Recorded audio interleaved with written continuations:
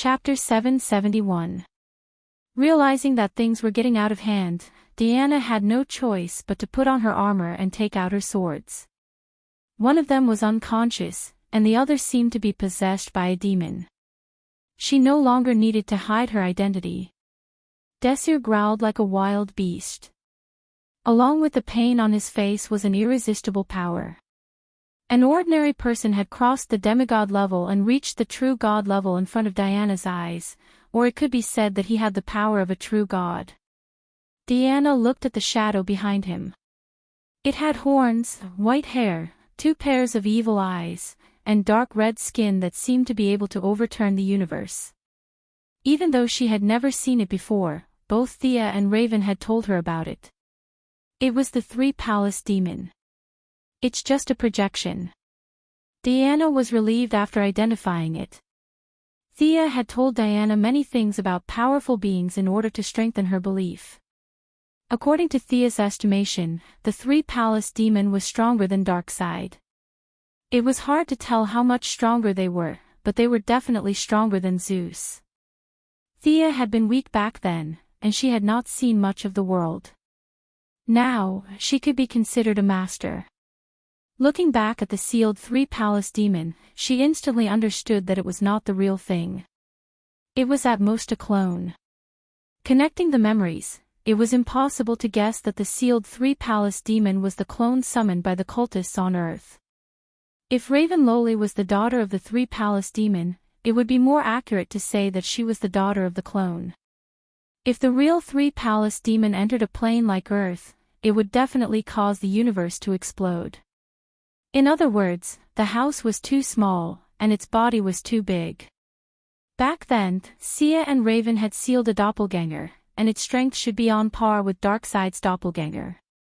The one before Diana now was at best a projection of the doppelganger's doppelganger.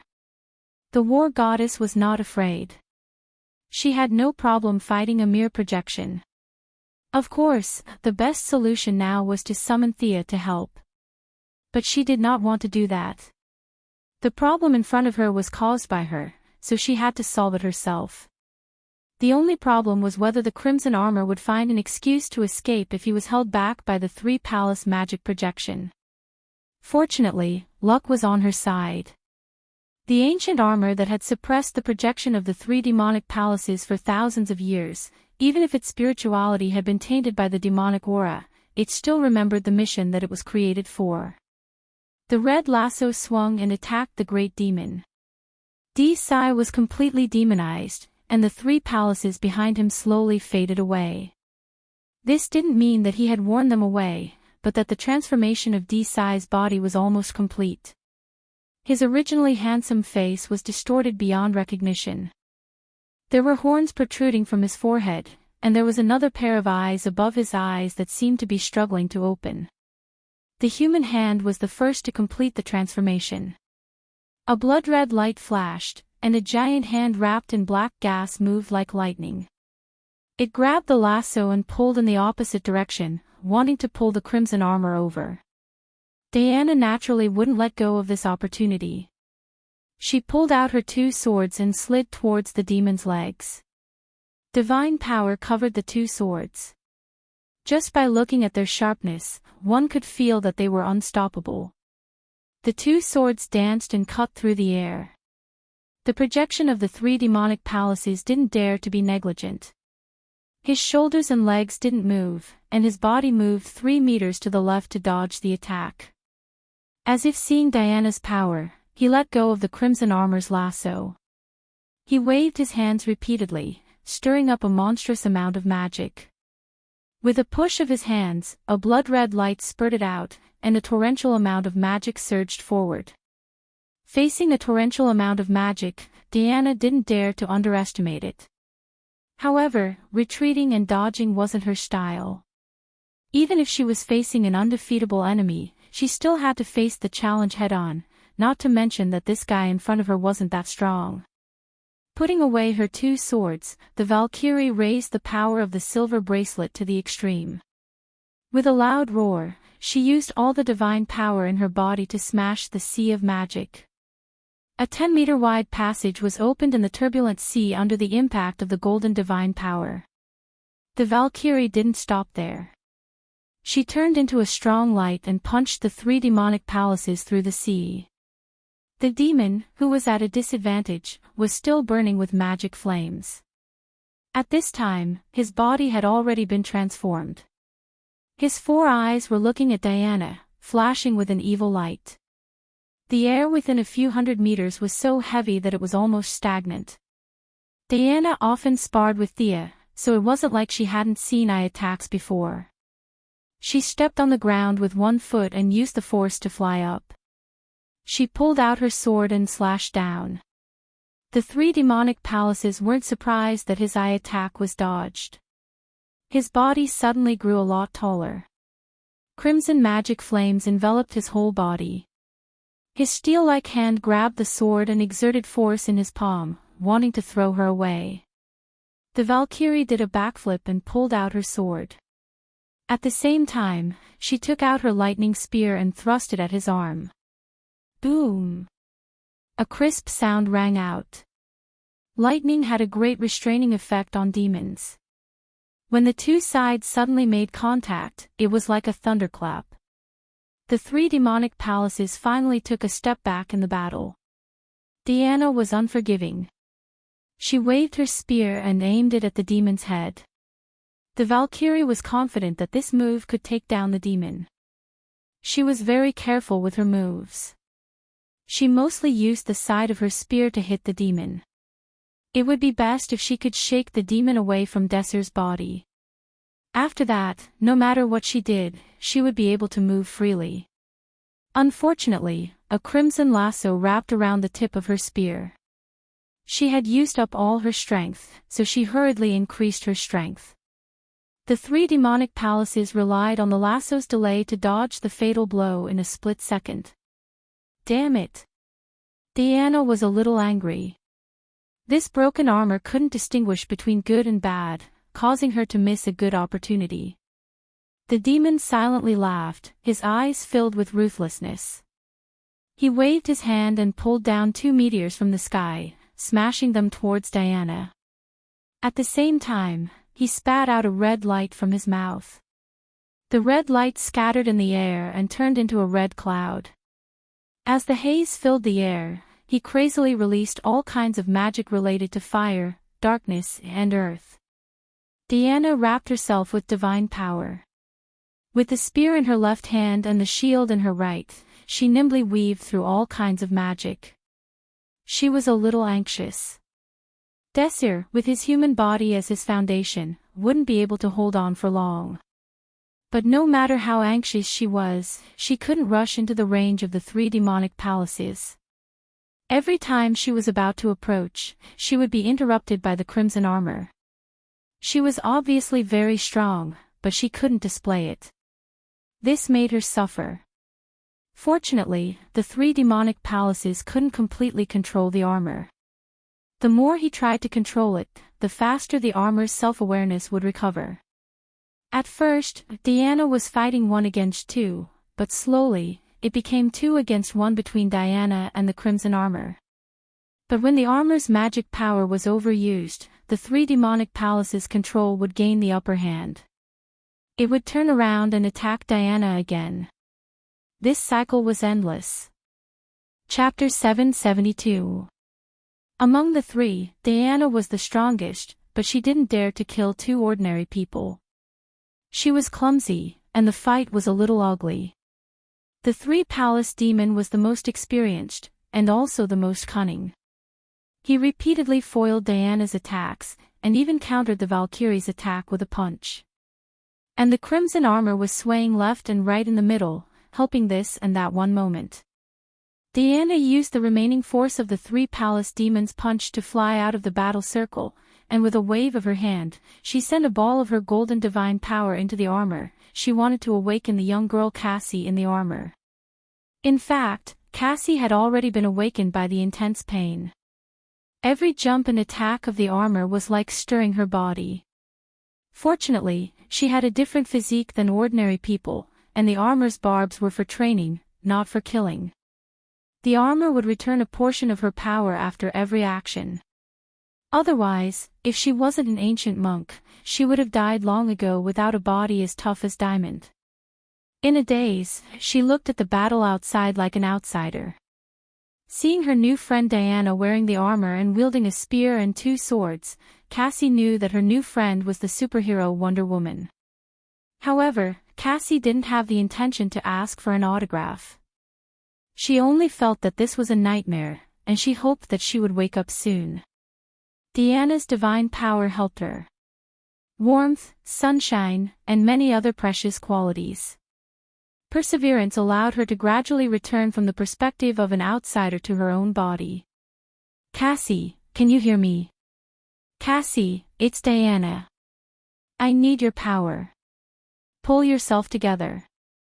Persevere. Control this armor.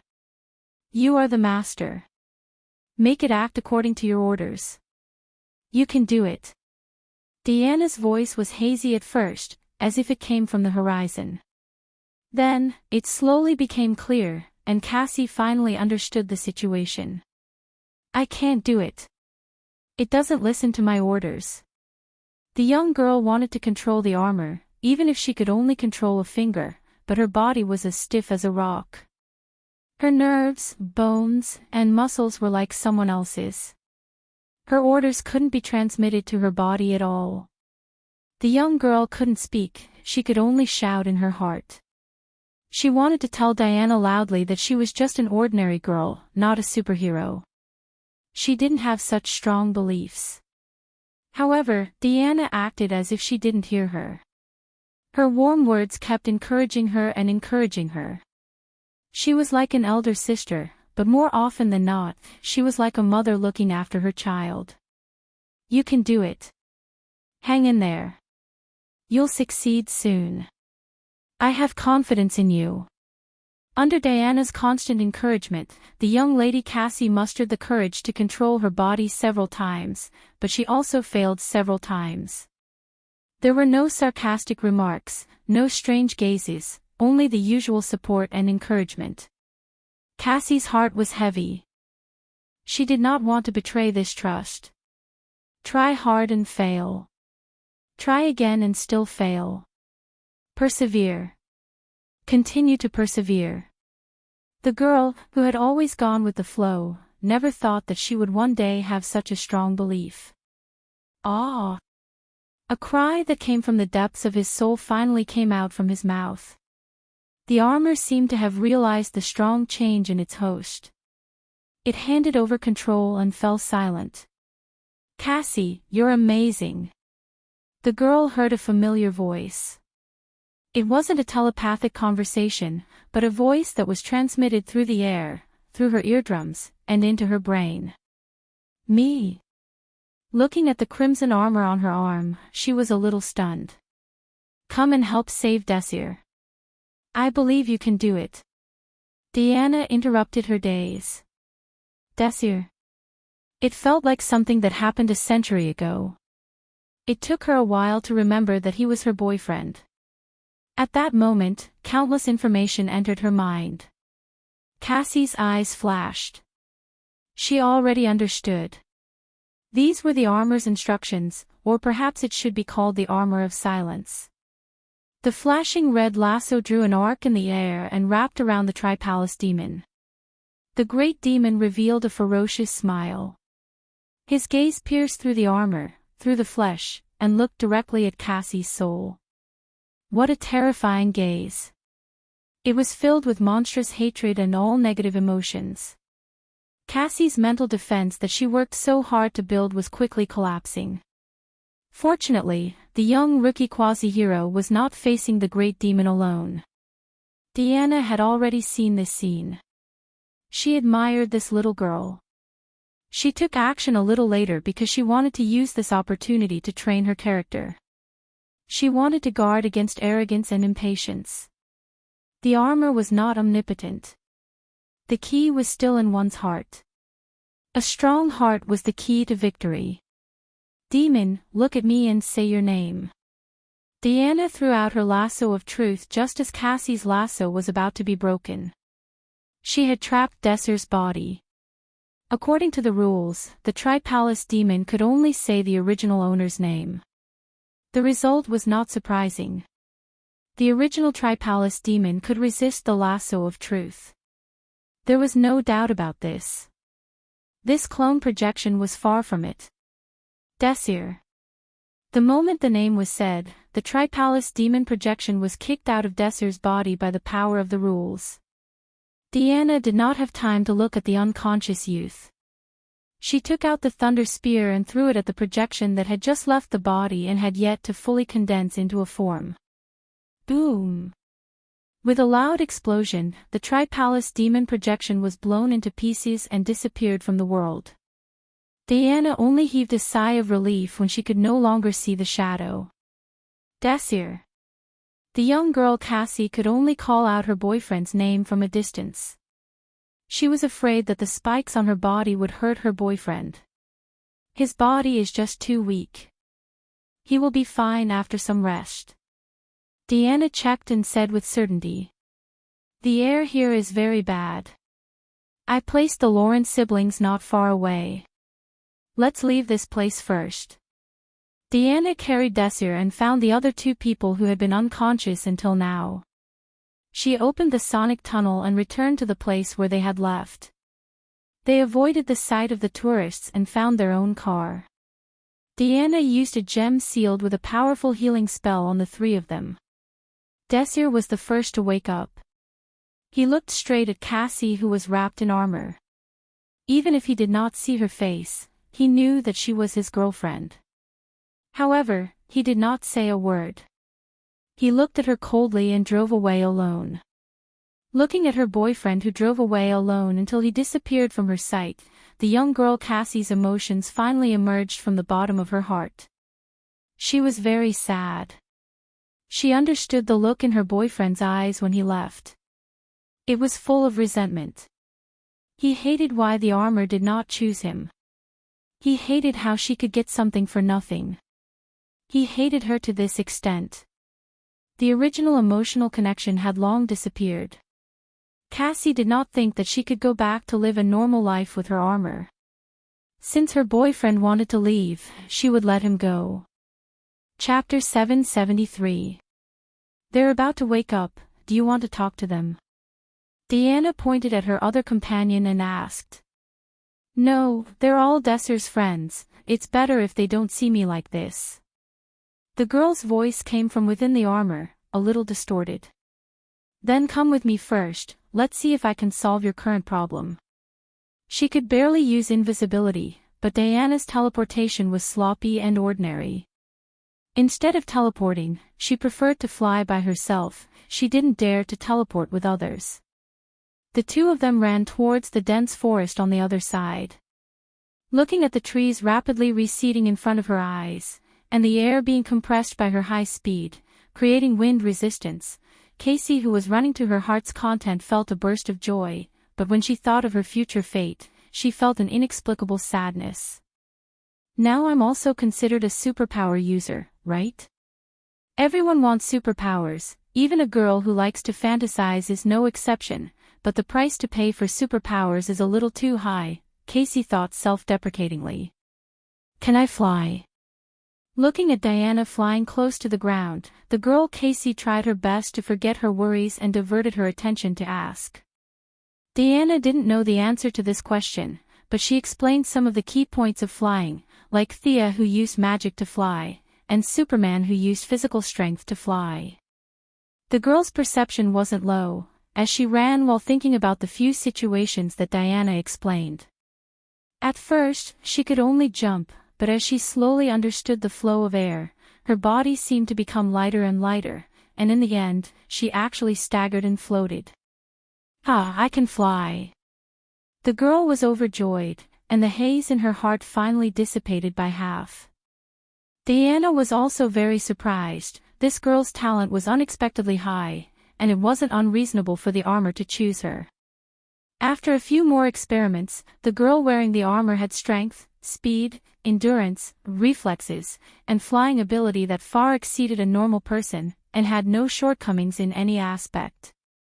If trained well, she would be a great hero in the future. Diana once again strengthened her confidence. After running at high speed, the two of them found a secluded forest. Diana sat cross-legged on the ground and gestured for Casey to sit as well.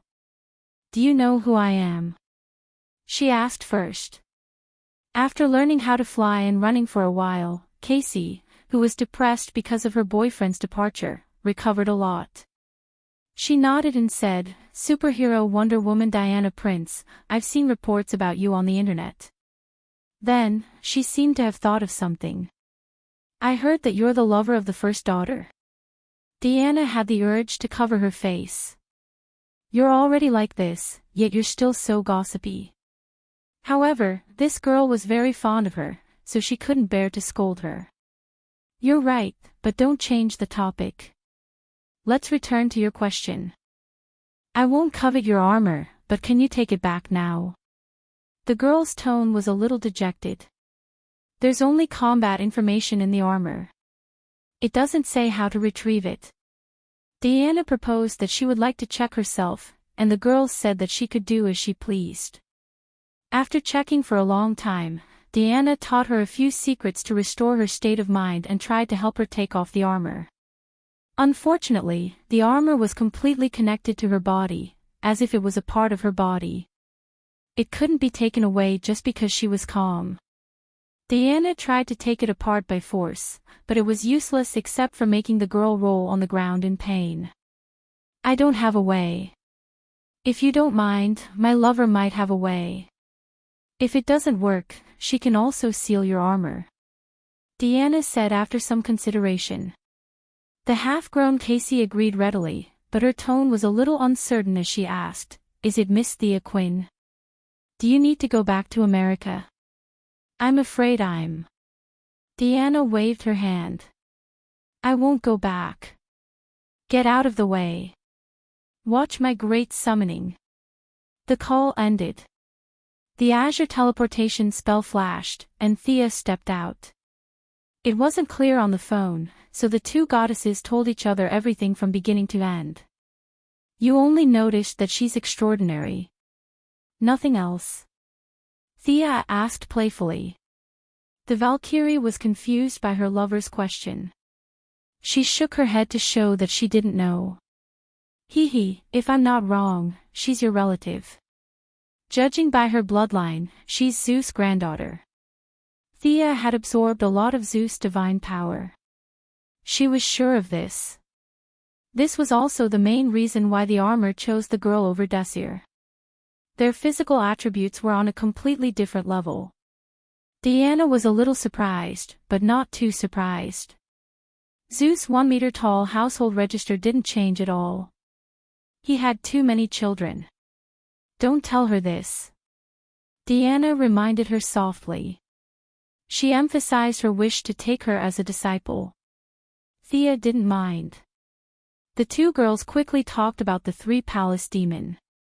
"The projection of the three-palace demon is so powerful. Hee. Miss Casey, does your armor have a name?"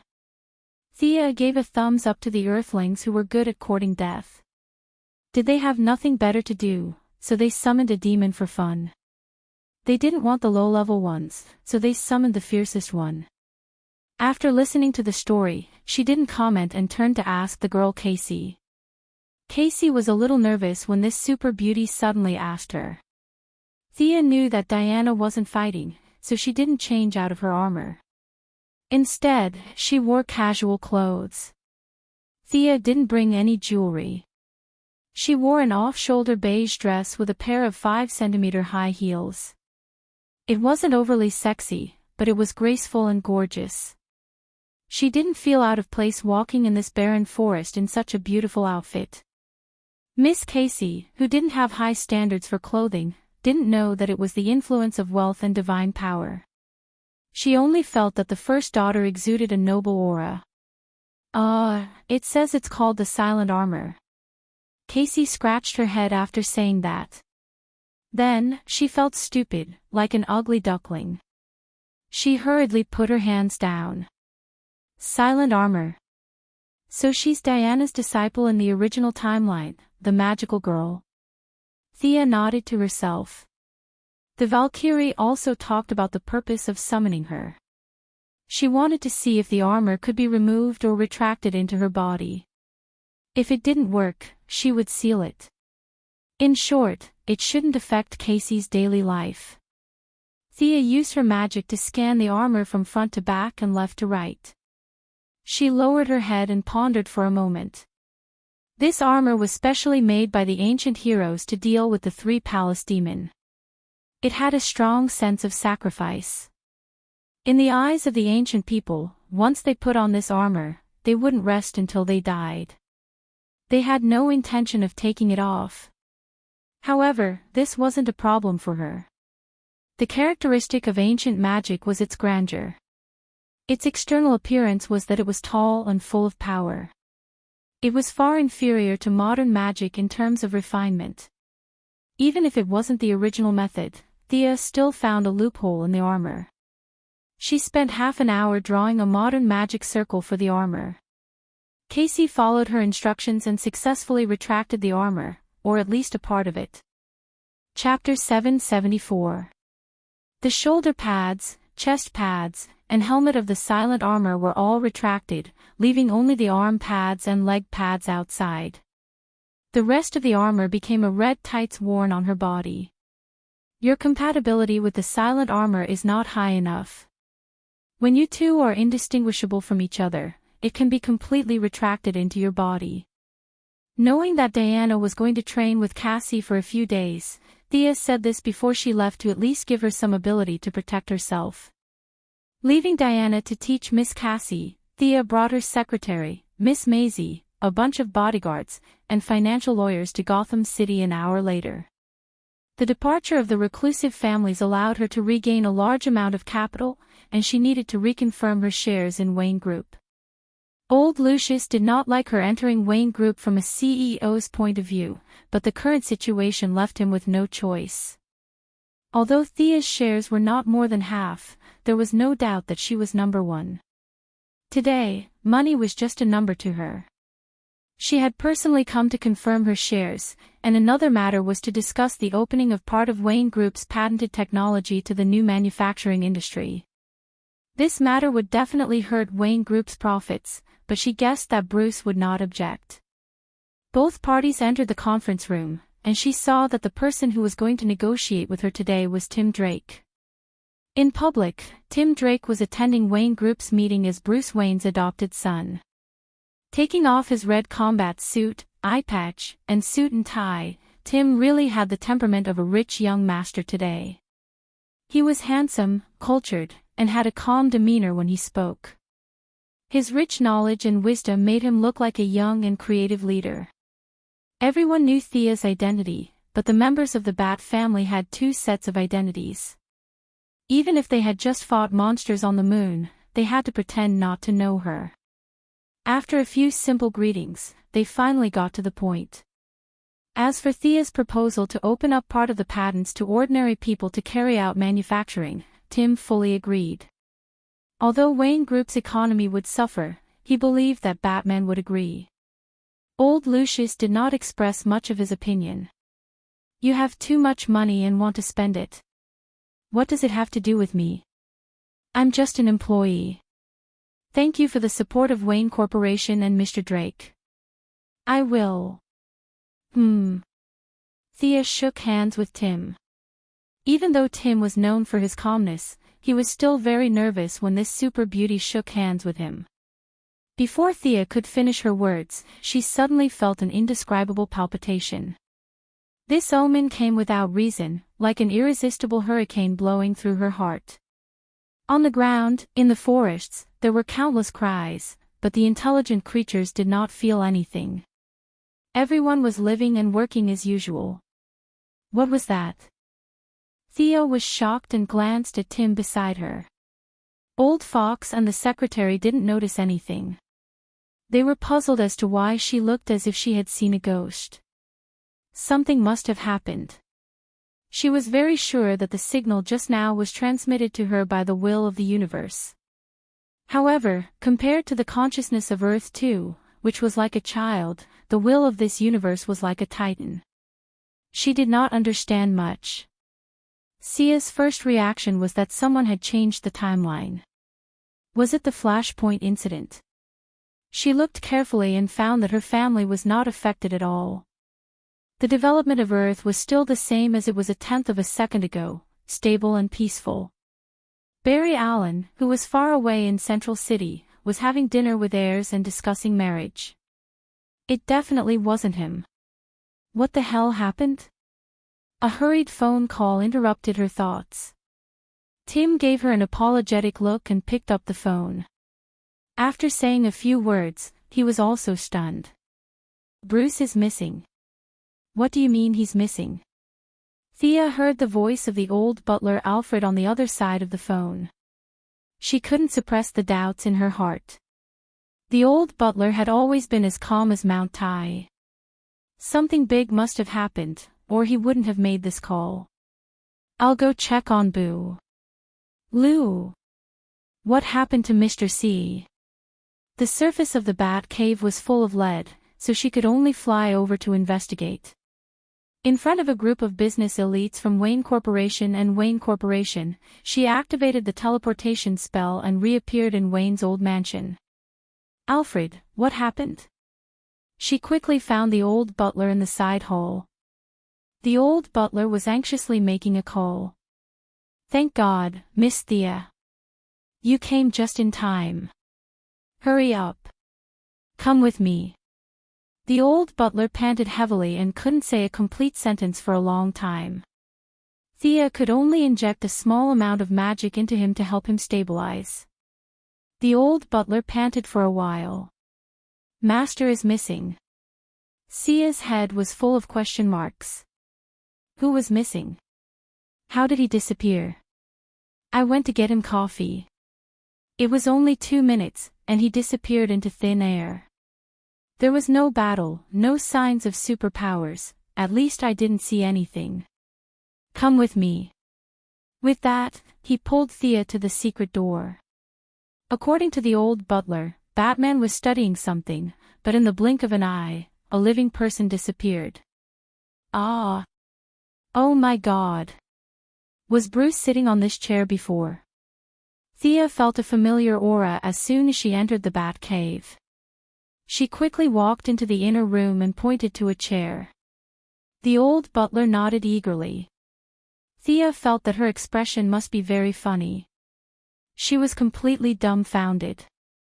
Although the aura here was disappearing very quickly, and the remnants were almost negligible, she could still determine that there were remnants of the Omega effect here, and even some remnants of her own obliterating eye. Her ray energy had stopped here before, and she was certain that she was not wrong about this. She looked around in a daze. Are you sure it's not April Fool's Day? Are you all not teaming up to make fun of me?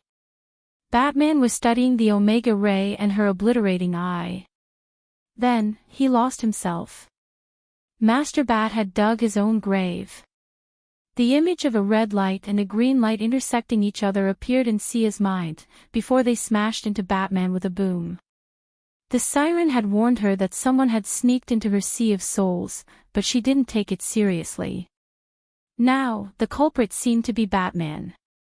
Why was this guy so restless? Even she, who could fight with Darkseid, found the Omega effect difficult to understand and chose to seal it. Where did Master Bat get the courage to study it himself? Even she, a god, couldn't decipher it. Did he think that he could figure it out with a wrench and a screwdriver?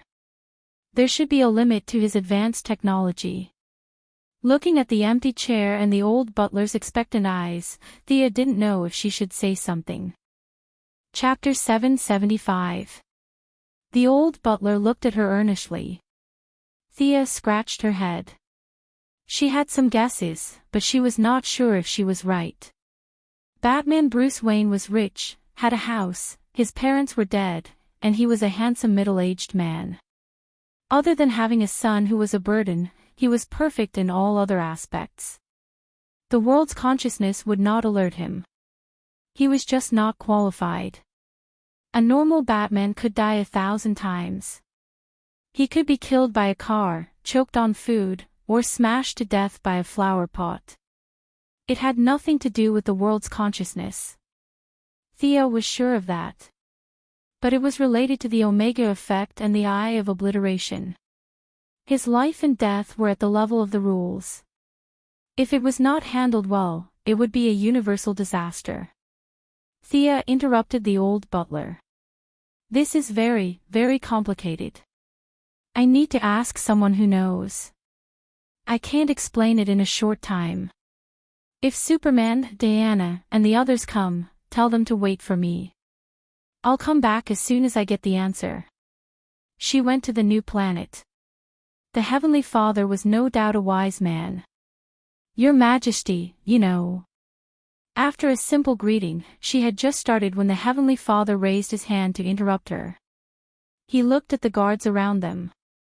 The question you want to ask is too big and too unbelievable. Let's not talk about it here. The two of them stepped out of the territory of the new gods. Walking across the abandoned land, he could still see traces of the battle between the Father and Darkseid a few months ago. Their power was ancient and pure, and time could not erase it. Once their power was unleashed, it would last forever. Thea was not as good as the Heavenly Father. Her sea of souls could not last more than 10,000 years.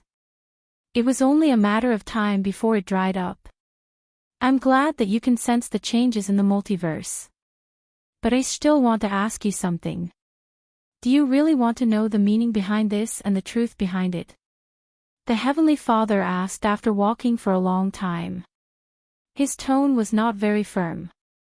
How big could it be? Thea scoffed. You don't know that the cultists on Earth summoned the 3 palace demons, do you? Of course, their original plan was to summon Lucifer directly. It was just that he mistook Feng Jing for Mo Liang. There were also some South American cult groups that summoned giant beasts. Miraculously, they actually succeeded. A group of heroes were knocked to the ground and called for their fathers. In the end, it was God who stepped in to save them.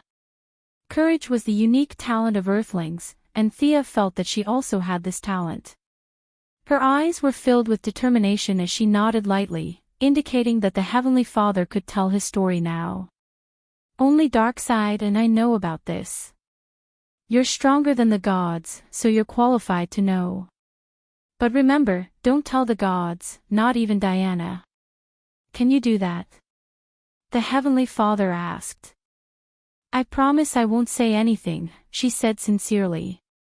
Goddess Thea, do you know how the multiverse under our jurisdiction was born? Thea thought that she knew, but her actual level was probably not, so there was no need for her to show off. Weren't you and Darkseid the one who established it? Ha! The Heavenly Father laughed heartily. It was obvious that he was very comfortable with the flattery. After laughing, he quickly shook his head. There were too many bosses above him, and it was not easy for him to survive. Some flattery was enough to be enjoyed behind closed doors, but it was not to be taken seriously. How is that possible? You think too highly of me, aha. The Heavenly Father laughed again and said seriously, Darkseid and I are only the representatives of good and evil. We don't have the ability to create the multiverse.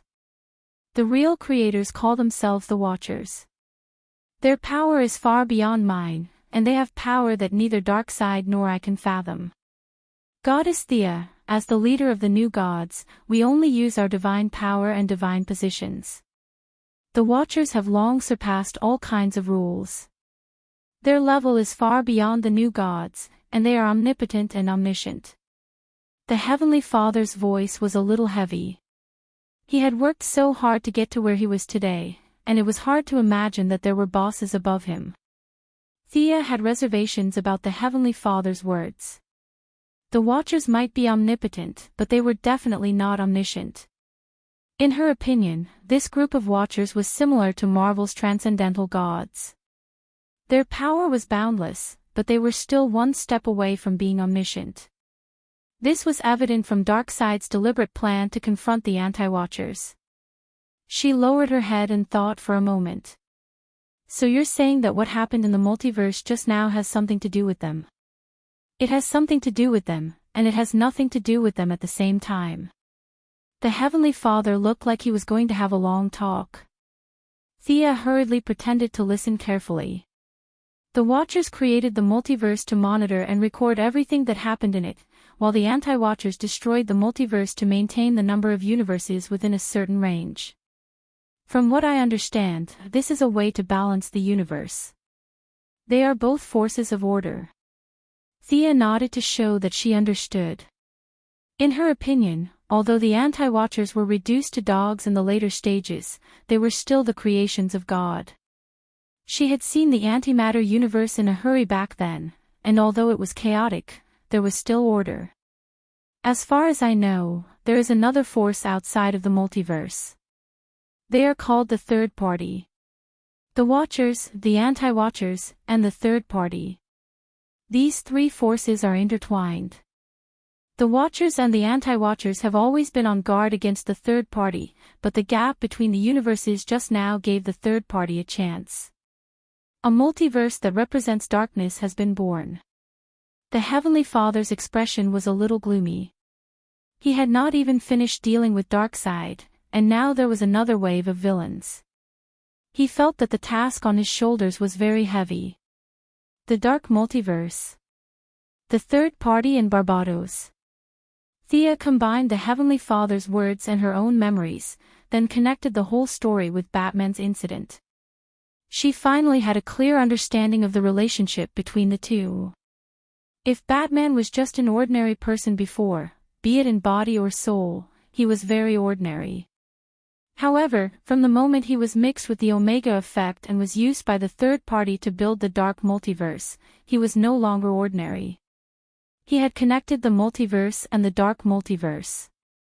His body was still the same body, and his soul was still the same soul. However, in a sense, he, who had traveled through the river of time, was almost immortal. It was just that he did not know it. Thanks to him, the scale of the entire universe had automatically increased by a level. From the original parallel universe and multiverse, it had evolved into a composite universe. In the future, it could even become an omnipotent universe. Chapter 776. From the perspective of the universe and even the higher-ups, such as the Watchers, this was a cause for celebration. To them, the upgrade of the universe was like the corn in their field. The longer it grew, the better it was. Such a good result naturally had to be recorded and popularized on a large scale in the future. But from the perspective of an individual or a god, it was terrible to have a bunch of enemies for no reason. Your Majesty, can we make a move first? Her so-called goal of making a move first was self-evident. The Heavenly Father sighed. It's not that I don't want to, but that universe is sealed up layer by layer. The flow of time inside is completely different, and we can't enter at all. Maybe 10 years, maybe 100,000 years, I can't say for sure when that universe will be completely open. The ability to create a universe is already beyond my limit. After figuring out the whole story, Thea resolved her doubts and prepared to leave. The Heavenly Father was a good boss, comforting her not to feel burdened. The Earthling you mentioned who was teleported away by the Omega effect must be found as soon as possible. The longer he wanders in the river of time, the greater the damage to the timeline. If he returns to the point of time he left by himself, the entire universe will be destroyed. Thea hurriedly asked why he said that. The Omega effect is the power of origin. It follows this human, and every time it teleports, it accumulates energy. If it follows the human's footsteps and returns to your point of time, it will form a paradox, causing an explosion at the source. The energy of this explosion will have no problem piercing through 3 or 4 universes, and the universe that bears the brunt of it will have no chance at all. Do you understand? Thea understood a little. Wasn't this a more advanced causal weapon? The rays shot out from the source followed the flow of time back to the origin, and the cause didn't produce any results. Instead, it returned to the cause. Boom, it all exploded. Now Batman was a human-shaped bomb, the kind that could blow up several universes with one explosion. She said goodbye to the Heavenly Father with a lot on her mind and returned to the Bat Cave. "Miss Thea, our master." The old butler saw her and hurriedly asked. "Dead?" She replied in a bad mood. The old butler is shocked. Thea doesn't want to embarrass the old man, so she explains carefully, "It's more troublesome than death." "I don't have any clue." She had yet to figure out the Omega effect, and now that she had the Eye of Obliteration, no one knew what would happen when the two energies came together. Of course, Darkseid might be able to answer her questions, but it would be impossible even if she thought with her toes. The Omega effect would cause Batman to jump around in the river of time. One day, he would be in a primitive society, and the next day, he would wake up on the battlefield of World War II. The effect of the Eye of Obliteration was to erase a person's existence, making everyone forget that person. However, in the long river of time, Batman was the only one who had forgotten himself. He was definitely suffering from amnesia. Sigh, Thea sighed. She could only analyze on a superficial level whether the convergence of the two types of energy would produce other effects. She really couldn't estimate the deeper effects. Traveling through time irregularly would lead to amnesia every time you traveled through time, and then amnesia again. Ordinary people would definitely die after traveling through time twice, but Thea believes that with Batman's tenacity, he would find his way home. Her mission was to stop him, or even kill him in the flow of time. If there was a glimmer of hope, she wouldn't do this. After all, they were old friends. However, she didn't have a choice. Between the universe and Batman, it wasn't difficult to choose. Bruce won't appear again. You should be mentally prepared. She patted the old butler's shoulder and left the Bat Cave. Traveling through time wasn't a problem for her, but it was unknown which point in time Batman traveled to and which timeline. It was completely inadvisable to blindly search for him. Thea didn't inform anyone. The people of the Righteous Alliance couldn't help with this matter. Diana was still teaching her disciple. She told the Valkyrie about a race of watchers. They lingered outside the universe and used the infant universe to power spaceships that were vast and magnificent than the Milky Way. They could destroy a universe with a raise of their hand and disinfect the universe at will. In their eyes, the gods were no different from insects in the fields. This was too much of a blow to their confidence. Fortunately, she had already set her sights on the highest. Otherwise, she would also have been devastated. She slightly released her soul power, and all the passers-by ignored her. Theo lay on the lawn in the center of the city. The warm sun shone through the clouds onto the earth. She smelled the fragrance of the green grass in her nose. The busy crowd walked around her. A sense of incompatibility welled up in her heart. I'd better go home and think about it. Just as she was about to leave, a low male voice sounded in her ear. I can help you. That's why I'm here. A tall man with golden hair and goggles in yellow and blue tights was standing not far away from her. Golden Vanguard. This guy is looking for me. Thea was a little confused. It wasn't that she looked down on him.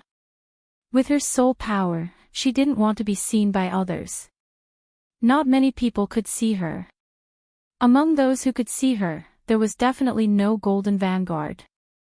Especially when she realized that his gaze wasn't focused on her, she was even more confused.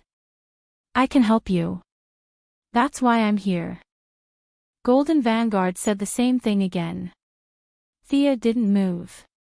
The ordinary people around her saw Golden Vanguard and started talking. Thanks to this guy's habit of being in the limelight, many people recognized him.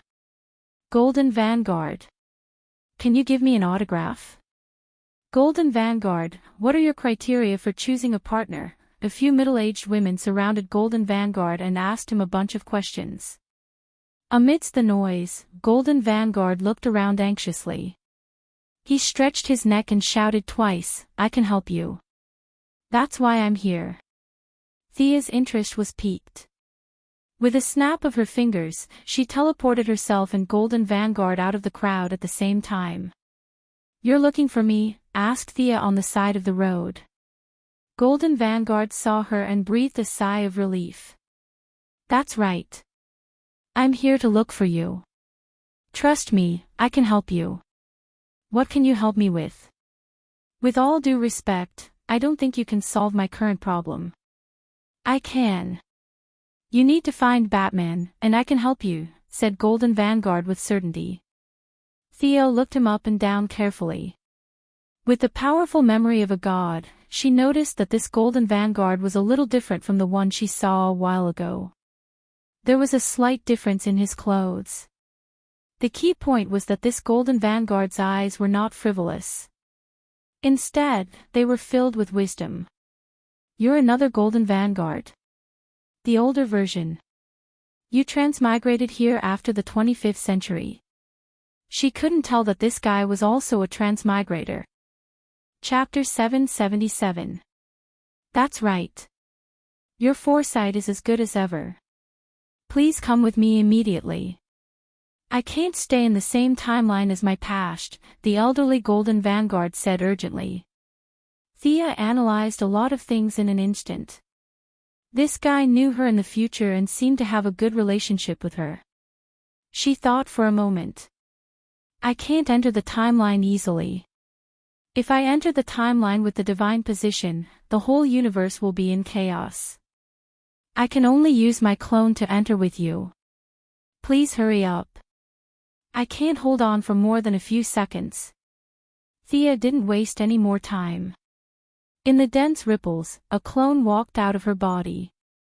She didn't carry the divine power of the new god. Instead, she gave half of her magic power to the clone. The Golden Vanguard took out a sphere with a diameter of 2 meters from his belt and hurriedly went in. In less than a second, his body was already showing signs of blurring. Thea's clone hurriedly went in as well.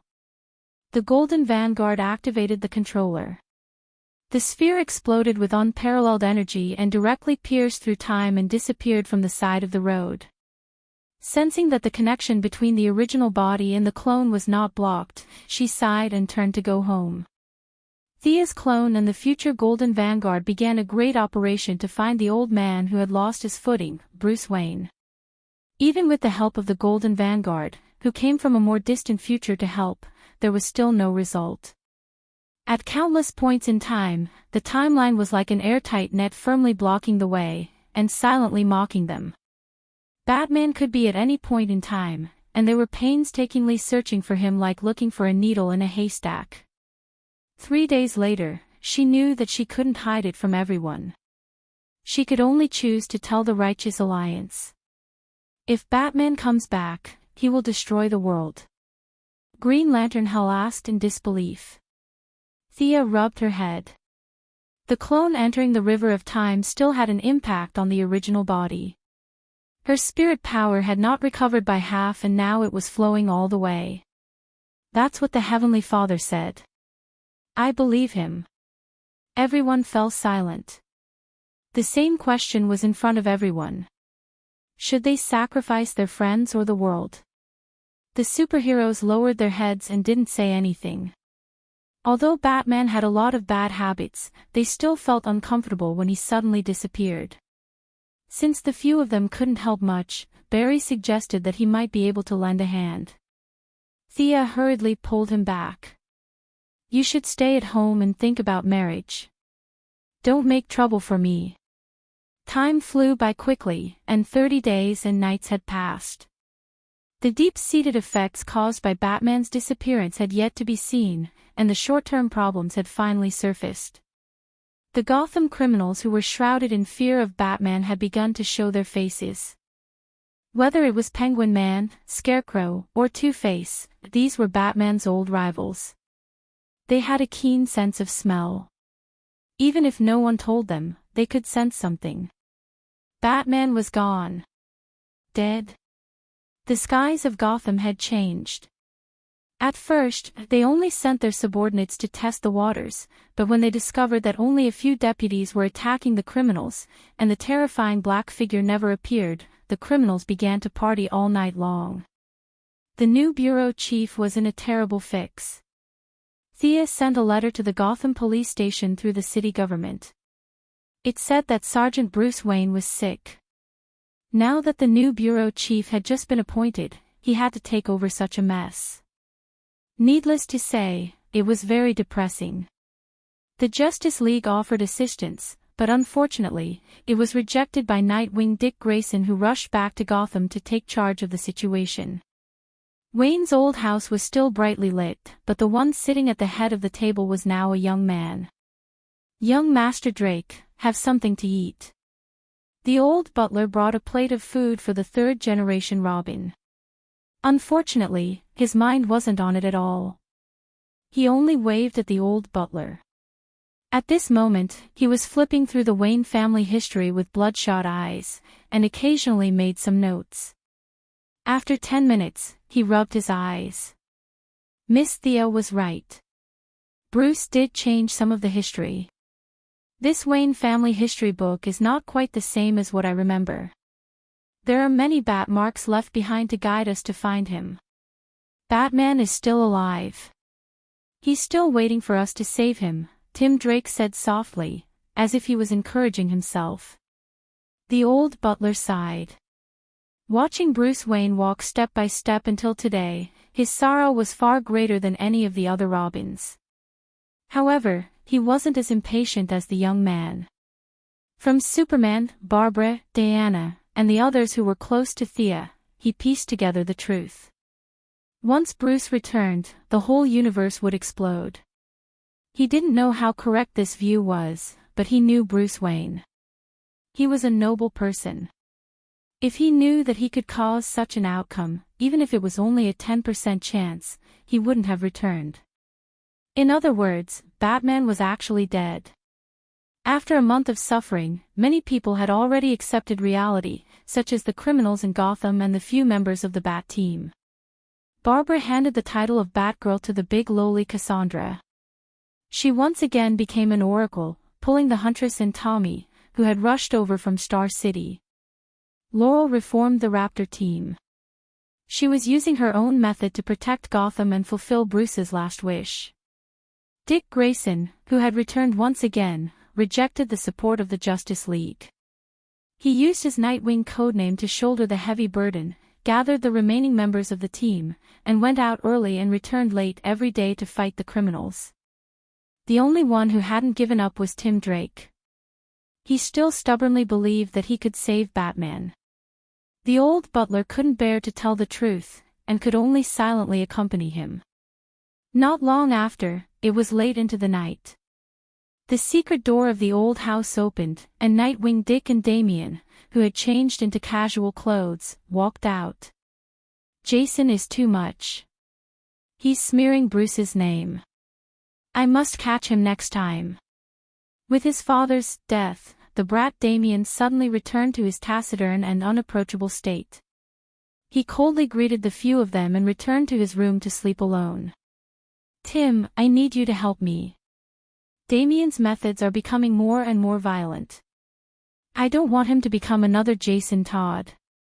Nightwing stood beside Tim, trying to make his tone less serious as he spoke. Have you all given up? Are you just going to ignore Bruce? Tim asked with a hoarse voice. Nightwing deliberated over his words. You don't understand the consequences. We have to make a choice. I know what your choice is. I'll think of a way. After saying that, Tim Drake closed his book and left the room. Nightwing poured himself a glass of wine and downed it in one gulp. He felt very tired. He was the first-generation Robin, Jason Todd was the second-generation Robin who killed indiscriminately, and the third-generation Robin who had just slammed the door and left.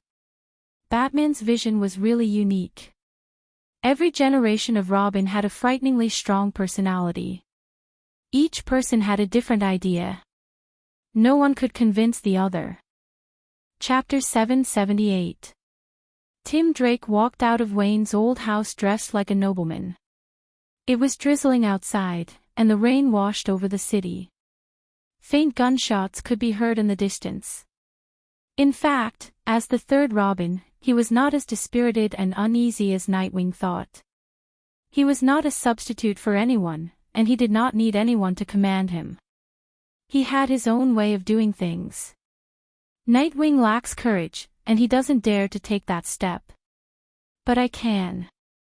He walked around the Bat Cave and looked at the bat suits on the equipment rack, saying thoughtfully. Gotham did not care who was under the bat suit. He only needed the symbol. He quickly put on an old version of the bat suit and rode out of the Bat Cave on his motorcycle. Nightwing was troubled by Jason Todd. To Tim, this was simple. He just needed to take him down and put him in jail. Then, he would show the Batman suit to intimidate Gotham and stabilize the situation. Finally, he would focus on finding Bruce. This was the best and fastest way to solve the problem. That was what he thought, and that was what he did.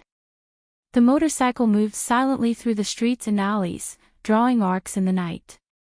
He planned to solve the internal problems first before working together to deal with the external problems. The first problem was to find Jason Todd, the second Robin before him. Unlike Nightwing, Tim had never seen Jason before. When he joined the Bat Squad, Jason had already revived and left Gotham. To him, the name was more like a symbol. Is it here? Tim fiddled with his watch and quickly found the information he needed.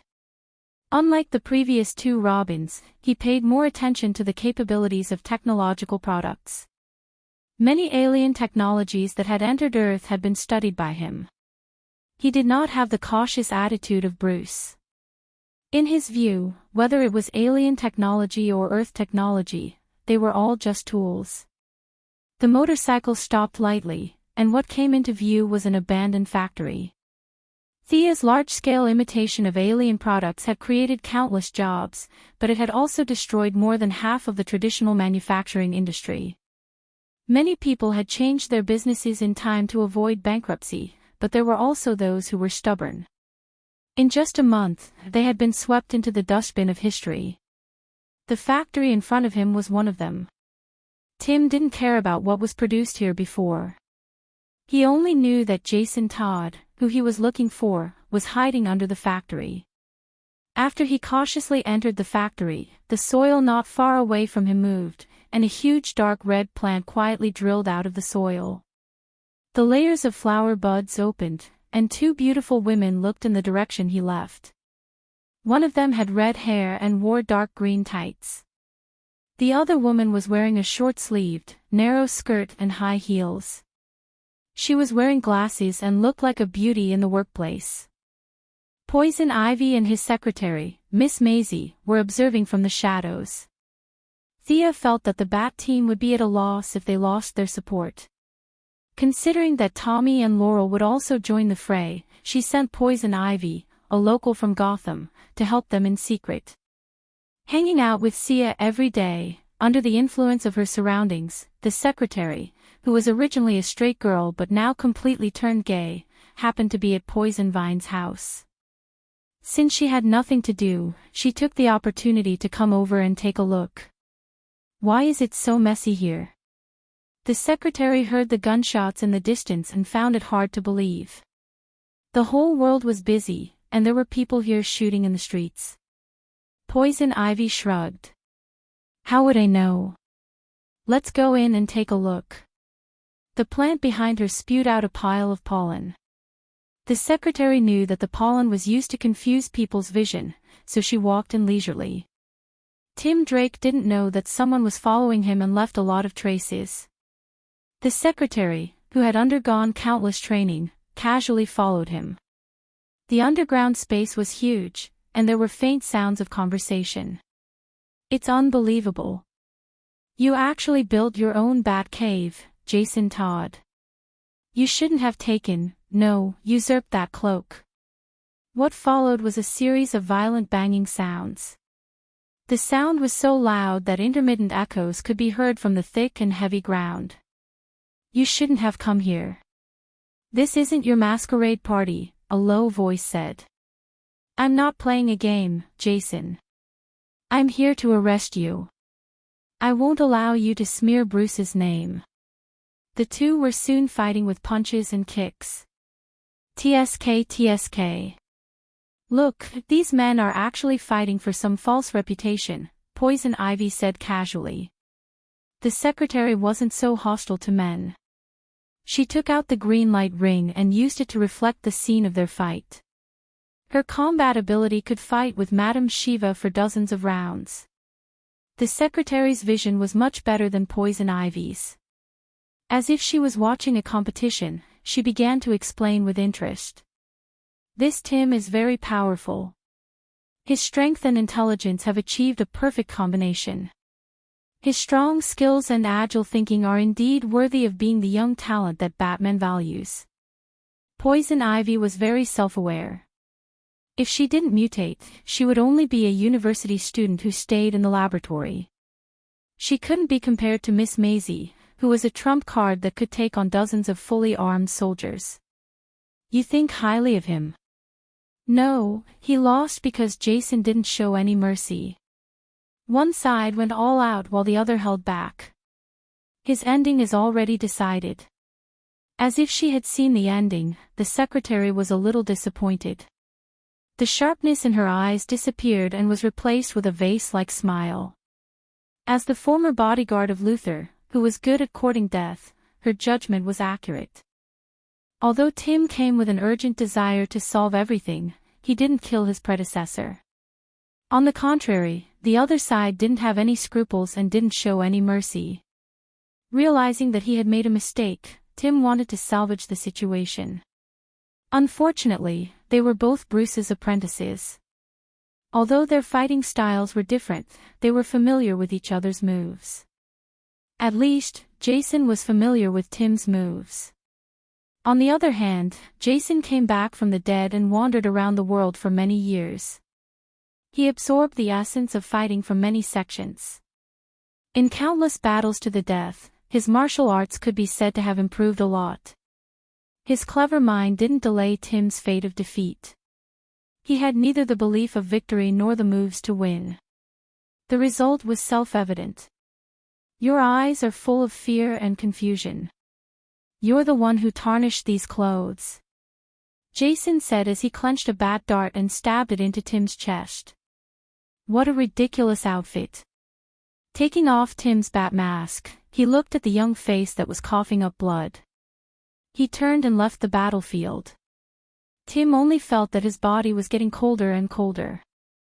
There were many fractures all over his body. The large amount of blood loss made his consciousness fade. He knew that he had completely failed. Chapter 779. Feeling extremely vexed, Tim Drake lay weakly on the ground, feeling blood continuously flowing out from his chest. He had failed Bruce's trust. He was not worthy of wearing those clothes after all. His eyelids grew heavier and heavier. Filled with unwillingness, he finally closed his eyes slowly. Has he fainted? The two beauties who were watching from afar discussed in a low voice. Let's wait for another 30 seconds. The secretary, who was experienced in killing, calmly pulled Poison Ivy back. The two of them dawdled for a while until Tim was completely unconscious. Only then did they walk out. The bromance between these brothers is really something. The beating was too brutal. Poison Ivy said as she took out a syringe filled with plant vitality and injected it into Tim's body. The secretary, who understood the structure of the human body, also used the green lamp's energy to repair his damaged body. Let's go and save his life. Let his companions worry about the rest. Let's catch up to that ruthless guy.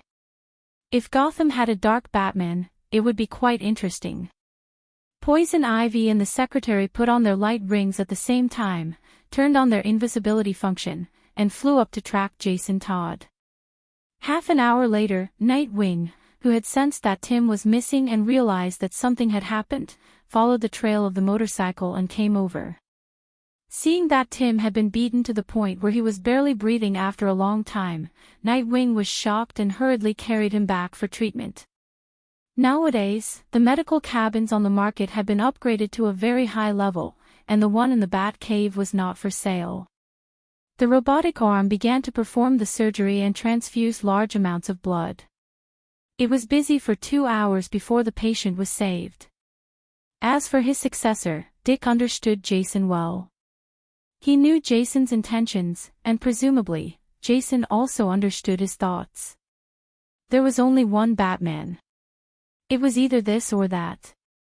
There was no other way. If he did not accept the challenge, Jason would continue to kill. He had to stand up and fight Jason to the death. After leaving the Bat Cave, he contacted Barbara and found out about a few places in the city where the gangs were fighting. After some analysis, he headed northwest. At the same time, the two women who had been following Jason Todd in the sky were also talking. It's hard to imagine that this guy was actually taught by Batman. He watched as Jason Todd went on a killing spree. With 2 guns in his hands, he leaped onto roofs and vaulted over walls. He killed one person with a single shot, turning the gangsters into a river of blood. Poison Ivy was in disbelief. The legend of Batman had been a hot topic among the citizens of Gotham for a long time. As an ex-citizen of Gotham, Poison Ivy had talked about it with her friends over tea before she mutated. The principle of not killing was Batman's biggest insistence. However, his disciples had not followed his teachings. Your marksmanship isn't bad. I can tell that you've trained hard. The secretary didn't care about how many gangsters had died. She just wanted to analyze Jason's marksmanship from a professional point of view. The two of them had nothing to do, so they watched the performances and chatted for a while. Without Luther's harassment, the secretary seemed to have opened a door for herself. In addition, Poison Ivy was also a quick-witted woman. As the two of them chatted, the topic of what kind of props they should use at night went astray. That guy is here. The secretary's mental fortitude was much higher than Poison Ivy's. Even though her face was red from chatting, she still maintained her vigilance. She was the first to notice Nightwing Dick approaching from afar. Jason didn't have as good eyesight as the two ladies in the sky. Thankfully, Dick was here to end everything and had no intention of launching a sneak attack. He could hear the sound of the motorcycle from half a mile away. Humph, an unknown sound came from his nose. Jason went all out and finally killed all 19 gangsters. He put away his gun and stood there, looking coldly at Dick Grayson, who was getting off his motorcycle. Why did you have to be so ruthless to Tim? That's a strange question. He barged into my house. Of course I had to fight back. You know that he didn't mean any harm. We are family. Dick said angrily. Jason snorted, his lips curling into a contemptuous arc. Jason, you're a murderer. It seems like you've lost your last bit of conscience. Don't try to reason with me. You're not him, Dick Grayson. You're weak and pitiful. The spread of evil in this city is all caused by your hypocritical morals. Let me teach you what you should do. With that said, he kicked Dick's face with great force. Dick was 2 years older, and his body was at its peak. He had rich combat experience, so he raised his arm to block the kick. He didn't use the short stick he was good at, but instead, he used Batman's fists and legs to fight with Jason. Jason didn't use a gun either. He wanted to earn his own honor and wear that uniform. If there was a chance, he wanted to tell that person that he could do better.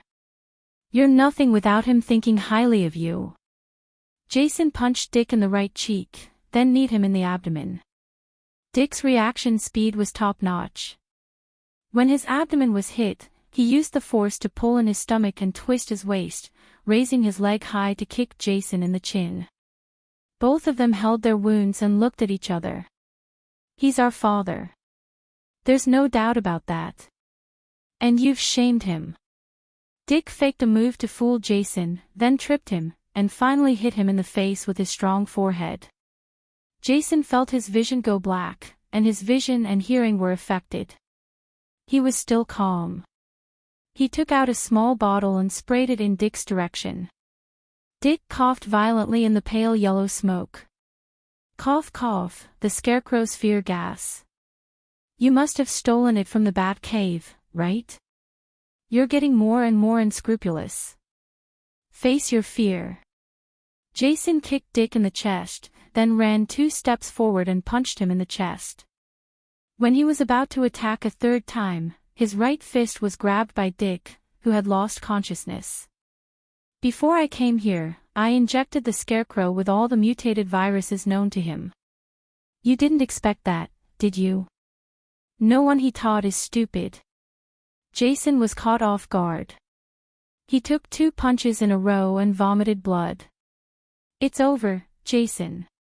Dick kicked Jason in the chest. The second-generation Robin, who was known for his ruthlessness, was now half kneeling on the ground with a red hood. He didn't stand up for a long time. Dick walked over slowly. He wanted to grab Jason's collar and give him the final blow to end the battle. Unfortunately, he grabbed nothing. Yes, it's over, Dick. Rest in peace. Jason shot out a rope from his right hand and wrapped it around a tall building in the distance. He flew up, and when he was in the air, he pressed a switch with his left hand. Chapter 780.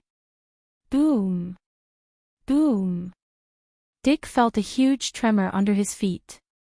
How could he not know that the other party had already chosen this battlefield and buried explosives in advance? The previous gang war must have been deliberately attracted by him to numb him. Dick had a new understanding of his successor's treachery. He was not a person who would wait for death. At the critical moment, he threw out a rope and wrapped it around a tree in the distance. He borrowed the force of the rope to escape the explosion trap in a flash. Then, the 2 of them engaged in a mid-air chase. They faced skyscrapers that were hundreds of meters tall and ran through the streets and alleys. They did not have the skills of Thea and Diana. They were 2 ordinary people. If one of them slipped up and fell from a height of 100 meters, there was no chance of survival. However, the 2 of them were brave people. They fearlessly engaged in a race of life and death in midair. In the end, Dick, who came from a family of flying circus artists, was more skillful. The 2 of them stopped at the top of a high-speed train. Dick was 1 step faster and knocked away Jason's claw gun. The 2 of them stood still. Under their feet was a speeding train. The tracks that carried the train made loud clanging sounds. The sound was a little dull in the empty tunnel. The battle between the 2 of them had reached its final moment. Circus performer, you've got some skills, Jason said. Unfortunately, the noise was too loud and Dick did not hear him. Jason chuckled and turned around to run in the direction of the train. Dick hurriedly chased after him. Before he could take 2 steps, he saw Jason take off his cloak and throw it in the direction of the wind in the tunnel. Dick panicked when his vision was suddenly obstructed. However, he quickly calmed himself down. This was his opponent's plan. The noise in the tunnel was too loud. His sensitive ears could no longer detect his opponent's whereabouts.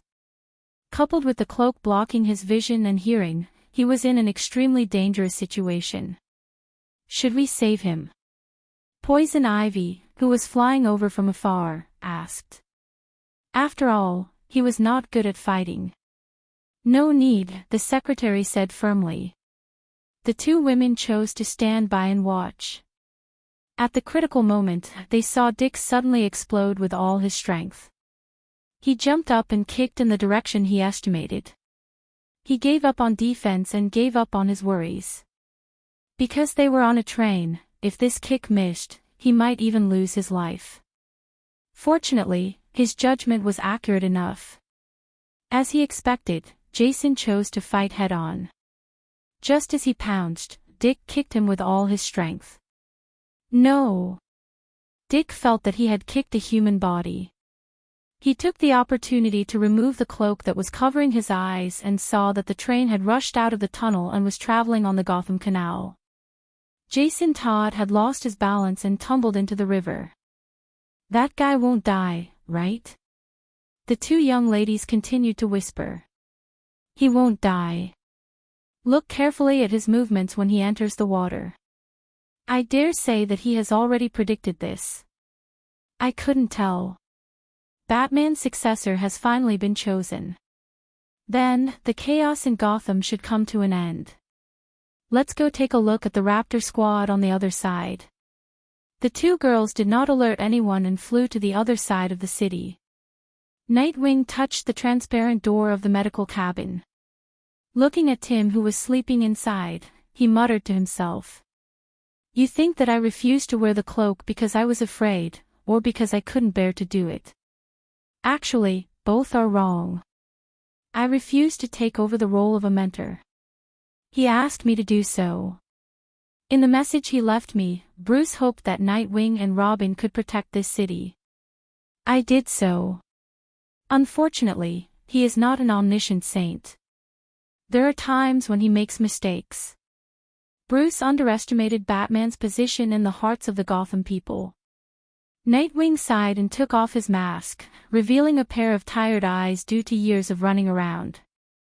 After leaving the Bat Cave, he had been trying to get rid of the influence of this place on him. He wanted to leave the mentor's protection and go out on his own.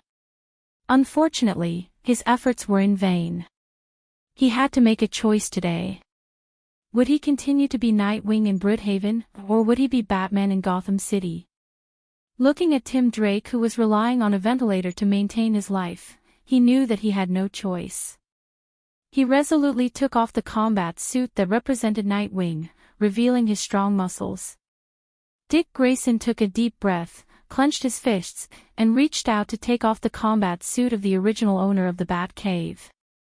The idol of his early years, the shackles after that, and the recent pain were all thrown to the back of his mind. Wearing this suit, he was no longer Nightwing.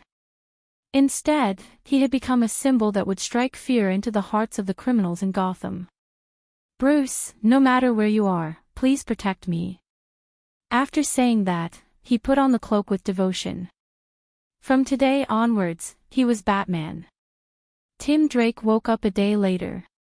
With the poison vine lady's plant essence and the various treatments in the medical cabin, he recovered very quickly. After adapting slightly, he was able to walk. The blow this time was a little too big for him. After knowing that Nightwing had inherited Batman's mantle, he could not describe how he felt. He looked at the ceiling of Wayne's old house. Did he still need to stay here? Nightwing had already found his own path. Where was his own path? Walking out of the door, he saw a graceful figure walking slowly towards him from afar. "Miss Thea, is there anything I can help you with?" "Mr. Drake, Alfred said that you're injured and not in a good condition. He asked me to counsel you." Tim Drake tried his best to stand up straight. He had countless things he wanted to say, but he did not know where to start. However, his mind was indeed agile, and he quickly thought of a question. Is Bruce really hopeless? Is there no hope at all? Thea was silent for a while. "I hope the final answer is yes. I've known Bruce longer than you. Although we have different views, he's a person worthy of respect. I'll try my best to save him.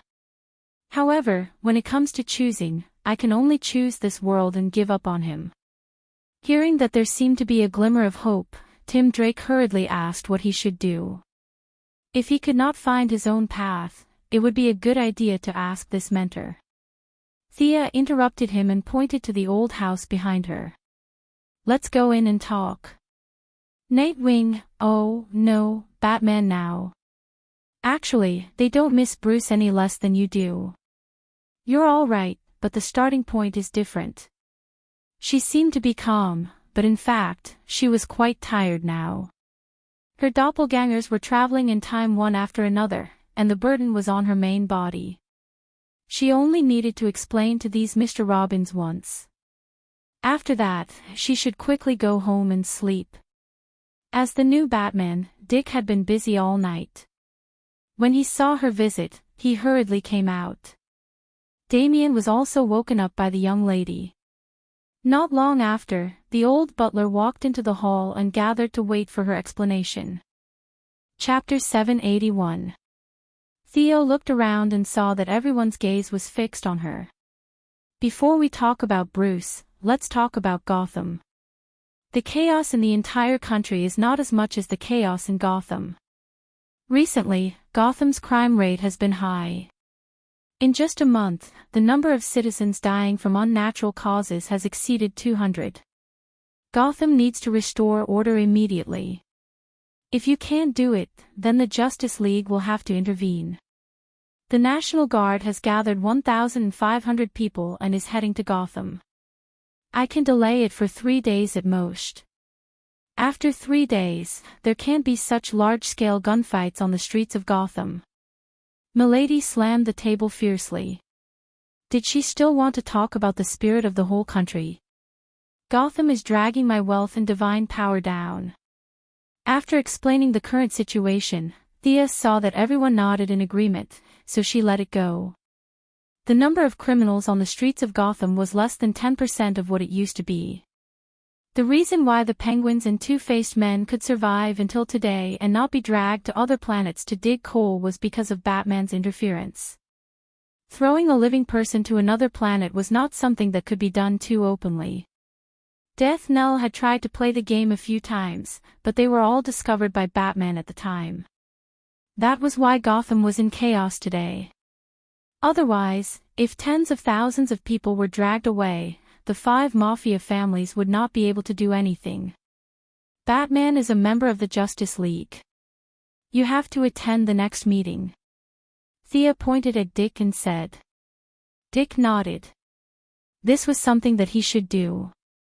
Inheriting Batman's position would definitely bring about countless troubles. He was already mentally prepared. Thea thought for a while. The maintenance costs of the Watchtower space base were previously shared by me and Bruce. Now, hearing the question of money, Dick's face turned pale. He waved his hands. I'm poor.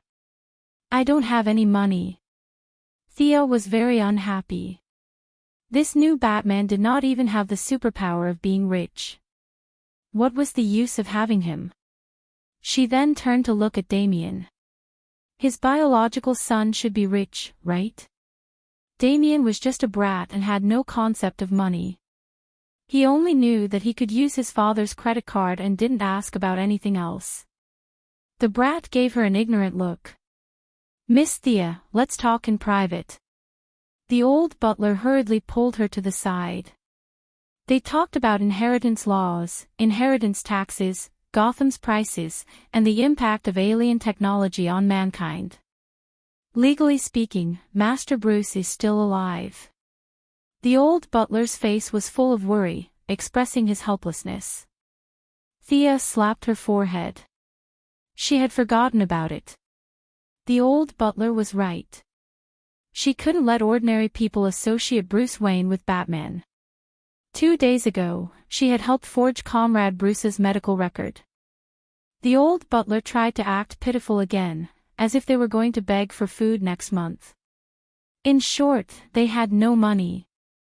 If you have the money, help me pay for it. Seal looked at this veteran actor and was speechless for a while. Your ability to cry poverty has already surpassed mine. You win. Fortunately, she didn't lack money now. Even if it was a huge hole, it wouldn't be a problem for her to deal with it alone for half a year or a year. All right, you pass. Let's put the matter of the Watchtower aside for now. Let's talk about Bruce. Bruce is in big trouble now. You all know that, right? The few of them nodded in unison. His memories are blocked and he's trapped in the turbulence of time. It can be said that he's in a very dangerous situation. But that's not what I want to talk to you about. Your father's mentor has now become an extremely powerful weapon. Once he returns to our current point in time with his own strength, a huge paradox will appear in the timeline. The entire universe will be pierced through. I don't know if you understand what I mean. The few young people who were valued by Batman were all people with outstanding intelligence. They could clearly hear Thea's unspoken words. Dick and Damien were already mentally prepared. They remained silent. The old butler couldn't hold it in. His eyes reddened as he hurriedly covered his mouth. Really, is there really no way at all? Tim still didn't give up and asked. I wish I could say there is, but there really isn't at the moment. Bruce and I are good friends. Although we have many different opinions, he's a great person. The world still needs his strength. I don't want to go to the end. To prove her point, she continued, my archaeological team found a fossil that has been preserved for about 6,000 years. It has the familiar bat mark on it. My clone is looking for clues on the timeline. Perhaps you've already sensed it between the lines of history. Thea looked at Tim.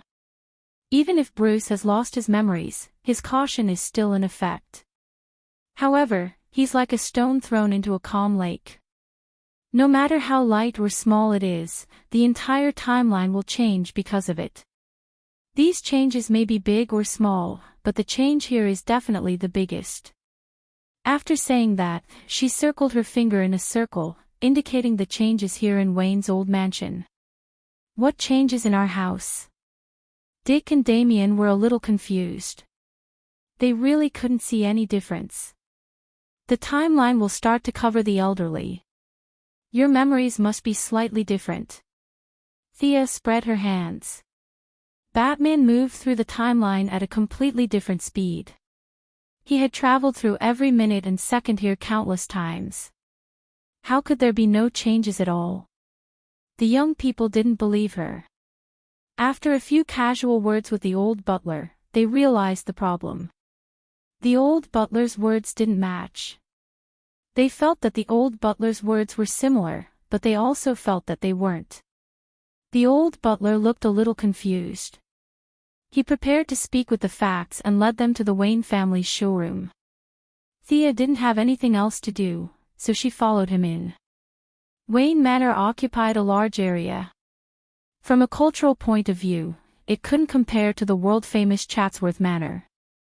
However, it was much larger, with a total area of nearly 2,100 acres.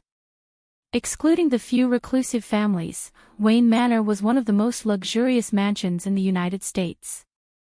It was 2 times larger than Wayne's old mansion. There were too few people that Batman could trust.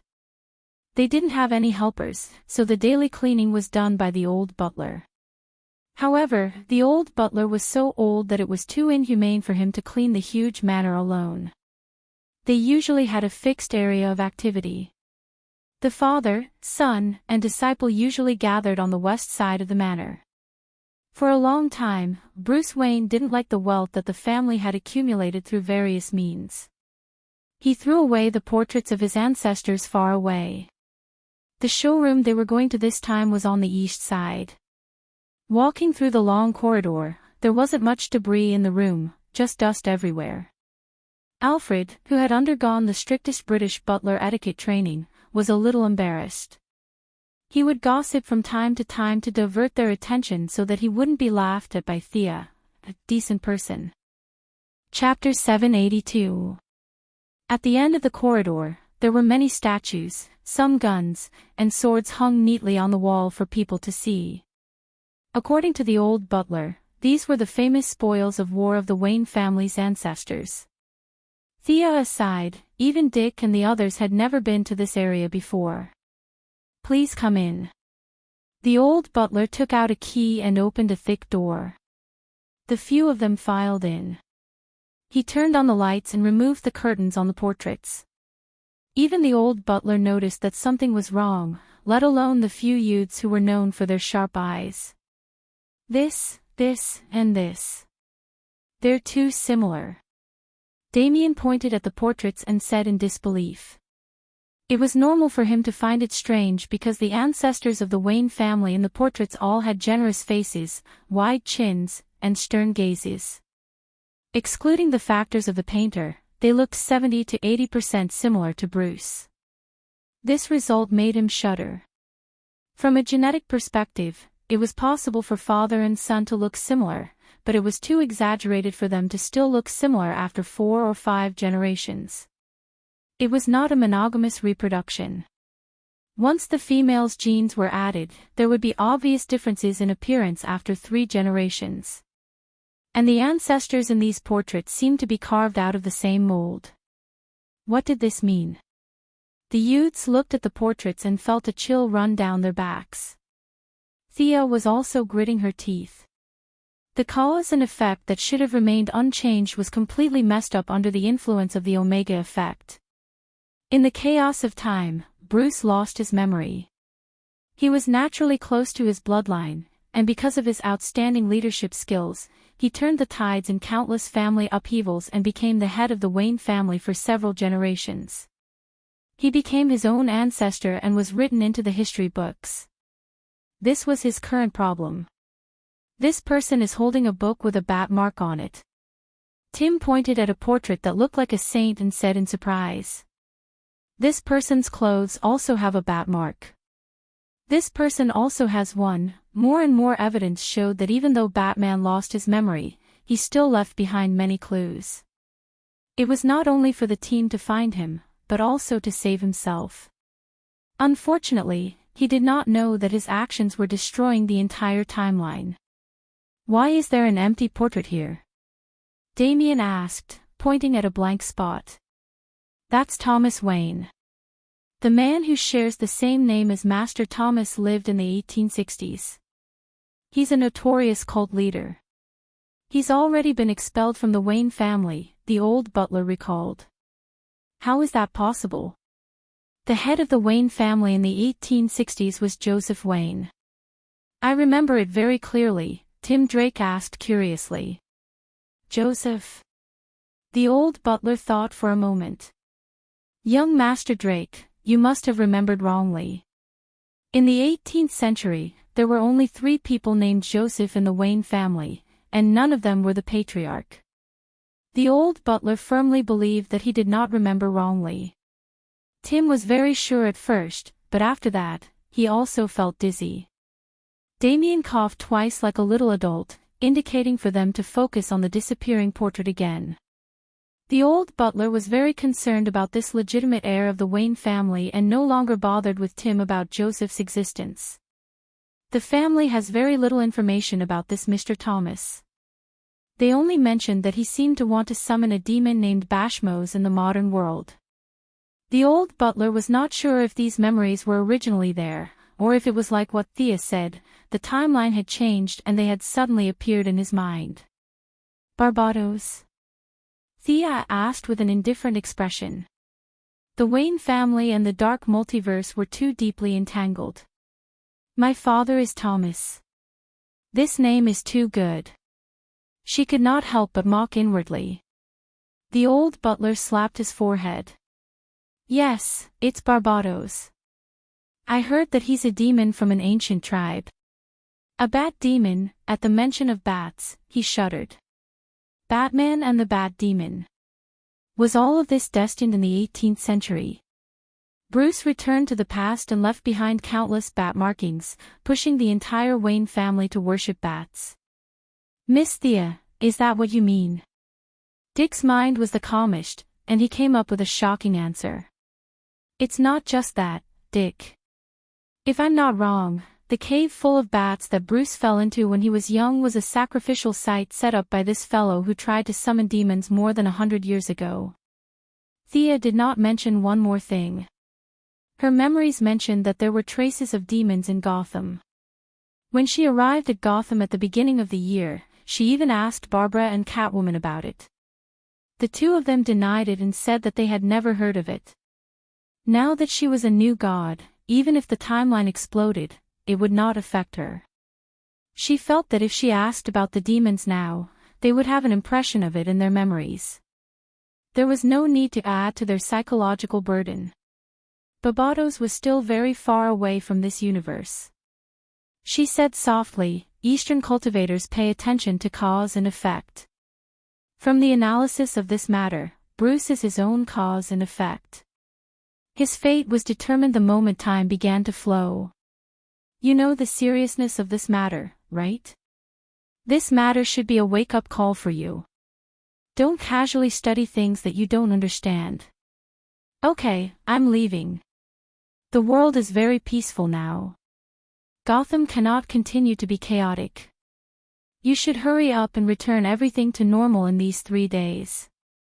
Thea said as she opened a portal to go back. Big sister. Damien called out to her. The naughty child hesitated. Can I go and find him? Theo was not bad to this eldest disciple. She rubbed his hair. If you enter the river of time, the Wayne family will be even more chaotic. Trust me, I will think of a way. After saying that, she took a step and returned home. Her doppelganger was still searching in the river of time. The burden on her mental strength was very heavy. Her main body could not do much. After taking a shower, she fell asleep. The Bat team's actions were quite fast. Dick Grayson put on the Batman suit and reappeared on the streets of Gotham. Damian also put on the Robin suit and became the 5th-generation Robin. Batman's deterrence was not to be underestimated. In just 2 days, the criminals all quieted down and went home to be good citizens. A week after Gotham was restored to order, a tombstone was placed in the Wayne family cemetery. It was a small and inconspicuous tombstone beside Thomas Wayne and Martha Wayne. There was no name, no date of birth or death, no burial. It was an ordinary stone that silently recorded the past of this greatest human hero. In order to keep it a secret, a few relatives and friends went to pay their condolences at different times. Thea did not go. After all, she still had to find the person in the river of time and even kill this person as a last resort. It would be too ironic for her to go, so she let Diana represent her. Tim Drake couldn't accept sitting around doing nothing. After he recovered from his injuries, he called himself Red Robin and left Gotham alone. In the American continent 6,000 years away from the main body, Thea, doppelganger, was running with the Golden Vanguard, elderly version. There was a group of barbarians with wild beast fur chasing after them. Woo woo woo. The barbarians shouted with unknown meaning. At least, Thea did not understand the content. She saw the leader of the barbarians, who was 2 meters tall, throw a sharp spear at them. Hey, have you been here before? Where is the cave you were hiding in? She still had her high attributes. Running a few steps was not tiring for her. Chapter 783. It had been many years since she was chased by a group of people. Her divine power was left in her main body, and her doppelganger had a large amount of magic power. She could destroy a few primitive natives with a wave of her hand. Unfortunately, this was the past, and she didn't know which of these natives' hundreds of generations of grandchildren would be a big shot, so she could only choose to run. She originally wanted to use an invisibility spell to fool them, but she didn't expect the tribe leader who threw the spear to be so sensitive that he saw through her and chased her for half an hour. It should be here. The Golden Vanguard controlled the watch on his wrist and said with uncertainty. Thea sighed. There's a ghost cave in this flat land. You and your younger version are as unreliable as your son. She didn't care about shocking the world anymore, grabbed the Golden Vanguard and flew up. Under the worship of a group of barbarians, they flew to the top of a nearby mountain. The Golden Vanguard controlled the watch and looked at her speechlessly. The time deviation increased by another 0.0012%. Thea waved her hand indifferently. The ancient people would be weird if they saw something, but they wouldn't die. Their destruction of the timeline was far worse than Batman's. You know my son. That's right, of course I've seen the famous Time Master, Rip Hunt. She looked around. This Batman was quite persistent. Every time he crossed over to the American continent, he would wander around the palm-sized future Gotham. His obsession was really deep. Hey, this is the 15th time point we've searched. Can the reinforcement of the timeline really work? Thea asked with uncertainty. Of course, you're the new god. Only the timeline that you walk through will be frozen. Even if we can't find Batman, we can still minimize the damage he does to the universe. The frozen time is very stable and won't change. We need to continue moving forward. The Golden Vanguard said as he took out the spherical time machine. Thea sat in it as well. With a boom, it broke through time and entered the river of time. Frozen time.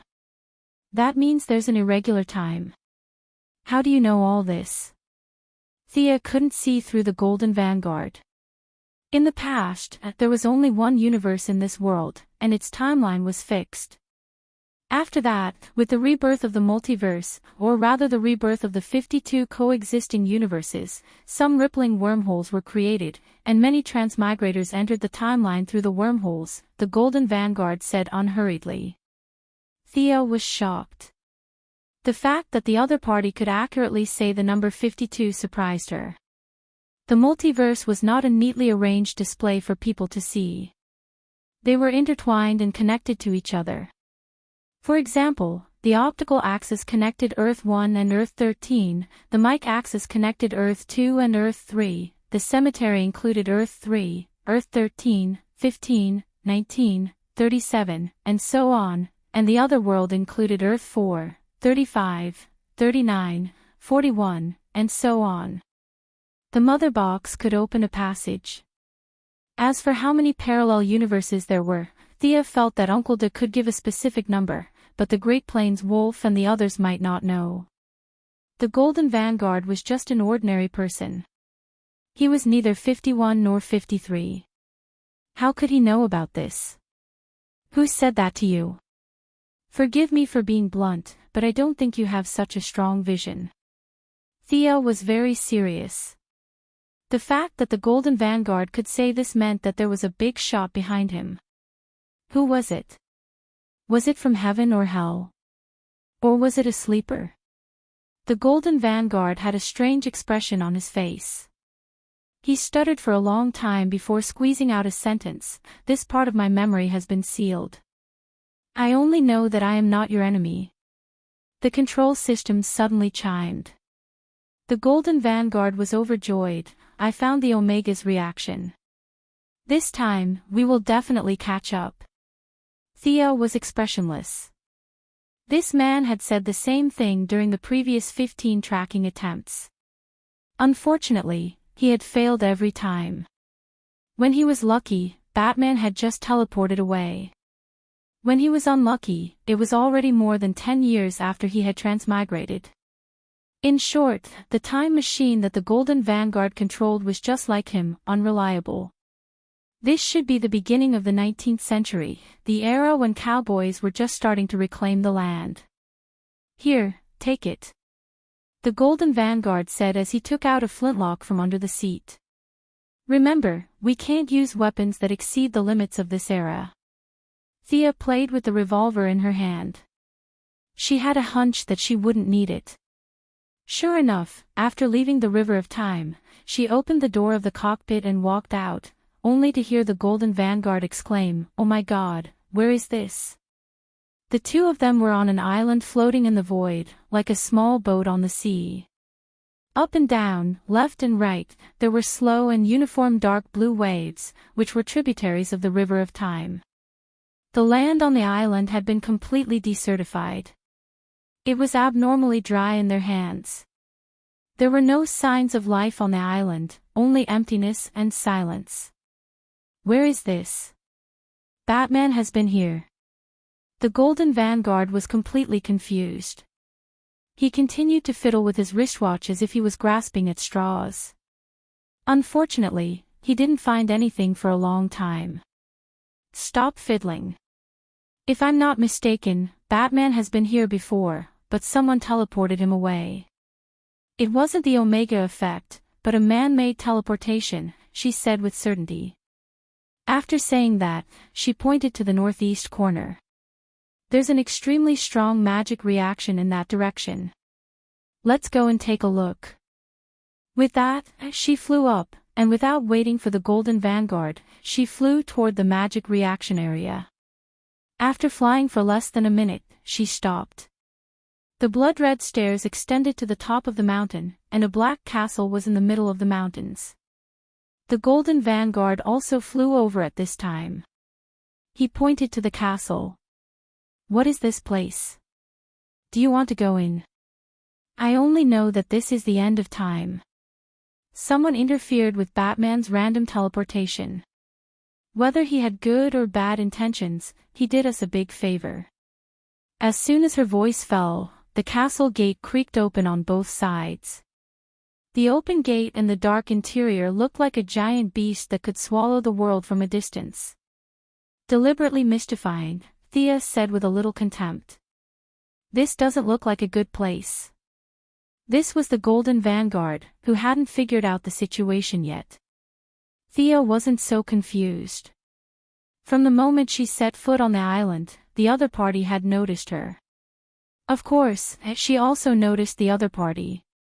There was a very strong archmage in the castle. She didn't care at all about the gloomy atmosphere created by the castle. She was the master of playing with souls every day. The atmosphere in front of her wasn't even worthy of carrying her shoes.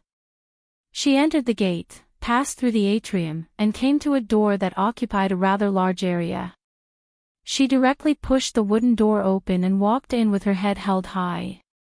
A humanoid creature wearing a tattered black beggar's robe and a hood covered his face. His limbs were so thin that they were only skin and bones. He stood upright, as if waiting for her. Chapter 784. The black-robed sorcerer had a vast amount of magic power in his body. Unfortunately, his tattered black robe made him lose a lot of points. If he were to walk on the road in this attire, he would be directly sucked in. The only highlight was the colorful staff in his withered left hand. The two peak sorcerers were sizing each other up. They judged each other's spells through their actions and words, calculated each other's strength, and simulated the order of casting spells in battle in their minds. As for peace, it was impossible from the start. The other party did not relax his spiritual power. He had his eyes on Thea's incomparably pure magic power. Thea also felt the inspiration of the thread of fate. There seemed to be some benefits to be had here. Who are you? Do you recognize me? The black-robed man spoke first. His voice was so unpleasant that it sounded like scratching glass. His language was not English. Instead, it sounded like another language that Thea was not too familiar with, the Atlantean language. Who are you? Don't you recognize me? Thea asked back.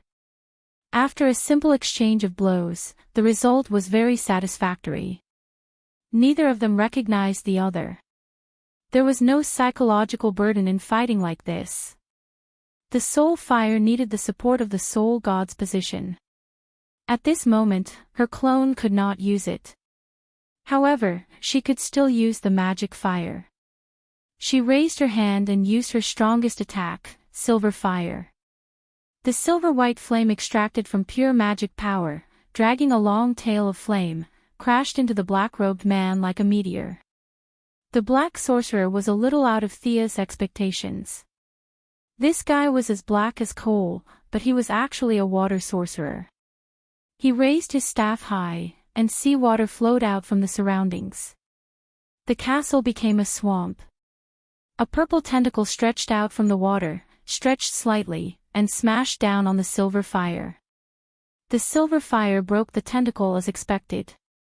However, it had already consumed more than half of its energy. It was destroyed by the other two tentacles that came out from the seawater. Very powerful. Are you an Atlantean? I didn't know that they had such a powerful sorcerer still alive. Thea said calmly. She still had the upper hand in the test. Moreover, the Golden Vanguard could help a little, right? Probably, Atlantis. What's there to brag about? I'm Darkness Magistra. Young mage, have you heard of my name? The black-robed man could tell that Thea was not very old at a glance, which made him envious to death. She actually had such a huge amount of magic power at such a young age. Something in the darkness. This naming method is so ancient. Xia pursed her lips. Thousands of thoughts collided in her mind. She searched for this name in her memory, and she actually found it. This king of darkness had a common acquaintance with her, the first king of Atlantis, the chosen of Poseidon, the one known as the king of death.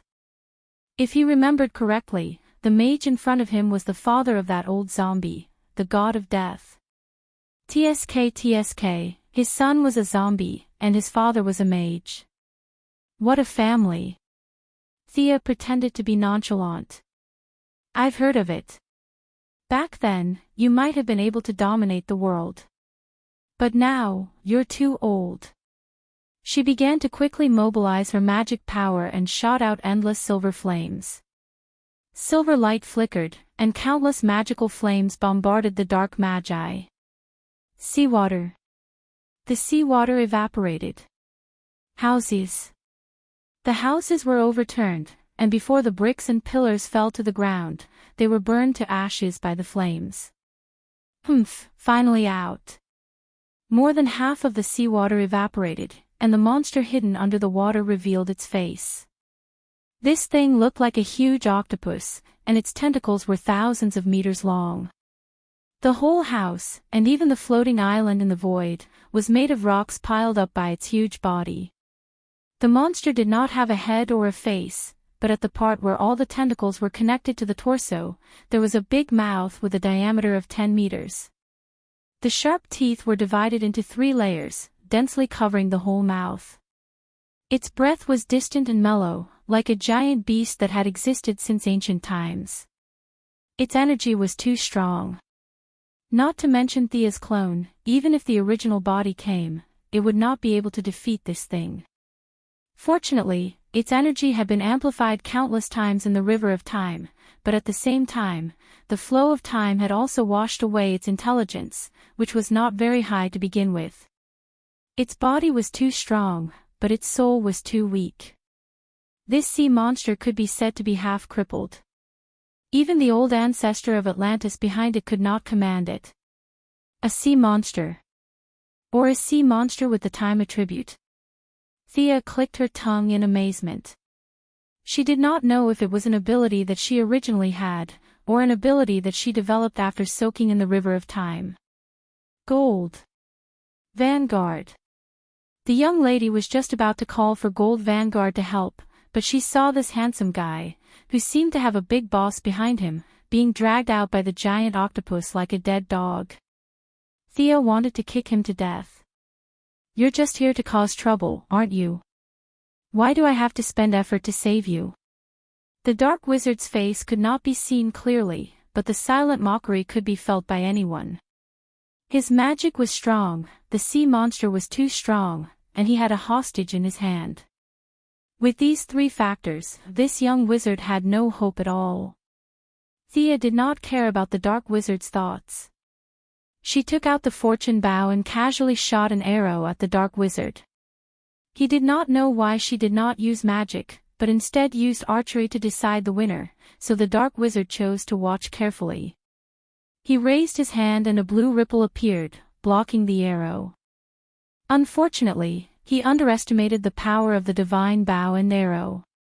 The arrow pierced through the shield and headed straight for him. He could only use the divine staff in his hand to block the arrow. Thea felt that it was a pity. She had already seen that the dark wizard's key to controlling the sea monster was the staff.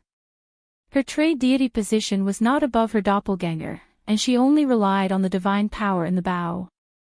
The probability of this force trade was a little low. However, she was not in a hurry. As long as there was a chance, it was fine. If 1 arrow was not enough, she would shoot 10 arrows. If 10 arrows were not enough, she would shoot 100 arrows. What happened next completely confused the dark wizard. It was supposed to be a battle between wizards. How did it become a battle between an archer and a wizard with a pet? Thea was very agile, and she had the style of an elven archer. She was calm as the octopus monster's tentacles hit her, and she used all kinds of angles to shoot at the dark wizard. The sea monster was very powerful, but its brain was already muddled. Even the dark wizard, the original owner, could not control it. The most he could do was to issue a general order, such as attacking a certain area. Only then could he mobilize some of the sea monster's power. The sea monsters were so stupid that they only knew how to attack in a dull manner. They did not care about the effect or the terrain. The castle, which was originally in good shape, was torn to pieces. Thea was very agile. In just 10 seconds, she had already shot hundreds of arrows at the enemy. The divine arrows were so powerful that ordinary magic shields could not block them. The dark wizard could only hide behind the sea monster as if he was playing hide and seek. It was supposed to be a high-level magic battle, but it felt like a third-rate shooting movie. The giant sea monster was a natural cover. One person jumped out from the gap and shot 2 arrows. The other person hid behind the cover and waited for the right time to come out and cast 2 spells. Although they were fighting back and forth, Thea still had the upper hand. Her reaction speed and all her attributes were higher than the dark wizard's. Moreover, her arrows were endless, and the dark wizard's magic power was limited.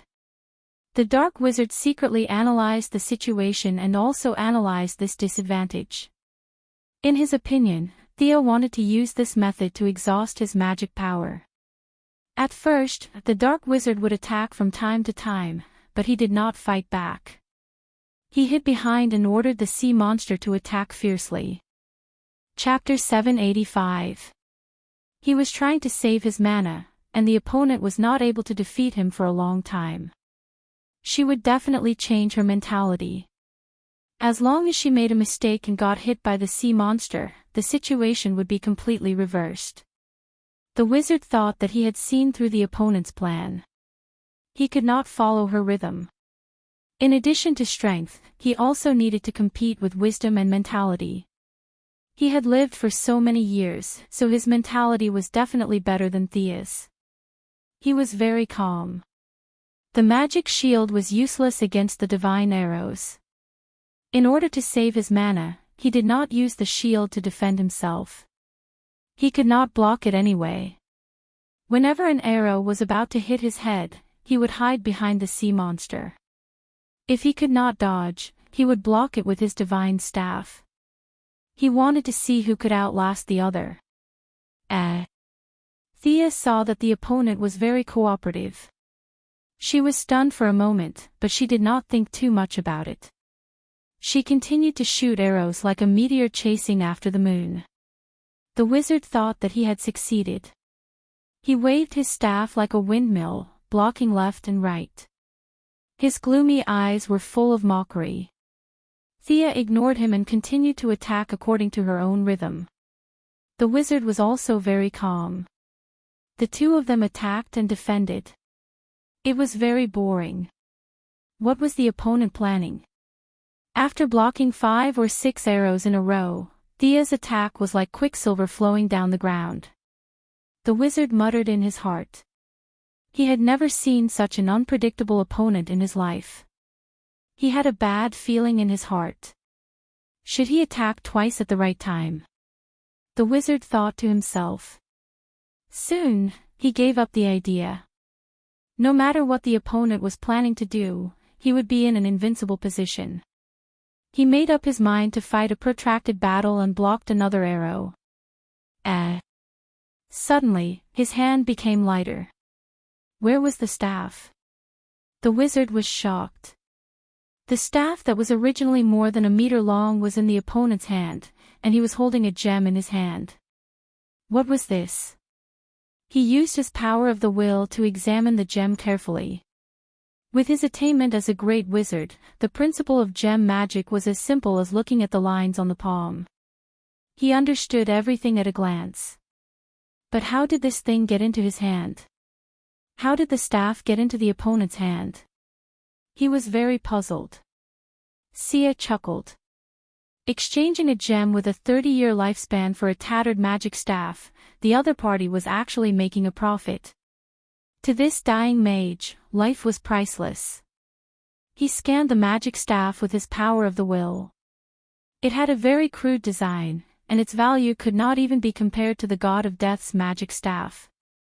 Its only function was to control this huge sea monster. In order to prevent himself from falling into the flow of time, the wizard had transferred his power of the will to control the sea monster into the magic staff. However, because the sea beasts had been washed away by the river of time, this staff, which wasn't made of the best materials, had been badly damaged. No wonder the control effect is so poor. Thea curled her lips. She did not immediately erase the wizard's power of the will imprint. Otherwise, the sea monster would lose control, and even Thea would be in trouble. Fortunately, she had gotten her hands on it in advance. Otherwise, it would be a big joke if the other party died together with her at the critical moment. "I'll keep it safe for you." Thea kept the staff in her space ring as the other party roared in anger. "I'm going to kill you." The wizard casually threw away the gemstone and no longer cared about the consumption of magic power. Like a shrew, he opened his arms, and the surging sea water surged as he charged towards Thea. "You're talking as if I'm afraid of you." Thea ordered the sea monster to retreat. Her 5 fingers moved lightly, and one by one, lifelike giant silver-white firebirds were created. Then, the firebirds danced in the wind like a group of elves. They cheered, jumped, and were full of rich magic power as they rushed forward. The wizard's spell was indeed unique. Countless strong lights flashed in the sea water under his control. With just a sweep of the light, the firebird was reduced to the purest magic power. Then, with a big wave, the magic power was sucked back into the sea water. "Very good." Thea nodded. The opponent's magic was both offensive and defensive. It also had the magical effect of absorbing the opponent's magic power. It could be said that the understanding of magic was at its peak. However, she was not afraid at all. Ordinary mages could not do anything, but she was a god. She could not use her divine power, but her vision and knowledge were still the same. Thea softly uttered an obscure syllable, and the wizard's sea began to flow back uncontrollably. The waves rolled and rolled back to its original owner. The wizard was shocked. He checked his magic mark and found that there was no problem with the casting steps. He knew that it was the enemy's doing. He made a prompt decision and cut off the part that was out of control. He controlled the rest of the sea to reform into a huge sea snake. The sea snake was more than 100 meters long. Its dark green head was aimed at Thea, and it was going to swallow her. Boring. Thea's clone did not bring the holy sword, but she did bring the father's short sword. She held the short sword tightly and aimed at the snake's head. A huge light screen as bright as the sun appeared. The light screen turned into a crescent-shaped slash in the air. Thea felt that if she shouted something like, "Crescent Moon Tensho," she would be very childish. The sea snake's head was directly cut off by the crescent-shaped slash. The wizard did not care. It was not difficult for a magic creation to grow a new head. Unfortunately, he cast 2 spells and nothing happened. He then looked at his sea snake. The cut was very smooth, and there was a faint silver flame burning in the dark green water. The wizard did not see the difference between the father's fire of justice and Thea's fire of magic. He was still trying to extinguish the fire with conventional methods, but no matter how much magic he poured on it, it was useless. The fire of justice was stimulated by magic, and it burned even more vigorously. Another divine artifact? The wizard was a little confused. Previously, there was a divine bow and arrow, and now there was a divine short sword. Were there so many divine artifacts in the outside world now? Thea did not care about what he thought. She killed the sea snake with 1 slash and aimed her left hand at the wizard. She wanted to end the battle with 1 strike. Several complicated incantations were spat out from her red lips, and her eyes shone like stars. This was a sign that her spirit had reached its peak. Wizards were not idiots, and they would not just watch her cast a spell. The remains of the sea serpent were decomposed into seawater. The dark green seawater was mixed with the wizard's magic power and became as dark as ink. The black water emitted a foul smell, and the air became green. A tsunami of poisonous fog rushed towards her. Thea did not block it. Every time the poisonous fog was close to her, she would teleport away. In just 10 seconds, she teleported 31 times. Under the wizard's anxious eyes, she was finally ready to cast the spell. With a soft crack, the several layers of magic shields that the adept had prepared were shattered into pieces. A faint thread connected the two of them, and the wizard only felt that his consciousness was a little scattered. Chapter 786. Necromancy. The sorcerer was worthy of his title as an archmage. There were differences between ancient magic and modern magic, but the essence of magic was unmistakable. He instantly knew that the foreign energy had invaded his body. He did not expect this young girl to be a master of the school of necromancy. He was the scrawny one with a black robe covering his face. Are you kidding me? You're not playing by the rules. That was the last thought in his mind before he completely lost consciousness. Sucking dark side might take a lot of effort, but it's not hard to deal with you. Thea opened her hand and grabbed a translucent blue soul in her palm. She extracted the soul of the archmage named Dark Magistra. The extraction process was a little difficult. Firstly, the difference in level between them was not big. Secondly, she could only use her mana to simulate the waves of the soul. After all, this was not a real battle. She did not have the ability to do it. Fortunately, the result was not too bad. The archmage, who could have fought her for a long time, was killed in an instant. The sorcerer's soul was violently extracted, and his consciousness was in a mess. Thea ignored him and threw him aside. She was not worried that the sorcerer would return to her body. As the goddess of souls, she only cared about killing and not burying. She did not think that an ancient Atlantean sorcerer would have the ability to do so. Thea suddenly realized that the sorcerer's soul was a little different from ordinary people. At first, it was a little cloudy because it had just been extracted. After the impurities dissipated into the air, the part that was closest to the soul was revealed. The sorcerer's soul was blue. He looked at Thea blankly, as if wondering why the two of them looked different. Did souls have attributes? Thea was stumped by this question. Previously, the siren had stolen many souls, but they were all colorless and transparent. This was the first time she had seen a colored one. It's worth researching. Thea found the best gemstone and stored the soul in it. She would give it to her main body for research later. After dealing with the trivial matters, she kicked the golden vanguard lying on the side like a salted fish. This thing kept saying that it was here to help. It was killed by a sea monster in an instant and had yet to wake up. What a pity. Wake up, it's daybreak. She kicked him again. In the end, there was no reaction at all. The young miss sighed. The sea beast's own power of time could be said to be terrifying. The Golden Vanguard was just an ordinary person, so it would probably faint for a while. Thea activated her supervision and looked at the wizard's body. This guy was just a poor guy. He was only wearing a tattered black cloth. Thea burned the body with a fireball. The castle had been torn apart by the aftermath of their battle. The current setting was a little better than the open field, but there was a limit to how much better it was. She looked around for a long time, but the floor was full of junk and worthless. Pauper. The young lady looked at him with disdain and finally took out the wizard's magic staff. The interior of the staff was full of cracks, to the point where it could not be mended.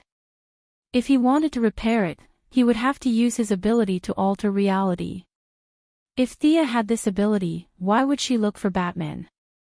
However, she was also very envious of the sea beast's enormous power of time. This guy had stayed in the long river of time for a long time. It had completed the most difficult step of integrating time and body with its strong vitality, which was homogenization. Unfortunately, it did not have divinity. It relied on its own will and intelligence to control the thoughts of countless intelligent beings in the long river of time. As a result, it became mentally retarded. What should she do? It was not her style to let the benefits slip away in front of her eyes. However, she really did not know where to start when it came to things like time. As for obtaining the deity of time, it was even more illusory. The sea beast's lifespan could be traced back to tens of thousands of years ago. It was already alive before the Atlanteans. Its lifespan was long enough for humans, Thea, and Diana. However, it was far inferior to the new gods.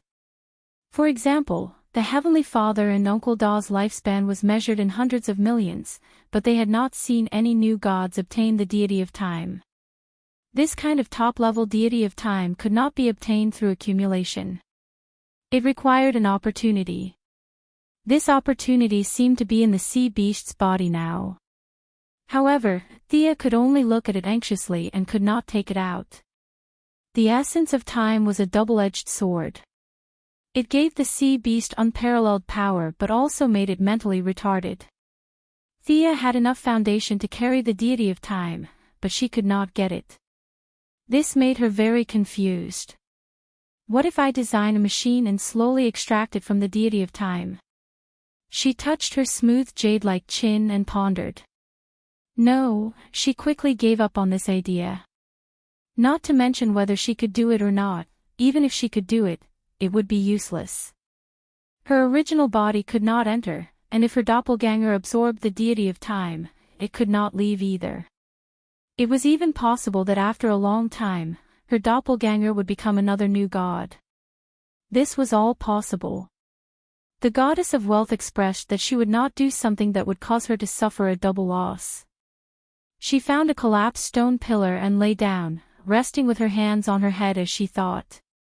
When she inadvertently saw the terrain of the entire island, a sense of familiarity emerged from her memory. I've been here before. There were some differences in the buildings, but the terrain was exactly the same. This was the place called the Vanishing Point that she and the Legends of Tomorrow had blown up back then, right? The end of time, the island floating in the river of time, everything seemed to be telling her that she had guessed correctly.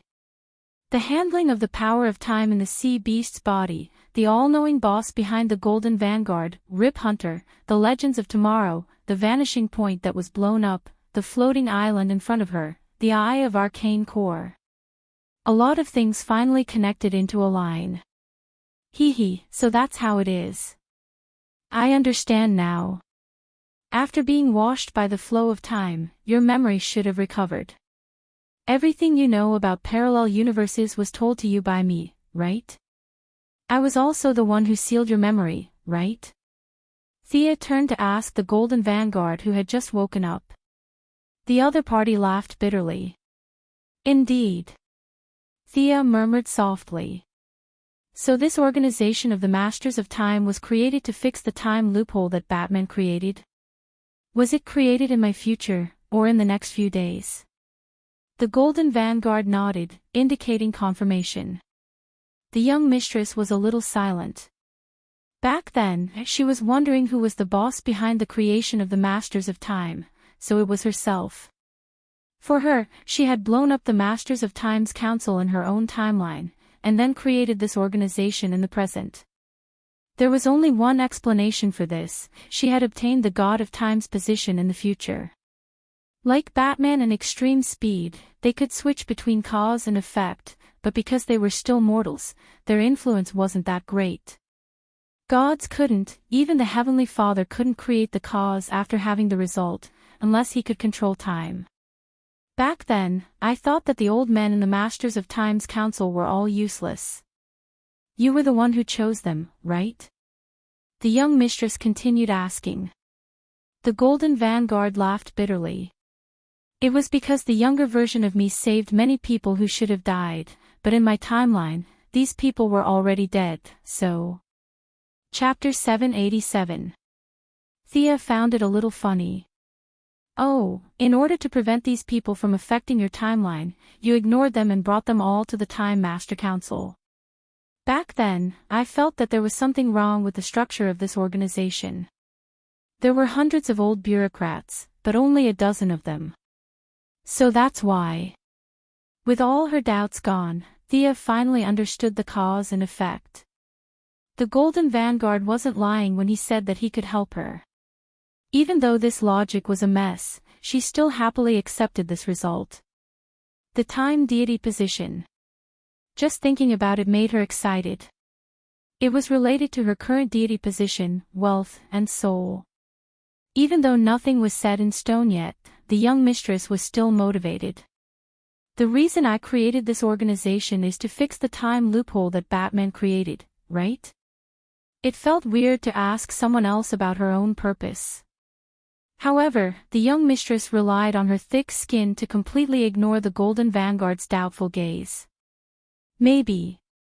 The Golden Vanguard's answer was hesitant. Who knew what she was thinking? After the organization is established, I probably won't stay here for long. Does that mean that the future leader will be you? About the 52 universes, I was the one who told you then, right? The Golden Vanguard was very certain about this question and nodded. I think I understand. Go back and gather more people. I need to modify this place. Thea waved her hand and sent the Golden Vanguard away. The aesthetic style of the Dark Sorcerers did not match the grand name of the Master of Time at all. Although 99% of these so-called Masters of Time were a bunch of weaklings who were saved by the young version of the Golden Vanguard and thrown here to retire by the old version of the Golden Vanguard, the young lady still planned to tidy up the island. After all, this was her territory. In the previous battle, she felt that the power of many elemental magic would be reduced at the end of time, while soul magic would be greatly strengthened. She was too lazy to waste time and directly used magic to simulate soul power to wash the entire island. The main colors were white and gray. It was exactly the same as the first time she stepped into the vanishing point. Back then, she even mocked the builder for having a problem with his aesthetic style. Now, the blame fell on her. How ironic. She moved quickly, but the Golden Vanguard wasn't slow either. In less than half an hour, he left more than 100 people in the square. On the grayish-white square, a group of people were brought here in a daze. Those who knew each other asked each other for information, while those who did not know each other were on guard. 90% of the people in the group were uncles and aunties, but there were a few youngsters who were constantly looking around. Youngsters were the quickest to adapt, and in this era of information explosion, their imaginations ran wild. A few of them were whispering to each other, and Thea almost burst out laughing when she heard them. They actually thought that this was the beginning of the infinite style. Thea was too lazy to meet these celebrities who had been saved by the younger version of the Golden Vanguard because she knew several of them. In order to avoid trouble, she directly used invisibility. Not long after, the Golden Vanguard finally completed the initial recruitment work. Because the younger Golden Vanguard would still save people in the future, this work would continue. Theo left all the organizing work to the Golden Vanguard. This superhero, who had brought his own food, was very energetic and experienced. He went to lecture a group of uncles and aunties. She herself was researching how to transform the sea beast into a time machine. Consider yourself unlucky. She took out the control staff, and a large amount of magic power connected to the sea beast through the spiritual imprint inside the staff. The sea beast's consciousness, which was already muddle-headed, was directly cleared. Its body was still there, and it was still breathing, but its consciousness was gone. It had become an empty shell with a large amount of energy, and the staff used to control it had turned into dust. After that, the work was to cut open its stomach and transform it. The body had completely solidified with the island, and there was no longer any distinction between them. The sea beast's blood and time energy had been assimilated, and it had been upgraded to a special liquid. This was a natural flow of time, and the minute changes in the timeline could be observed from it. The brain was taken out and placed inside a supercomputer. The supercomputer was snatched by death knell from a highly civilized planet. At least Thea did not understand how it worked. The supercomputer would read all the information inside the brain and feed it back to the display screen outside. The power source initially gave Thea a headache, but when she remembered the blue energy body from the planet Dinesh, she decided to use it to power it. Her doppelganger and main body had the same idea, and if she needed anything, she would let the Golden Vanguard return to reality and ask for it from the main body. After toying with it for half a month, this half-technological, half-magical product that she named the Eye of Arcane Core was finally produced. After running it for half an hour, a huge problem was discovered. Even the most advanced supercomputer in the universe was unable to deal with the various problems in the timeline. "It needs to be faster," said the clone Thea.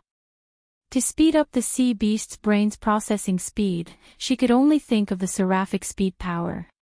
Back then, she had absorbed a little from the speed of reverse lightning out of curiosity.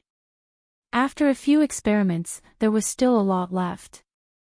Thea's main body felt that this thing was not of much use, so she found a magic box containing the seraphic speed power from Hades' treasury, and asked the Golden Vanguard, who had changed his job to a courier, to pass it to her clone.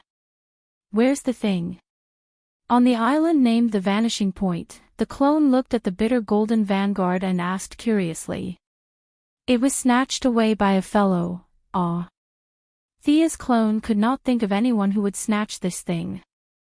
"It's an extreme speed user. As for the details, he was too fast, so I didn't see clearly," said the Golden Vanguard dejectedly.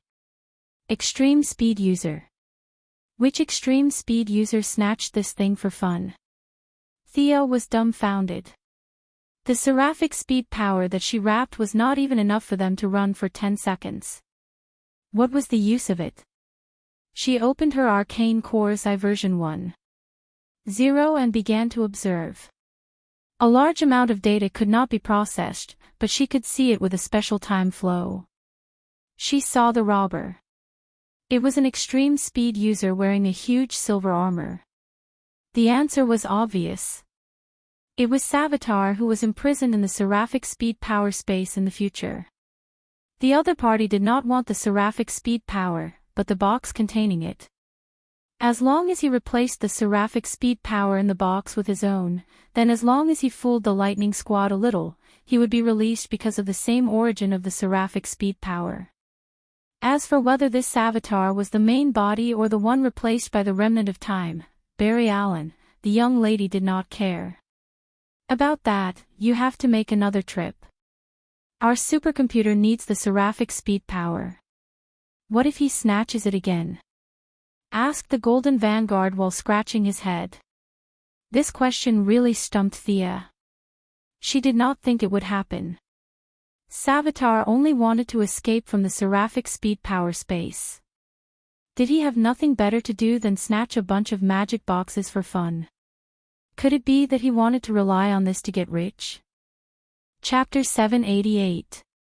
But she had to be careful, not to mention that she had to maintain the timeline. The more stable the timeline was, the higher the chance of obtaining the God of Time position.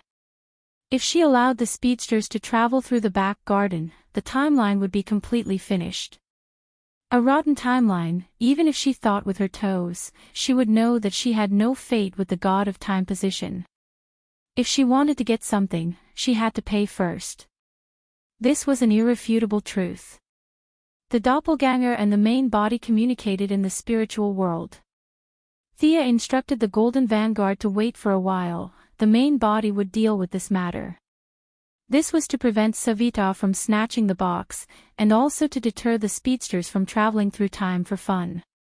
She wanted to set up a group of law enforcers in the River of Time.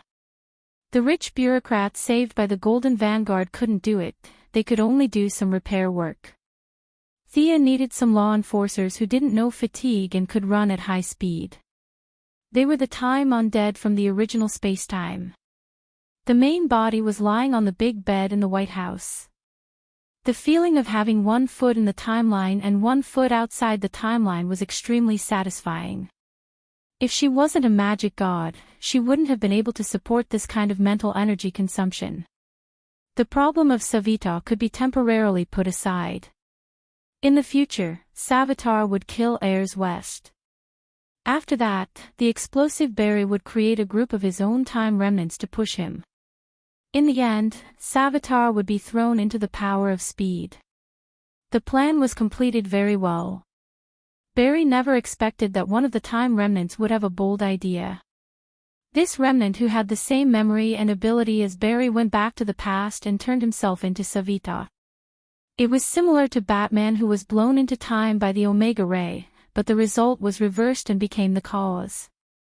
Sia even felt that this set of theories was something she had explained at the Righteous Alliance meeting. The remnant of time Barry naturally had this memory, and according to this theory, he had turned himself into Savitar. Then, one day in the future, he would kill Ayers, and Barry would create the remnant of time, forming a cycle. This man didn't rob banks, set fires, or subvert governments. Other than killing Black Girl, he was almost harmless. If he didn't steal her things, Thea wouldn't have bothered with him. The time undead must use soul methods.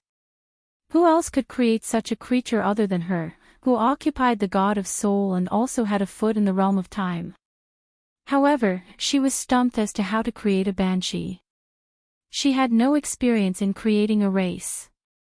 In addition, the reverse lightning's lightning power had been completely used up, so she had to find a new one. Barry had a good discussion with him. You run a few steps while I absorb some of the power of Godspeed. Logically speaking, it was a good choice. But considering that he and Savitar's memories were connected, this good choice became not so good. If it really didn't work, knock him out and extract it from his cells. Thea came up with a bad idea and contacted Caitlin to ask about the current situation of the Lightning Squad. So it's like this. Has Savitar officially revealed himself? His actions are really fast. After listening to Caitlin's story, Thea could not help but sigh. That person was really impatient. He had already thrown out the magic box as bait, and was luring the Flash step by step onto the path he had set. Thea knew the details and chose not to show herself. She chose to observe in secret. Savitar sent his subordinates to parade around with the magic box and wantonly create superpowered people. Among them, there was a lucky or unlucky person. Air's Black Devil brother, Wally West.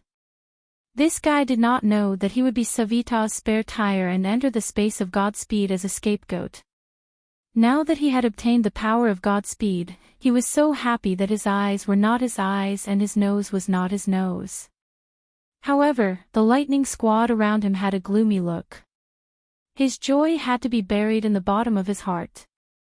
He pretended to be worried and discussed with a few people, but he could not suppress the smile on his face. Thea, who was hiding not far away, looked at him with disdain. After that, the process went smoothly. Wally was like an idiot.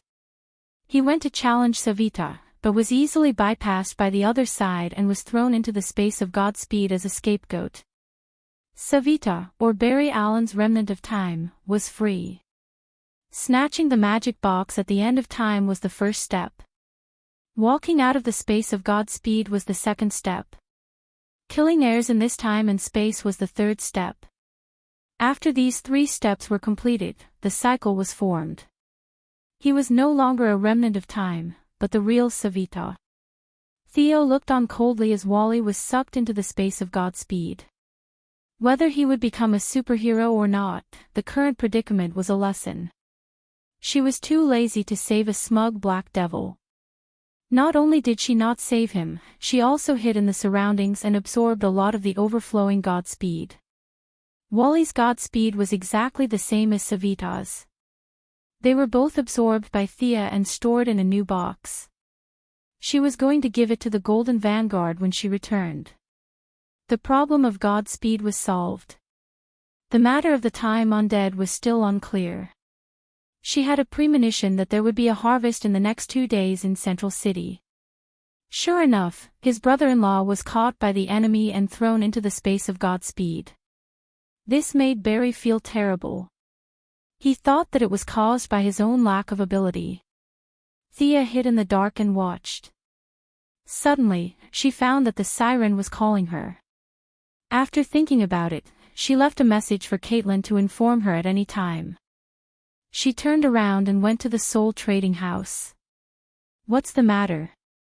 It must be a big matter for the demigod Banshee to pay attention to it. Master, a woman with a deep obsession has entered the trading house. The Banshee said very respectfully. Thea saw the Banshee's serious look. Her interest was also piqued. She indicated that she should go and take a look. Both of them used invisibility magic and came to a small town in North Carolina. Other than the flagship store, in Hollywood, their soul trading houses were basically in some small cities. Thea saw the person seeking to trade this time. She was a white woman in her 30s. She was wearing sunglasses and a hat. It seemed that she did not want people to see her true face. Judging from the exposed skin, this woman was not ugly. Honorable guest, we have a lot of wealth and knowledge here, but you don't want them all. I have to say it's a pity, a banshee who looked like a siren said pretentiously. It was the young woman's first time entering such a strange place. It would be a lie if she said that she was not afraid. However, when she thought of the great price she had paid to find this place, she still mustered up the courage to ask. I have already made my request. I will pay whatever price you want me to pay. I'm so tired, so tired. I just want people to value me, to value my perfect research results. The Mercury Laboratory can't give me that, nor can the Quinn Corporation. Only here can I have everything I've been dreaming of. The young woman was panting heavily. At first, she spoke gently, but later on, she became angrier and angrier. Ha! Thea, who was watching from the side, was stunned. After so long, this woman is my employee. Chapter 789. Was this young woman a member of the Mercury Laboratory? Thea had an impression of Mercury Laboratory. It was a powerful R&D organization that was not inferior to Reverse Lightning's cutting-edge technology laboratory. The laboratory was indeed under her name, but she had millions of employees all over the world, so she did not know this woman. As the store manager, the Banshee knew that her boss and her boss were secretly observing her. She asked the question again cunningly. Dear customer, if you want to attract attention and pursue an extreme, you need super speed. Is that right? The Banshee asked. The woman's voice trembled. That's right, extreme speed, the fastest speed. Afraid that she would be deceived by the employee, the woman was very cautious. She said word by word, I want the fastest speed. Don't try to fool me with the super speed of a normal mutant. I'm also a researcher. I can judge the details myself. In fact, she was just using words to pave the way. If the trading house could not meet her requirements, she felt that she could choose not to pay the price. This woman is a little cunning, Thea and Siren whispered. Do you need me to teach her an unforgettable lesson? The Banshee Queen, who was born with no sunshine and justice, began to condense a soul arrow in her hand. Don't be hasty. Let's keep her in suspense. It's a fair trade. I want to see how determined she is. Thea stopped Siren, and the two continued to watch the show. Do you know the Flash of Central City? The young woman felt that the store manager in front of her was a flirtatious B*TCH. She suspected that the store manager was not in the same dimension as Earth. In the end, she was proven wrong. The Banshee store manager nodded. We know the Flash. The young woman was a little surprised. She thought that this store was an independent place, but now it seemed that it was not so simple. However, she did not dwell on this question. Instead, she asked, "Can you provide that kind of speed?" "Yes, but the price is unimaginably high."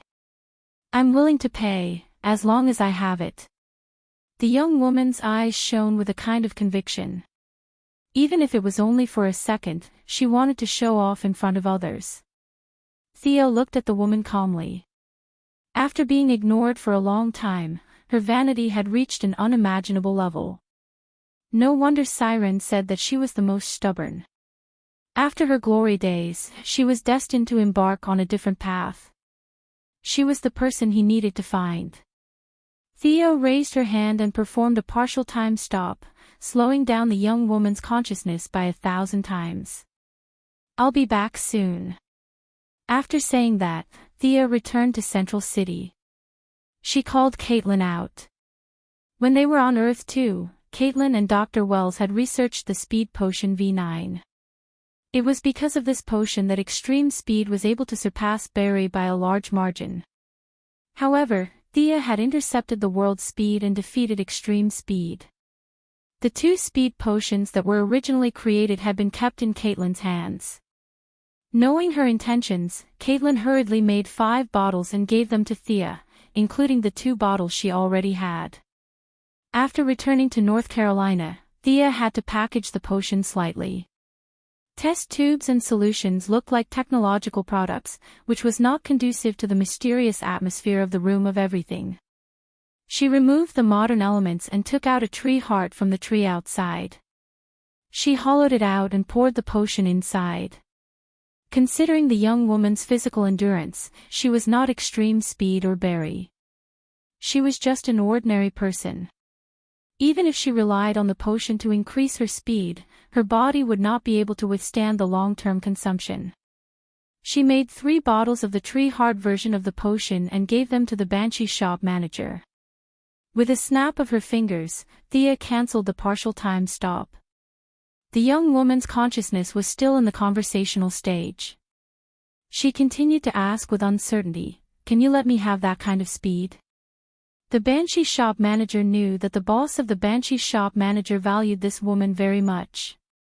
She restrained her attitude and answered seriously, "Yes, absolutely. But your body can't withstand that kind of speed. If you use it, we're afraid that you..." The young woman interrupted her. "I'm a scientist. I know the consequences. I just want to know, what is the price to pay for that kind of speed?" "Your soul.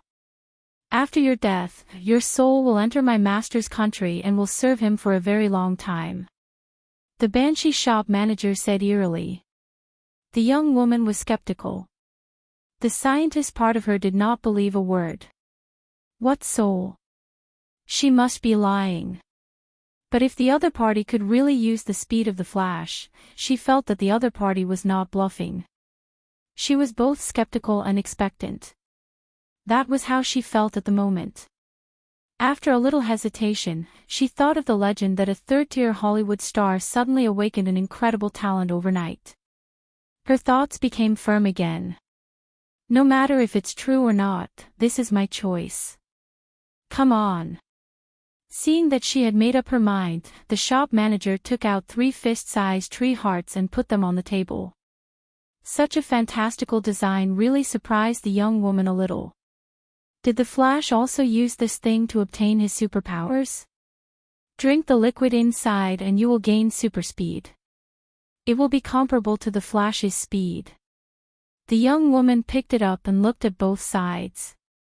The design was quite human-like. There was a gap at the side of the tree heart. When one wanted to drink it, one could just tilt one's neck and fall down. Shaking it, there seemed to be the sound of water. Looking through the gap, one could vaguely see that there was a blue liquid inside. It will take effect for about 3 seconds. Is there anything else you need? Actually, it only took a second for the intravenous injection to take effect. Thea's oral version was slower, but the effect was the same. Keeping the 3 strange tree hearts, the young woman left the shop without looking back. That night, at a charity banquet in Central City, the young woman named Eliza Harmon finally took her first step. Under the watchful eyes of the crowd, she transformed into a yellow bolt of lightning and stole everyone's wallets. Using the code name Ballistic, she committed several crimes consecutively. The entire city was spreading the news that the Flash had finally turned bad. Hearing the news, Barry hurriedly chased after her. A pirated version of her super speed was definitely not as good as her own son. Harmon fell behind by a large margin. The woman was ruthless and drank another bottle of reagent. Only then did the two of them catch up. Barry's words did not dispel her obsession. Instead, it made her walk to the edge of being more radical. Miss Ballistic chose to drink the third bottle of reagent. At the crucial moment, Thea could not bear to see her turn into ashes. With a flick of her finger, she knocked away the magical bottle in her hand. Miss Ballistic clearly recognized her. She glared at her and wanted to scold her. "Let's stop here." Thea pointed her finger in the air. Miss Ballistic, whose body was already on the verge of collapse, had no strength to fight back and was knocked unconscious. "Barry, this fellow seems to have obtained her super speed through magic. Leave it to me to investigate." Barry had a basket of matters to deal with. He had to beat up Savitar and rescue his brother-in-law. He really did not have the mind to care about this extreme speed that appeared out of nowhere. However, when he saw Thea, he recalled the matter of dealing with extreme speed. Can the method of collecting superspeed be used last time?" Thea very honestly communicated with the will of the world and shook her head. "Sorry, the will of the world ignored my request. This is different from Earth 2. Our world did not encounter any danger, so it will not participate in the struggle. Unfortunately, the method from last time cannot be used." Barry was helpless. He asked about Batman and learned that there was no clue. He sighed and waved goodbye to her. Chapter 790. After separating from Barry, Thea dragged the unconscious woman to a house. Yep, the properties under her name were all over the world. She looked at the woman without saying a word. This Miss Ballistic didn't have any potential to be a hero. Once she obtained superpowers, she robbed the rich. It could be explained as robbing the rich to help the poor. However, she then went on to rob the Mercury Laboratory and the Midtown Police Station. This was definitely revenge.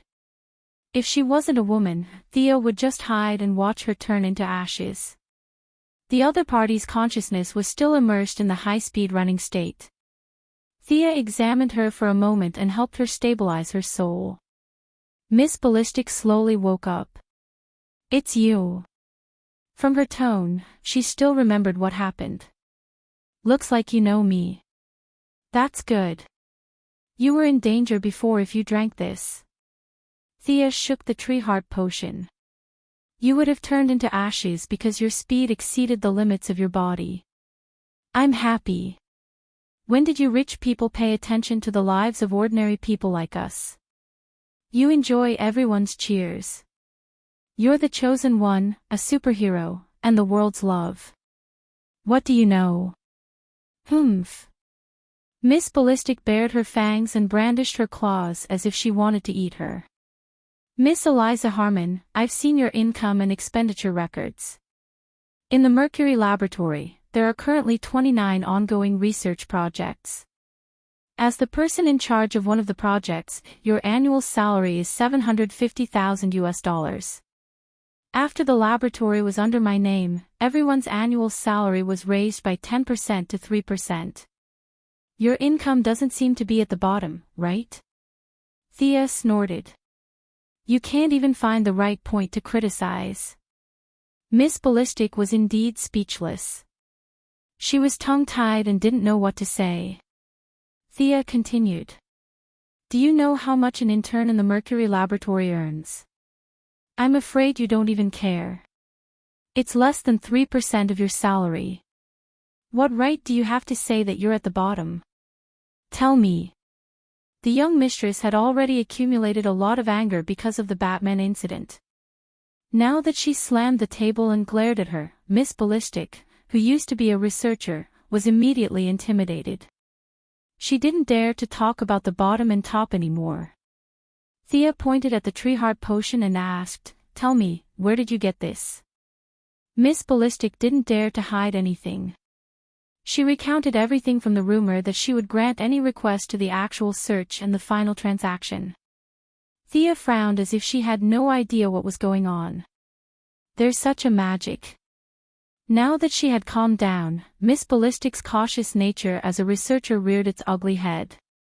They want to take away my soul. Will I die? Would they be enslaved forever? I don't want to die yet. Her voice was very soft when she said the last sentence. Thea tapped her fingers on the table with an ugly expression. This is too weird. You didn't have super speed before.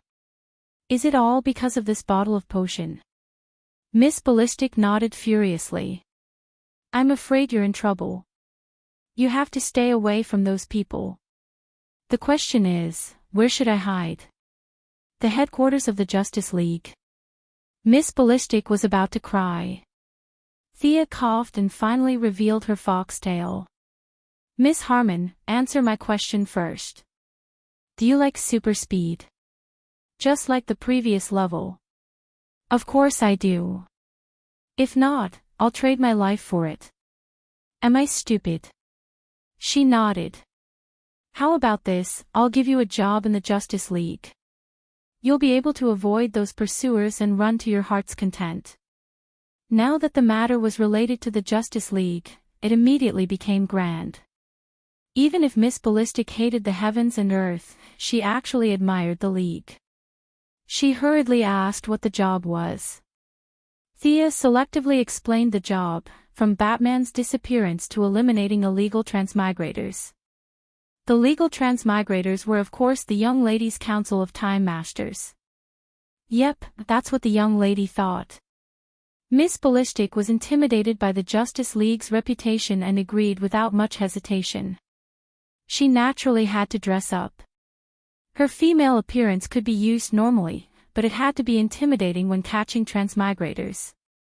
Thea made Miss Ballistic a tattered black robe according to Harry Potter's demonic appearance. That's much better. Run a few steps for me to see, Thea said. With a whoosh, she flew out. Her speed was so fast that even the eyes of the main body couldn't catch up to her. Most importantly, she didn't pass through walls like an extreme speed user. Instead, she was in a formless state like the Martian Manhunter. Miss Harmon, from the looks of it, you used too much speed earlier. You'll be fine normally, but once you start running, you'll enter a half-spirit state. You'd better enter the river of time as soon as possible. The longer you delay, the faster your body will transform, Thea said half-truthfully. Miss Ballistic was usually called by her real name, but she could change her name to Time Ghost when she wore her uniform. But now, there was only one high-speed pursuer and a whole bunch of other extreme speed users. She couldn't catch up to them all by herself. Thea remembered that extreme speed had been captured by the Time Ghost, so where was he now?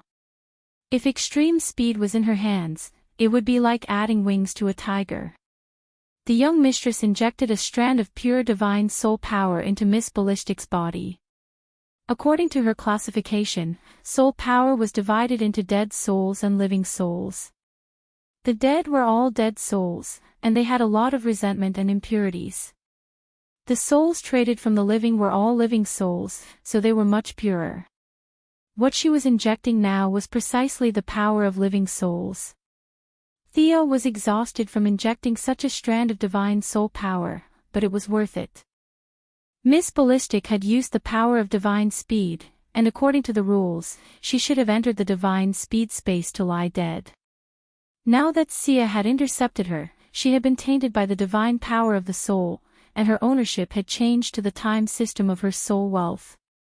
It could be said that she and the divine speed space represented by speed were two different units. Sigh. The young mistress sighed and opened a teleportation gate that led to the vanishing point. She left the rest of the arrangements to her clone. Go on in and complete your mission. With that, she sent Miss Ballistic in. Check your memories. Before Miss Ballistic could even look at this strange place, Xia's doppelganger ordered. The divine soul power didn't just give her some abilities, it also covered her own timeline with Thea's timeline. All the past was based on Thea's timeline. Miss Ballistic, who had already become a demigod, had an indescribable look in her eyes. The timeline stopped in the present, the future was still shrouded in fog, and the past was both clear and blurry. Why are my memories so blurry? Miss Ballistic couldn't tell the difference between the clone and the main body. She thought that Thea had come with her. Because there are too many powerhouses in the universe.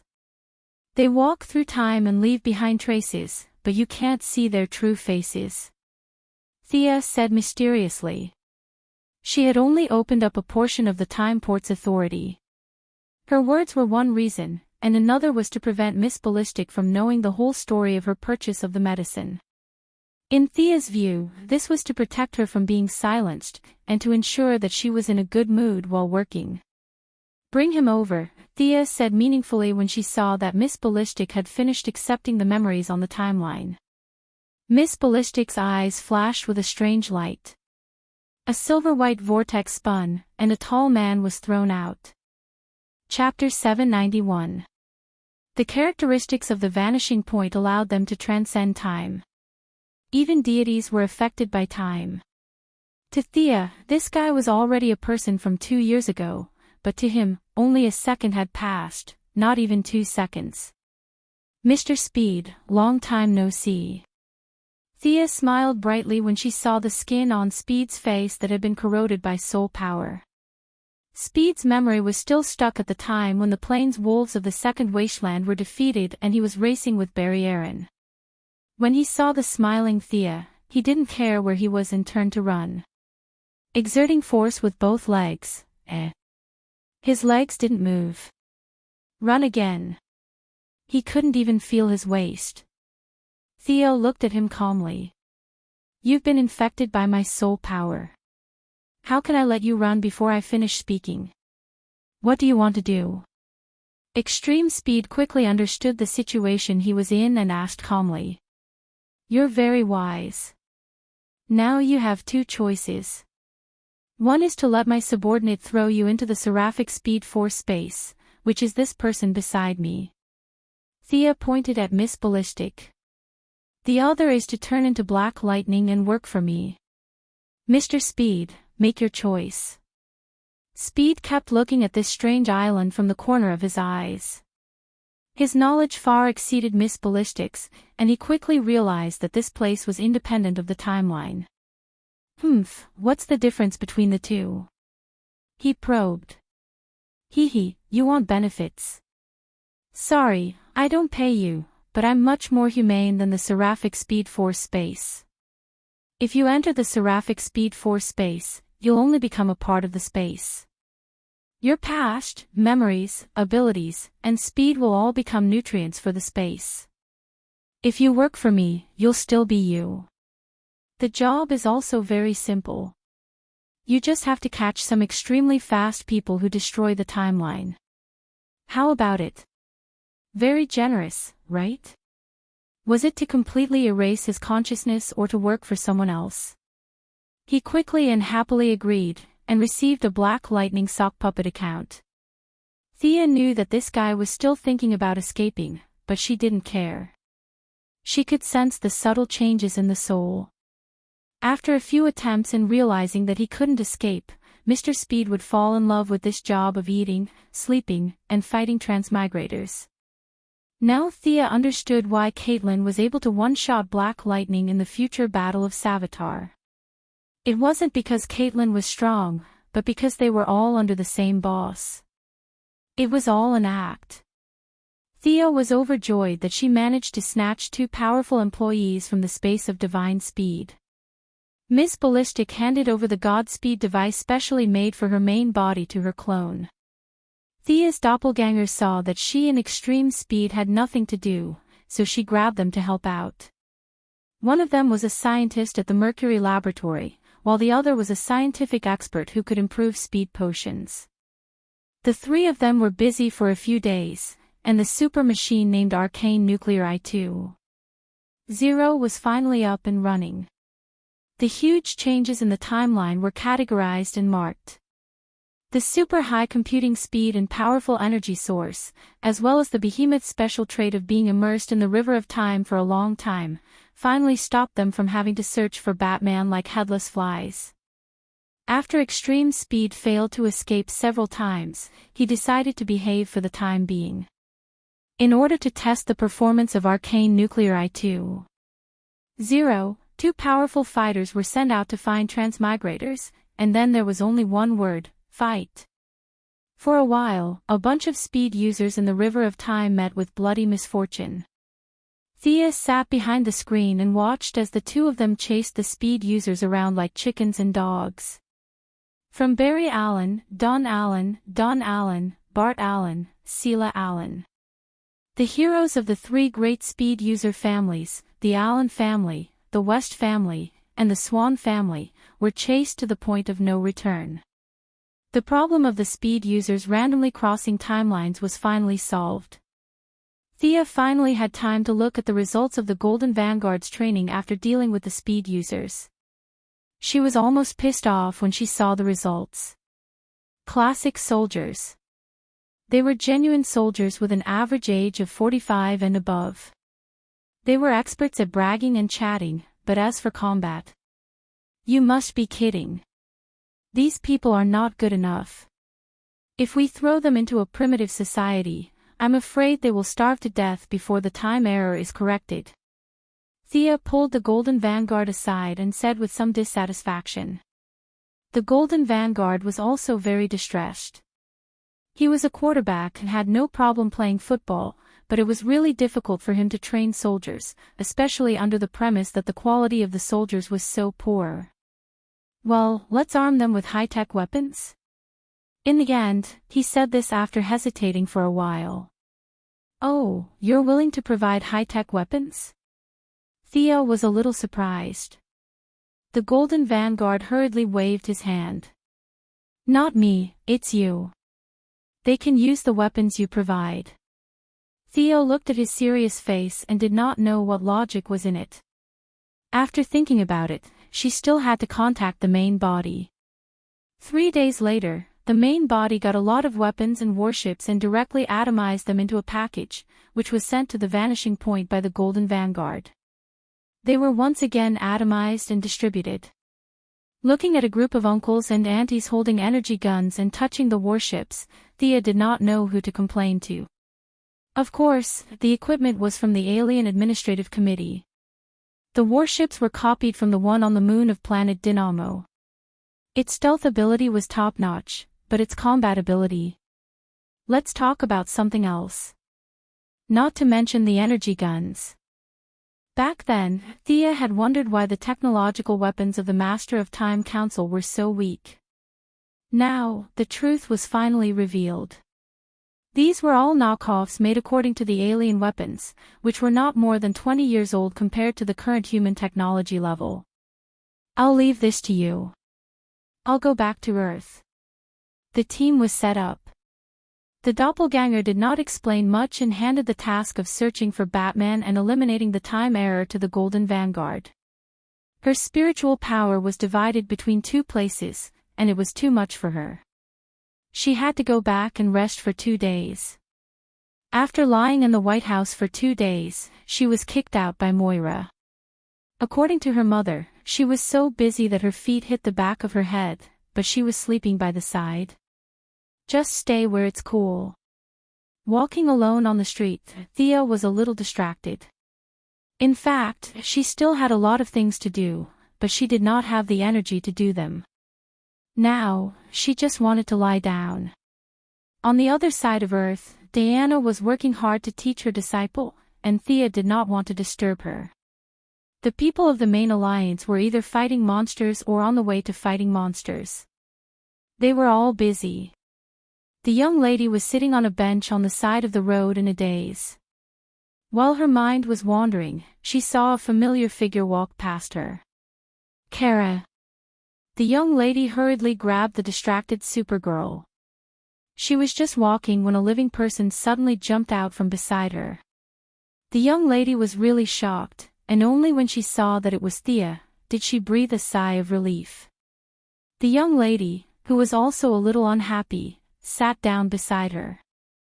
Chapter 792. Seeing that Kara had something to say, Thea did not want to sit on the side of the road for onlookers, so she interrupted her. Let's go for a drink. The two women went to the base of the Star City Female Alliance and found a bar under her name. Come on, try this. It's the strong liquor of the Tellurians. Even a Kryptonian like you can't stand it. Don't believe me? Try it. Thea put a glass of liquor in front of Kara and motioned her to drink it quickly. Then she quickly told a story. She was going to drink while listening to other people's bad luck. Earth's alcohol was indeed useless to Kryptonians. Kara had secretly drunk it a few times, but it tasted tasteless and she never drank it again. Now, seeing that Thea wanted to try it, she picked up a glass and poured it down her throat. The golden liquid went down her esophagus and into her stomach. The little girl felt a burning heat rushing from her stomach to her mouth. It's not bad. Kara was a little surprised. This kind of alcohol was very suitable for the Kryptonian stomach. Thea took out a small delicate bottle and poured a glass for her. Try this. It's the fine wine of Dionysus. This is the collection of the god of wine. Ordinary people can't drink it. Kara was a bad student. She knew Apollo because she had fought with him twice. She did not know who the god of wine was. Even though she had seen him in the Underworld War, she did not know who he was. But this time, the wine was refreshing, and the aftertaste lingered. Even Kara, who did not know how to taste wine, thought it was good wine. As for what was good about it, she could not tell. Let's continue. There's more here. Thea had collected a lot of good wine in her dimensional ring. The bars here were her private properties. No one dared to stop her from bringing her own wine. After drinking all kinds of fine wines, the Kryptonian's body could not take it anymore. Thea did not drink as fast as Kara. Instead, she drank slowly. After a while, Kara's mood finally recovered.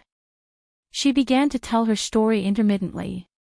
Of course I had to take care of the plane crash, right? After that, we were attacked twice.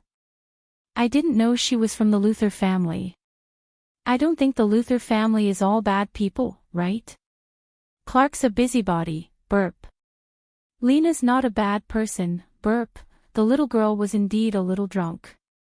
Many things she said were incoherent and messy. However, eldest Miss's ability to understand was amazing. She slowly pieced together the truth. She didn't know if it was because of the Black Hand in the business war or an accident, but one day, when Lena Luthor was on a plane, the engine stalled and she suddenly fell. Kara, who was passing by, stepped forward and caught the plane. Lena, who was sitting by the window, saw Kara's back as he flew away. Their strange fate began. After that, a bunch of aliens attacked Supergirl, and the battle involved Lena. It was yet another melodramatic experience. The two young ladies worked together to defeat a strong enemy. They went through thick and thin together, and after the battle, they left each other's contact information. In the end, Kara chatted with Lena a few times using her sock puppet account, Supergirl. Kara and Lena, who didn't have many friends of the same age, unexpectedly hit it off. This girl said that she had an evil brother, who was under heavy pressure every day. This girl said that she had a cousin who was like an uncle, who was restricting her freedom. The two mature and rebellious young ladies started chatting. Lena admired Kara's courage, and Kara envied Lena's wisdom. The two were already very good friends. It was at this time that Superman found out about this matter. Good Samaritan Clark, on the other hand, didn't slam the table and glare at Kara. Instead, he spoke the truth and laid out the truth. He earnestly talked nonsense with Kara for an entire day.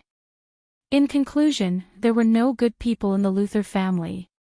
Little Supergirl naturally resisted strongly. In her heart, she was her cousin. How could she be educated by her cousin? Superman's temper was unusually good. What's more, Kara was his only remaining Kryptonian relative. He didn't say anything harsh, but he implied that his son was already 10 years old, and she was only a few years older than him.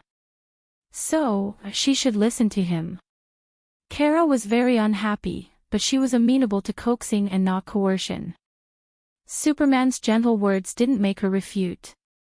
She could only run out in a huff and was picked up by Thea, who had nothing to do. Thea considered her words. I've seen Lena. Although she's Luthor's sister, she's not a bad person.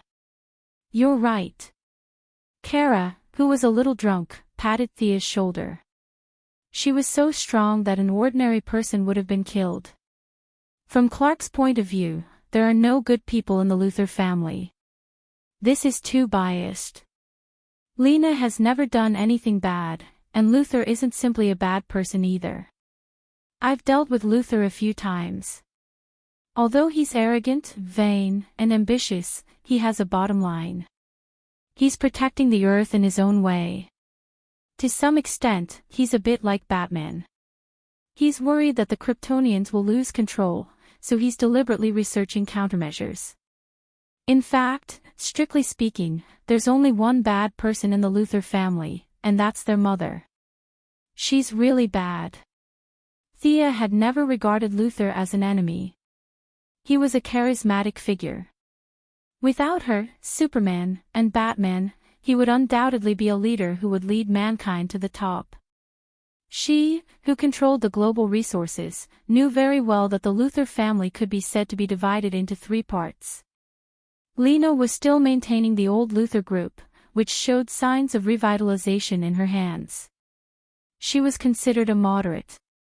After Luthor was released from prison, he quickly sorted out his previous contacts.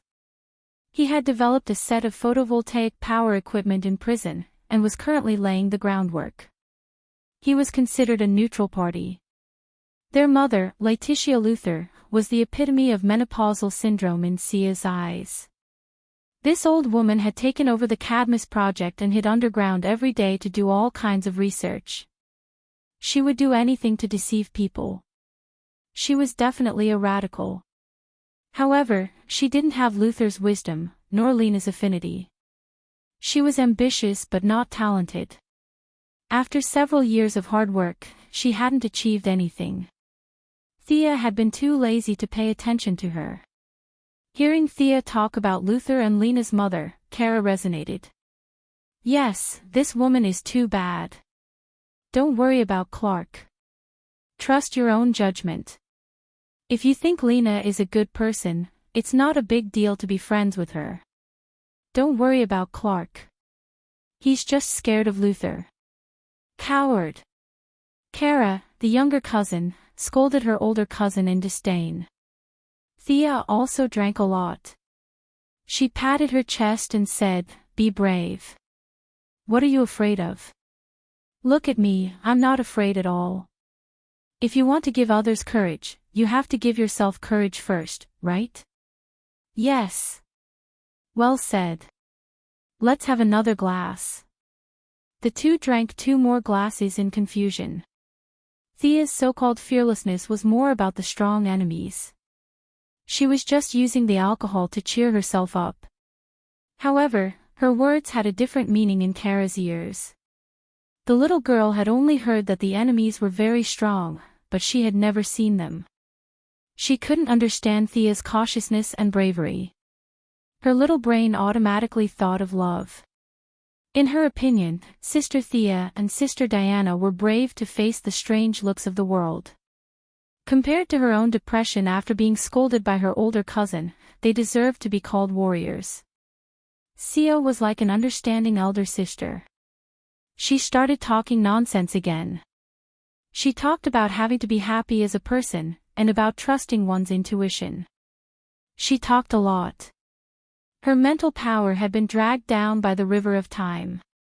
Although her avatar had returned, it was still in a bad state. When she felt that she had drunk enough and heard the story, she found a place to sleep. Kara drank 2 more glasses. Seeing that Thea had left, she also walked out dizzily. The Kryptonian's genes were really strong. She almost couldn't recognize the way, but after basking in the sun for a while, she became sober. Supergirl, who was still a little dizzy, changed into a blue bodysuit and a red cloak. She found the right direction and flew towards Nakanil City. She wanted to find Lena and clarify things. The Iyer family and the Luthor family were not mortal enemies. Even if the Luthor family and Superman were still enemies, it should not affect their friendship. They still wanted to continue being good friends and best friends. Chapter 793. After Lena took over the Luthor group, she wisely moved out of the metropolis in the face of countless criticisms from the citizens of the metropolis. Now, the group had rebuilt the L building in Nakanal City, which was the tallest building in the city. Many people saw her confidence in restoring her reputation. It could be said that the Luthor group had walked out of the haze and recovered some of its vitality. Kara and Thea drank lunch and flew dizzily. When they arrived at Nakanal City, the sunset had already been left behind. The little girl was very calm. She wanted to have a good talk with her good friend. She didn't jump in through the window. She felt that if they were friends, then they should know each other's true identities. There were heroes everywhere. It didn't matter if she had to hide it from ordinary people. Did she need to hide it from her friends? She was going to use her real name to meet Lena. Kara took off her cloak and tights and changed into a plaid shirt, jeans, and large-rimmed glasses. She looked around and saw that no one was paying attention to her. She quickly ran past the front desk, entered the elevator, and went straight to the top floor. She was familiar with the way to the door. Just as she was about to push the door open, she heard a faint quarrel inside. However, the soundproofing effect of the door was too good, so she couldn't hear it clearly. Kara took off her glasses and used her ability to listen to the noise inside. "I won't give you money to do those harmful things. It's a crime. You've turned the reputation I've worked so hard to restore into a joke. I don't want to see you again. Please leave." A young woman's voice sounded. It was loud and powerful, showing the owner's firm belief and unwavering determination. Kara could tell that it was Lena Luthor. "Shut up. The whole Luthor group is mine. You're just the adopted daughter of the Luthor family. If it weren't for Lex's protection, you wouldn't have the right to talk to me like that." An old woman scolded Lena. Lena sneered. "Adopted daughter. Madam Luthor is so kind. Would you adopt a poor child on the street? Do you think I don't know? Lex and I are half-siblings. Adopted daughter. You have the nerve to say that. My mother died without knowing the reason. Don't tell me you don't know anything." The old woman shouted angrily. "You're just a wolf. Go and subdue her. Get her to sign and transfer the funds to the project." Then, there seemed to be fierce resistance from inside. Unfortunately, Lena was just an ordinary person. She might have some self-defense skills, but in the face of the thugs brought by her stepmother, her resistance was extremely weak. However, the goddess of luck was on her side today. She was powerless to resist. There was a fierce woman outside the door, a slightly drunk fierce woman. Kara threw away her glasses and kicked the door open. She then knocked out the stepmother who was threatening Lena with a gun. She had always disliked this old woman, and now she looked like a bad person. But when dealing with another tall man, Kara was sent flying with a punch. "You are." At this time, Kara was not wearing tights or a cape, but she was a supergirl. Lena quickly confirmed the identity of this reinforcement. Kara gave her a reassuring look and assumed an attacking posture, concentrating on the enemy in front of him. Another Kryptonian. Ha! The tall man let go of Lena and looked at Kara gloomily. If Thea was here, she would definitely recognize this guy. This guy used to be Luther's subordinate, the Metal Man. He once fought to a draw with Red Whirlwind. After the Battle of Doomsday, he joined Luther's mother. With his ruthless style and metal body, he had been an important fighter in the Cadmus project. Kara did not know how powerful the enemy was. She only felt that she was very weak now. She thought it was the effect of being drunk. Until the enemy tore open his coat and revealed a large green piece of kryptonite on his chest, she knew what the problem was. Lena, run, I'll hold him back. Kara wanted her new friend to run. However, she looked so weak that no matter how he looked at it, he didn't feel at ease. Lena was quite a brave person. She did not abandon her friend and run away alone. Instead, she took out a pistol from under the table and pointed it at the Metal Man. Seeing that she did not run, the Metal Man laughed. He was not good at speed and could not catch two people at the same time. Now it was convenient. He pounced on Lena, ready to knock out the target of this mission. After that, he would deal with Supergirl, who was dizzy under the radiation of the kryptonite. Bang! Lena's marksmanship was very accurate. She shot the Metal Man in the forehead. But as Luther's weapon against Superman, how could he be hurt by a gun? The bullet hit the left side of his forehead with a crisp sound of metal hitting metal. It only left a hole in his skin before the bullet fell out. D*MN, bionic skin. Is this the Terminator? Lena's legs went weak when she saw the 2-meter-tall giant pouncing on her. At the critical moment, Kara flew up and kicked the Metal Man's waist. Kryptonite weakened her greatly, so her kick didn't even have 1/10 of her usual strength. Fortunately, Kara's close combat skills were much better than Kara's after being ravaged by Fiora and Alex several times. She used a clever move and borrowed the enemy's strength to kick him down. The Metal Man patted the dust and stood up indifferently. He had a metal skeleton and a kryptonite heart. These were his trump cards. He might be strong against ordinary people, but he could easily crush the Kryptonians. The Metal Man was like a bison, pressing down on the two girls. Lena was stronger than ordinary women, but there was a limit to her strength. The mission to defeat the enemy was still up to Supergirl. Miss Thea had to be mentioned. She had built a red radiation room in the Female Alliance's base. Kara had been dragged in by Thea several times and beaten up by her. Kara was not too disappointed by the sudden loss of her superpower. It could be said that the weakening of the kryptonite did not disintegrate her fighting spirit. Kara tilted her head to avoid the Metal Man's straight punch. She turned to the side and hit the enemy's elbow joint. Her strength was less than 1/10 of her full strength. But if an ordinary person was hit by this strength, it would be like being hit by a train. A small crack appeared on the Metal Man's joint. Kara was overjoyed. She could defeat this enemy. Joint techniques were widely used in modern combat. There were many female superheroes who were good at this skill.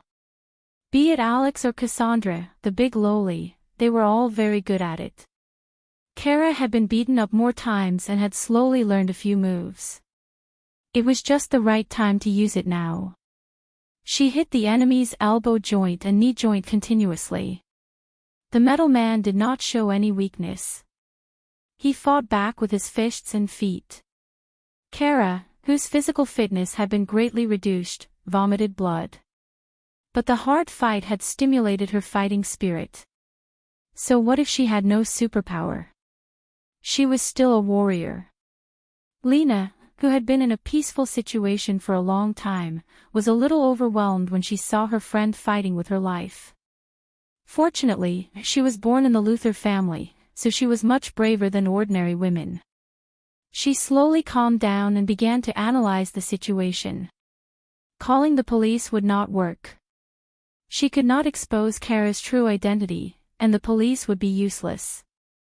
As for the security guards in her building, they were not in her consideration at all. Who else could she ask for help? The first person Lena thought of was Luther. This brother of hers was good to her, and the metal man was also his creation. Unfortunately, Luther was elusive, and Lena could not contact him at all. Moreover, she could not ask him. Luther and the Kryptonians could talk for 3 days and 3 nights. How could she ask him to help the Kryptonians defeat the metal man? It was unrealistic. Chapter 794. It seemed that she could only rely on herself. She could see that kryptonite was weakening Kara more and more. At first, he had been able to exert more than 10% of his strength, but now, he was less than 5%. Lena stared at the metal man's body thoughtfully. Metal skeleton, right? Let's see how much the electromagnetic field can affect you.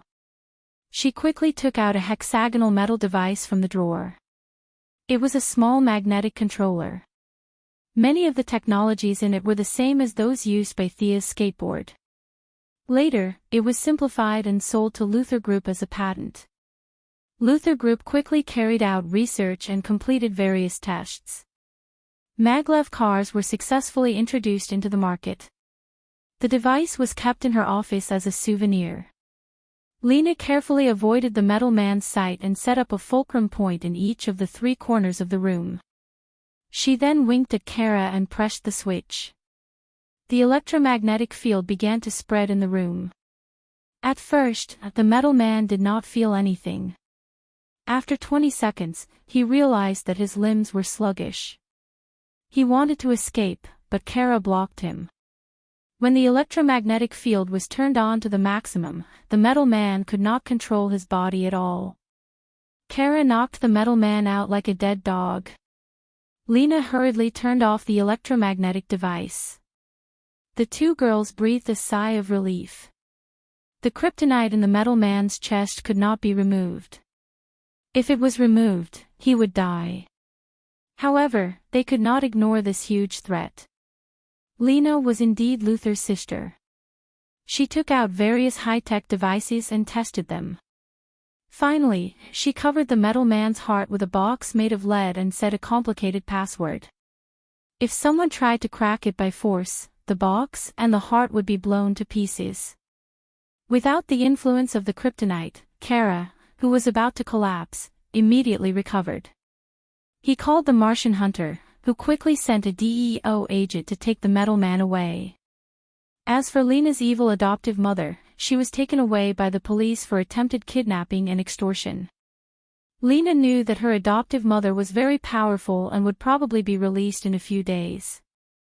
She just wanted to annoy this old woman. Kara and Lena planned to find a place to have a good chat, leaving the warlike office to be cleaned up by the staff tomorrow. Lena had the spirit of making the company her home. She had 2 bedrooms on the same floor as her office. Kara was badly beaten up. The radiation of the kryptonite had disappeared, and his body's self-healing ability began to take effect. Although his head and face were covered in blood, his body had already recovered by more than half. As his sister, Lena had seen many of Luther's experiments and knew a lot about the Kryptonians. She asked Kara to change her clothes. "I'm fine." "All right. I'll go wash up." Kara was just about to say that he was fine, but when he turned his head and saw his face in the mirror, which was covered in blood, he hurriedly took back his words. After a simple wash, Carla tied her hair into a bun. Her clothes were all torn, so she could only wear Lena's long dress. She was much taller than Lena. Her long dress was like a short skirt, and her thighs were exposed. "Wow, you're completely fine." Even though he knew that the Kryptonians had a freakish recovery ability, he was still so surprised that his mouth was wide open. Was he the one who had been beaten to the point of vomiting blood? "Ah, of course, I'm fine." Kara was so happy that he puffed out his chest like a proud peacock. Seeing that the atmosphere was good, Kara began to talk about his purpose of coming here. Hearing that this new friend valued her so much, Lena was very touched. In the business world where everyone was trying to cheat each other, sincere friendship was simply a luxury to her. She did not expect that she could also receive such a generous gift. Come on, we're acquaintances now. Let's celebrate. Lena had good taste. Even though it was just a temporary residence, she had a small bar with many world-famous wines on the wine rack. She was going to open a bottle of good wine to celebrate with her new friend. Kara thought of something and rummaged through his clothes. Finally, he took out a small bottle. Shaking it, it seemed that there was still a lot of wine in it. Kara was very happy. Come and drink this. Lena took the small bottle, which looked only the size of a fist. How much wine could it hold? She was a little bit amused, but she did not say it out loud to save her friend's face. Well, this bottle is very delicate. It looks like a work of art. I got it from Sister Sia's place. I heard someone brewed it. Kara tilted his head and scratched his cheek for a long time. She really could not remember the smelly and long name of Dionysus. She only remembered that the wine was very delicious. Thea said that she would give it to her to drink slowly. At that time, she was dizzy and directly put it in her pocket. She did not expect that the small bottle was still intact. Hearing that it was Thea's, Lena was a little bit moved. Luther and Batman were quite similar in some aspects. Luther had collected a lot of information about Milady. As his sister, Lena also knew a lot of legends about Milady. Soon, she discovered the magic of the small bottle. After filling 2 glasses and shaking the bottle, the wine was still in the bottle. Even the weight of the bottle did not change. Drink it, drink it. As a poor student, Kara did not care about the weight of the bottle or the scientific problems involved. She just wanted to let her new friend taste the wine. Lena also put down her doubts about the wine bottle. She didn't try to be mysterious. Instead, she took a look at the golden liquid and drank it slowly. Well, it's delicious. The mellow liquid slid across the tip of her tongue. This was a kind of wine that quietly warmed the blood. Lena was sure that she had never drunk such good wine. Come, let's celebrate today's victory. Kara also drank a glass. The two of them drank 1 glass after another. At this moment, the enmity between the Iyer family and the Luther family was thrown to the back of their minds. The dispute between Earthlings and aliens was no longer the main point. They were just 2 young girls under tremendous pressure. How dare he control me? Who does he think he is? I must teach him a lesson next time. Kara had drunk too much. The wine of Dionysus was famous for its lasting effect on Mount Olympus. If she fell asleep like Thea after drinking it, it would be fine. Unfortunately, Kara had a big fight with the metal men first. When her blood was boiling, she drank a second round. At this time, she was a little out of control and spoke incoherently. Fortunately, she remembered that she could not expose Superman's name, so she referred to him as him.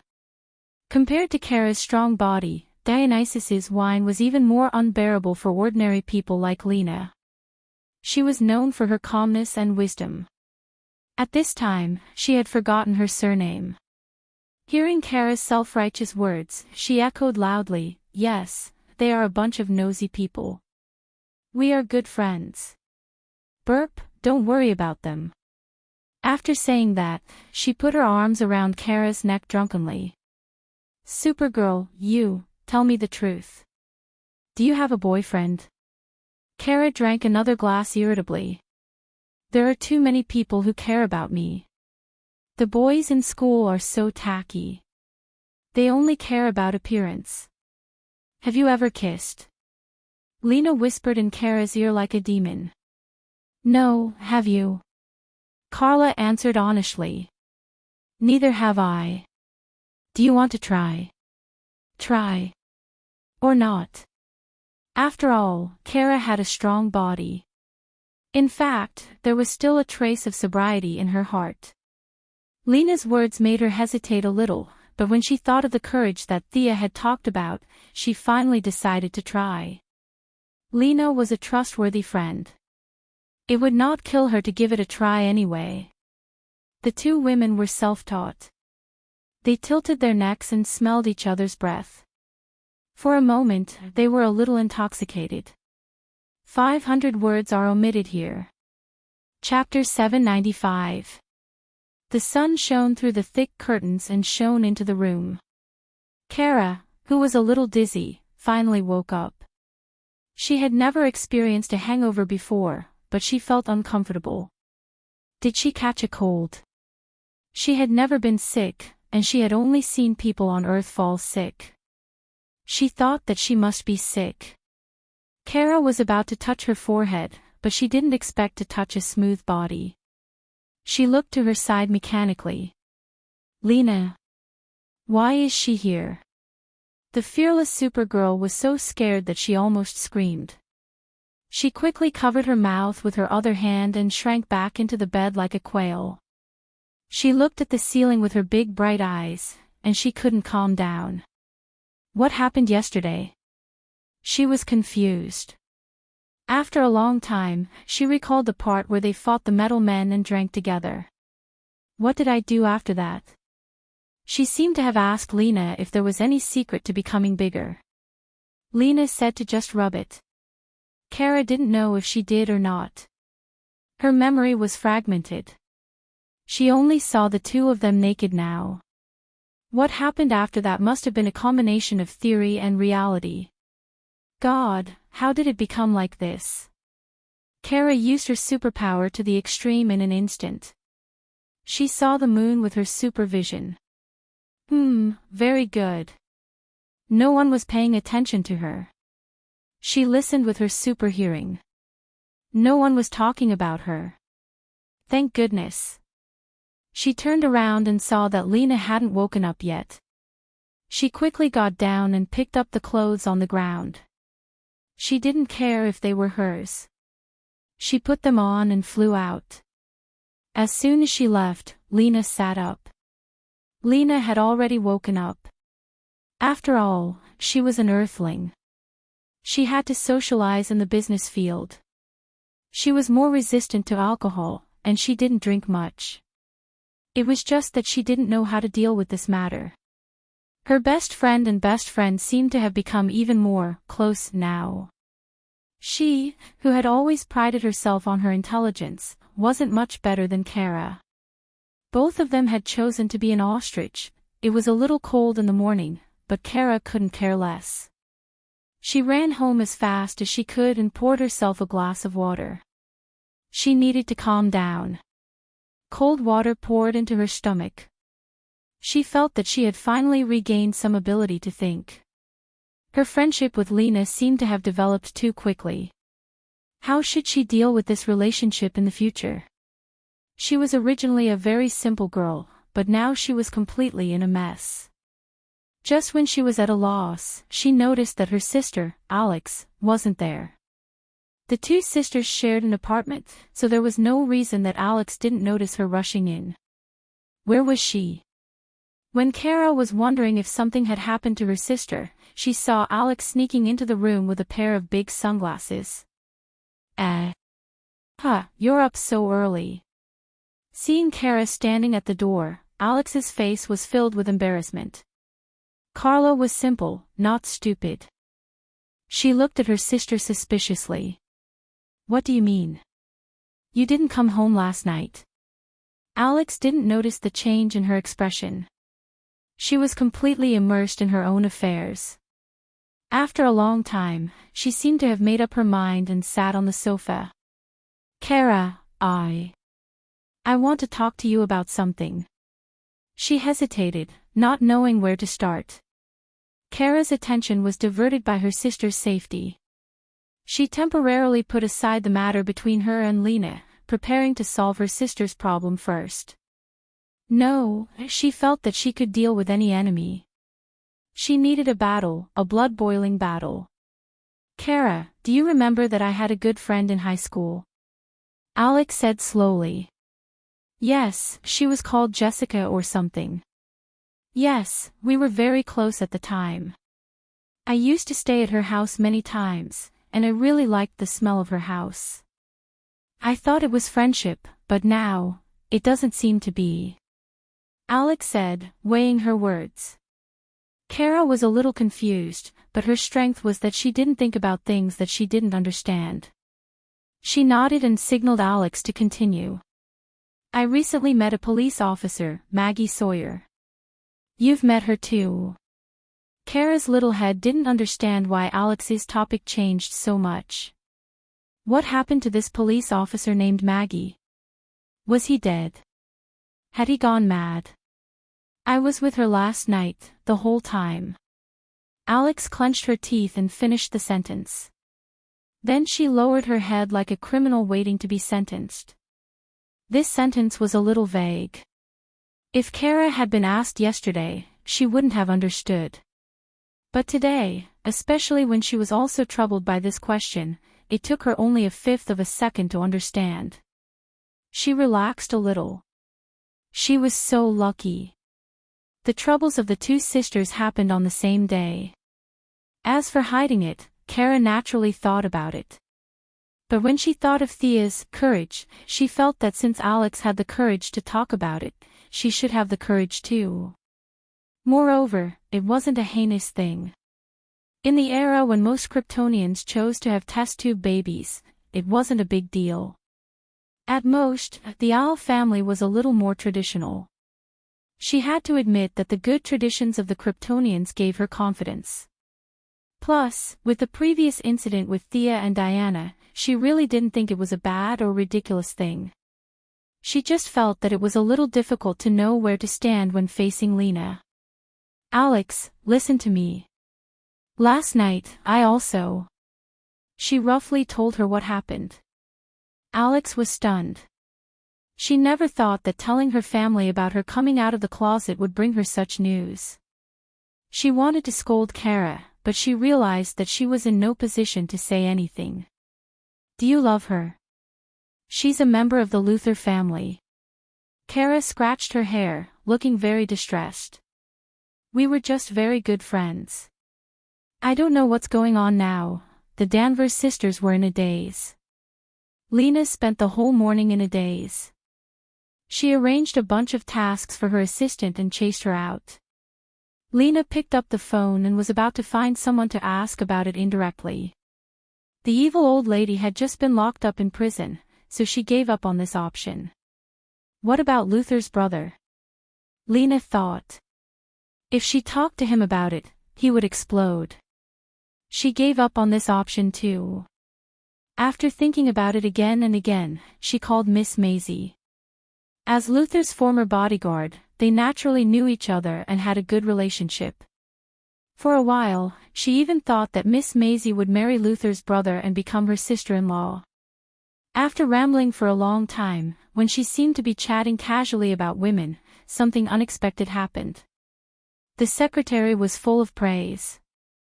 Generally speaking, it was very good, and indescribably happy. Lena hung up the phone, dumbfounded. She couldn't help but ask herself, was it really that happy?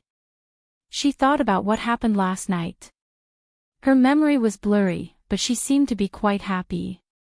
There was no burden or pressure at all. She turned on the computer and searched for Supergirl's majestic photo. She touched the screen gently. Her heart was filled with that living person. She was strong, optimistic, and cheerful. Kara had all the qualities she wanted but couldn't have. Lena twirled the pen in her left hand and fell into deep memories. From the first time they met, to the few times after that, it was as if there was a thread of fate that connected the two of them. She thought about what happened last night. She felt like she was flying on the clouds. That intoxicating and dreamy experience was still lingering in her mind. That didn't seem too bad. Chapter 796. Lena, who was staring blankly at the computer, heard a tapping sound on the window. She saw Supergirl looking at her with a serious expression. Lena quickly closed the computer. She didn't know if Supergirl had seen her touching the photo. She was nervous and hesitant. But she had been in the business world for many years, and she was much better at handling interpersonal relationships than Supergirl, who only knew how to argue. She opened the window with a strange expression and wanted to ask what was going on. Kara, who came to her window, had mustered up the courage of her life. It took her 30 minutes to fly to the window. Under normal circumstances, this amount of time was enough for her to fly to Mars.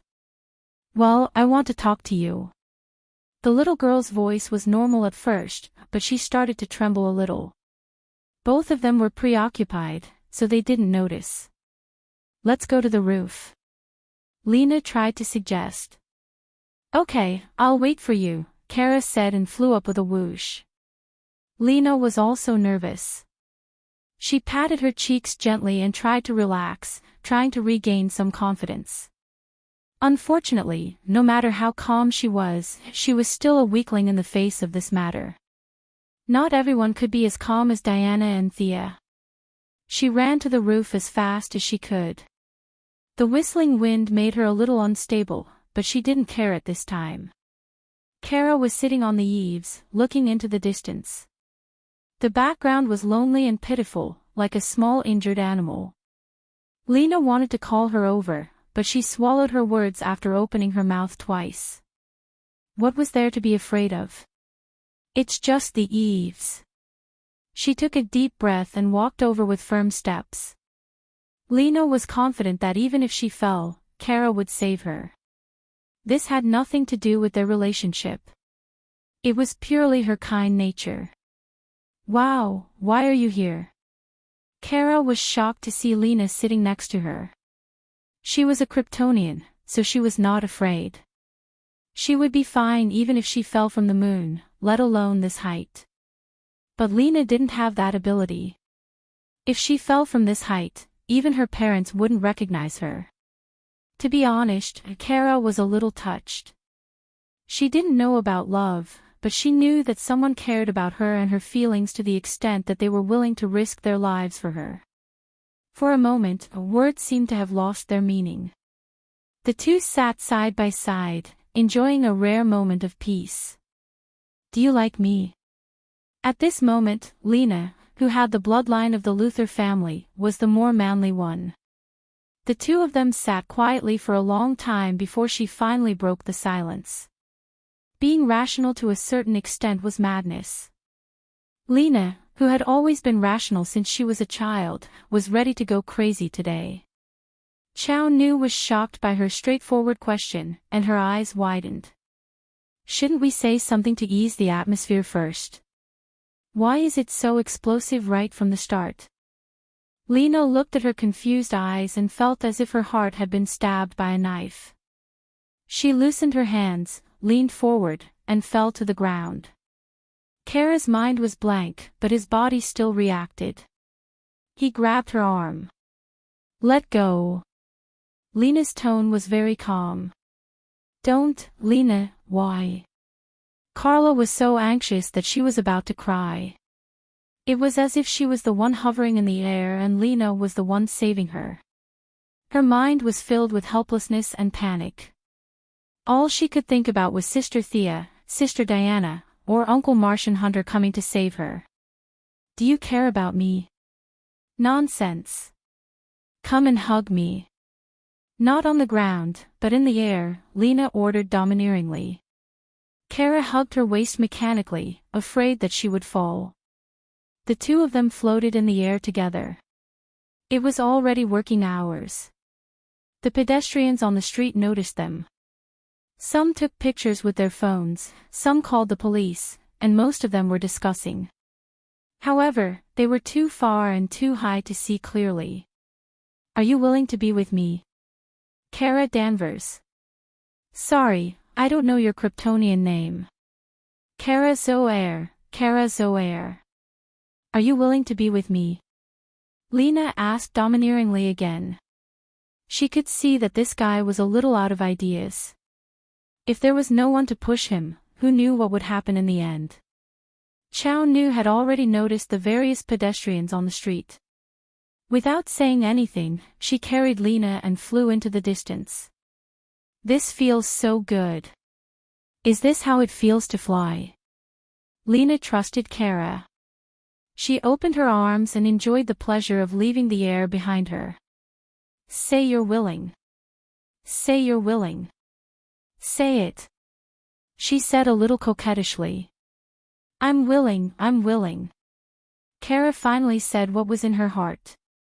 It was as if a huge rock had been lifted off her shoulders. Then fly faster. I want to play for the whole day.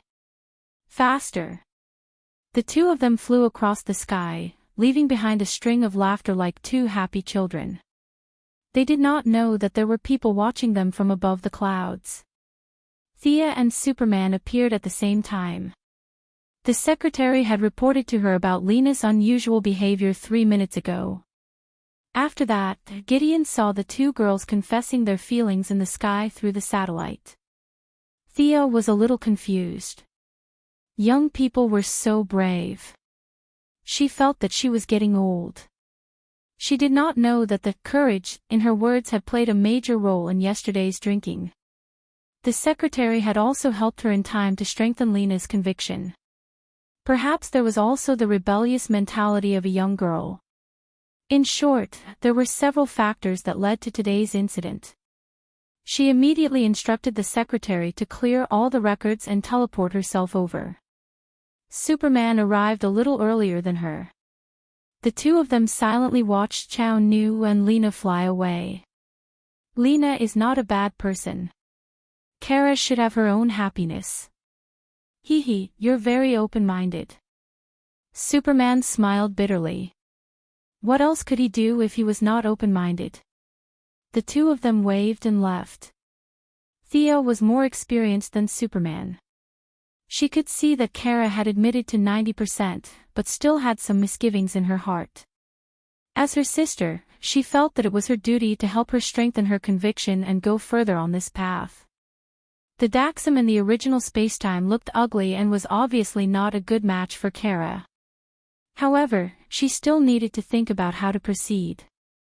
When she returned to the office, the secretary gave her another piece of news. Kara's sister, Alex, was with a woman named Maggie Sawyer last night. You have a good relationship with Lena. Do you think we can help? Thea asked the secretary. The secretary pondered for a moment. I think Lena is not ready. Maybe we need to push her a little. How about this?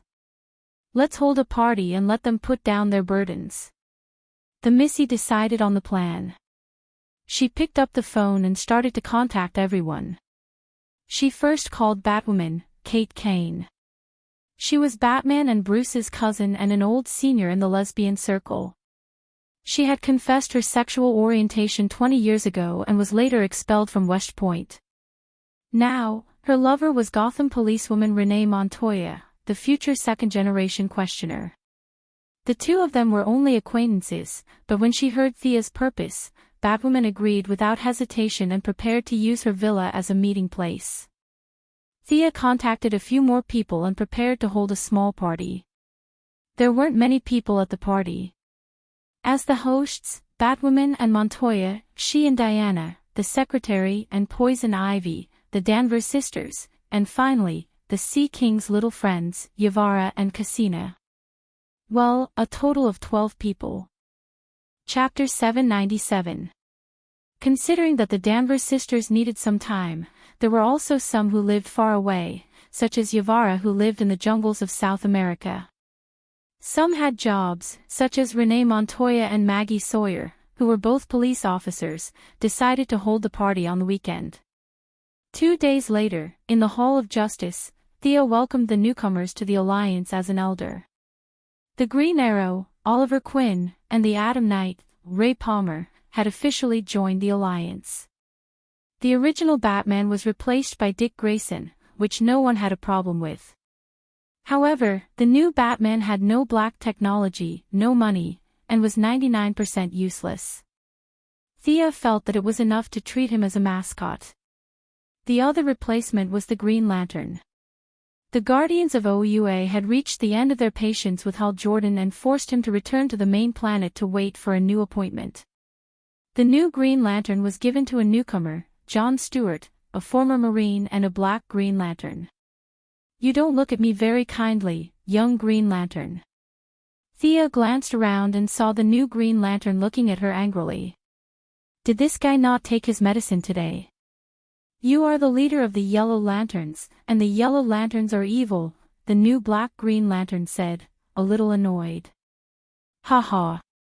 Thea smiled and stopped Diana and Oliver, indicating that she was fine. Her bell-like laughter echoed throughout the hall. "You must have been told by the Guardians of the Little Blue Men. They want you to replace Hal Jordan. Their political skills are still so stiff." Thea immediately put a big label on the black Green Lantern. Although Hal had a lot of bad habits, he got along well with the Alliance. Whether it was the Flash or the Green Arrow, they were all very good friends.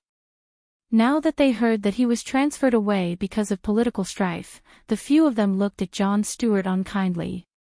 The black Green Lantern did not realize that Thea was using Hal Jordan's popularity to isolate him. He was still talking about how evil the Yellow Lanterns were.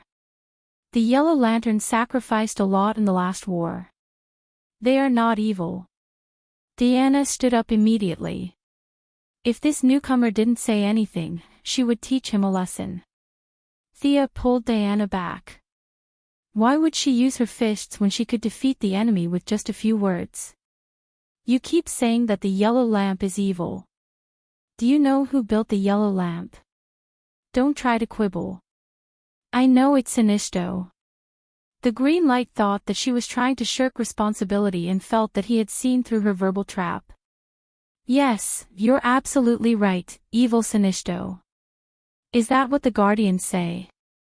The black Green Lantern nodded, as if mentioning Sinistro's name tarnished his honor. Thea found it a little funny. "I'm afraid the Guardians didn't tell you that the powerful lamp ring on your hand was worn by evil Sinistro when he was in the Green Lantern Corps, right?" "Ha!" John Stewart's expression instantly turned interesting. At first, it was disbelief, then suspicion, and finally horror. However, his dark expression didn't make it obvious. "Why didn't you throw away such an evil thing? Buried? Destroyed?" She continued.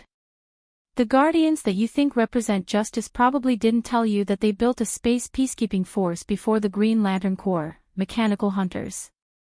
These mechanical hunters went out of control and slaughtered an entire sector of intelligent life. That's why they built the Green Lantern Corps. Mr. Stewart, do you know that the survivors of this sector built the Red Lantern Corps? Do you know that they want to take revenge on the Green Lanterns? Do you think these survivors are evil? 79 planets with nearly 150 billion intelligent life were slaughtered by the Guardians that you claim to be incomparably righteous. Mr. Stewart, as the honor guard of Planet O, as a law-abiding person, you must also think that these lives deserve to die, right?" Her words were extremely tricky. In fact, she knew that the massacre had nothing to do with the Guardians and that it was Kalana who was behind it. However, this Black Lantern didn't know, and the Guardians didn't know. That was enough. The information on both sides didn't match at all, so it was easy and enjoyable for her to criticize. Moreover, she pointed out John Stewart's identity as a member of the Honor Guard. Just by listening to his name, it was obvious that he was someone who obeyed orders. However, superheroes were a group of people who didn't obey orders. One could imagine that this Black Lantern's future in the Justice League wouldn't be too easy. After Thea finished blabbering, she didn't wait for him to answer. Her lips softly uttered a word, retard. She turned her head to the other side and whispered to Diana. The people from the Justice League looked at John Stewart a little strangely. This Black Lantern also sat down with lowered eyes. The atmosphere in the League was a little strange. The usually flamboyant Green Lantern was replaced, and Batman, who was always looking for trouble, was also replaced. The 9 of them had a simple exchange and announced the end of the meeting. "How's your female disciple?" Thea and Diana walked out of the Hall of Justice and strolled on the street. She asked casually. At the mention of her disciple, the Valkyrie showed a rare hint of worry. She thought about how to phrase it. "Overall, it's okay. However, she doesn't have any sense of urgency at all. She's always sloppy when she's training. You know, I worked very hard when I was young." After saying that, Diana waved her fist lightly. "Don't worry. Young people will get better slowly. Also, I remember that you didn't like to practice martial arts when you were young. You always played secretly when you could, right?" Thea smiled like a little fox. Diana glanced at her with her beautiful eyes. The meaning in her eyes was, "How do you know what I was like when I was young? When I was playing with mud, the 18 generations of your Quinn family weren't even born yet, right?" Thea waved her hand and showed a picture. In the picture, Diana was still a lowly. The goddess was very cute when she was young. With her small arms and legs, she was holding a toy that looked like an animal doll and eavesdropping on them. On the other side, Hippolyte and Antiope were complaining non-stop. The cute little Diana had picturesque eyebrows and a jade-like face. Although she was wearing plain clothes, her martial prowess could still be vaguely seen. Little Diana eavesdropped on her mother's conversation. Her bright eyes were filled with tears. She suppressed her reluctance and locked the toy in a box. She took out a small knife and a small sword and started practicing by herself. She said that she worked hard when she was young. Reality proved that it was obviously nonsense. Ah! Diana hurriedly dispelled her water curtain spell and looked around. Seeing that no one was paying attention to her, she exclaimed, "How did you see these pictures?" Haha, Thea was overjoyed. Her arcane core I2.0 had just come online. She had watched Diana's childhood through the river of time and saw many of the Valkyrie's dark history. As for the issue of using public resources for private purposes, she said that it didn't exist. Chapter 798. Diana lowered her head and thought about it. She was actually quite interested in seeing what it was like when she was young from today's perspective. She asked hesitantly and curiously. "Won't we mess up the timeline if we watch it casually?" Thea did not care at all. Although she was the self-proclaimed time manager, she felt that it was not a problem to do something within her scope of authority. "Is that so? Then can we go back and take a look?" "Sure, we might even find a time loophole." Thea said something that even she did not believe. They each created a clone and led Diana to the vanishing point and went back into the timeline. The scenery of Paradise Island was the same as before, or rather, it was the same as before. Thea chose the time 7 years after Diana was born. She did not dare to go any further as she was afraid that she would meet Zeus. The 2 goddesses were hiding in the forest, looking at the young Hippolyte, and Antiope were talking. Not far away, there was a small figure hiding, eavesdropping as well. She seemed to have seen her mother's expectations of her behind her back, and she was a little conflicted.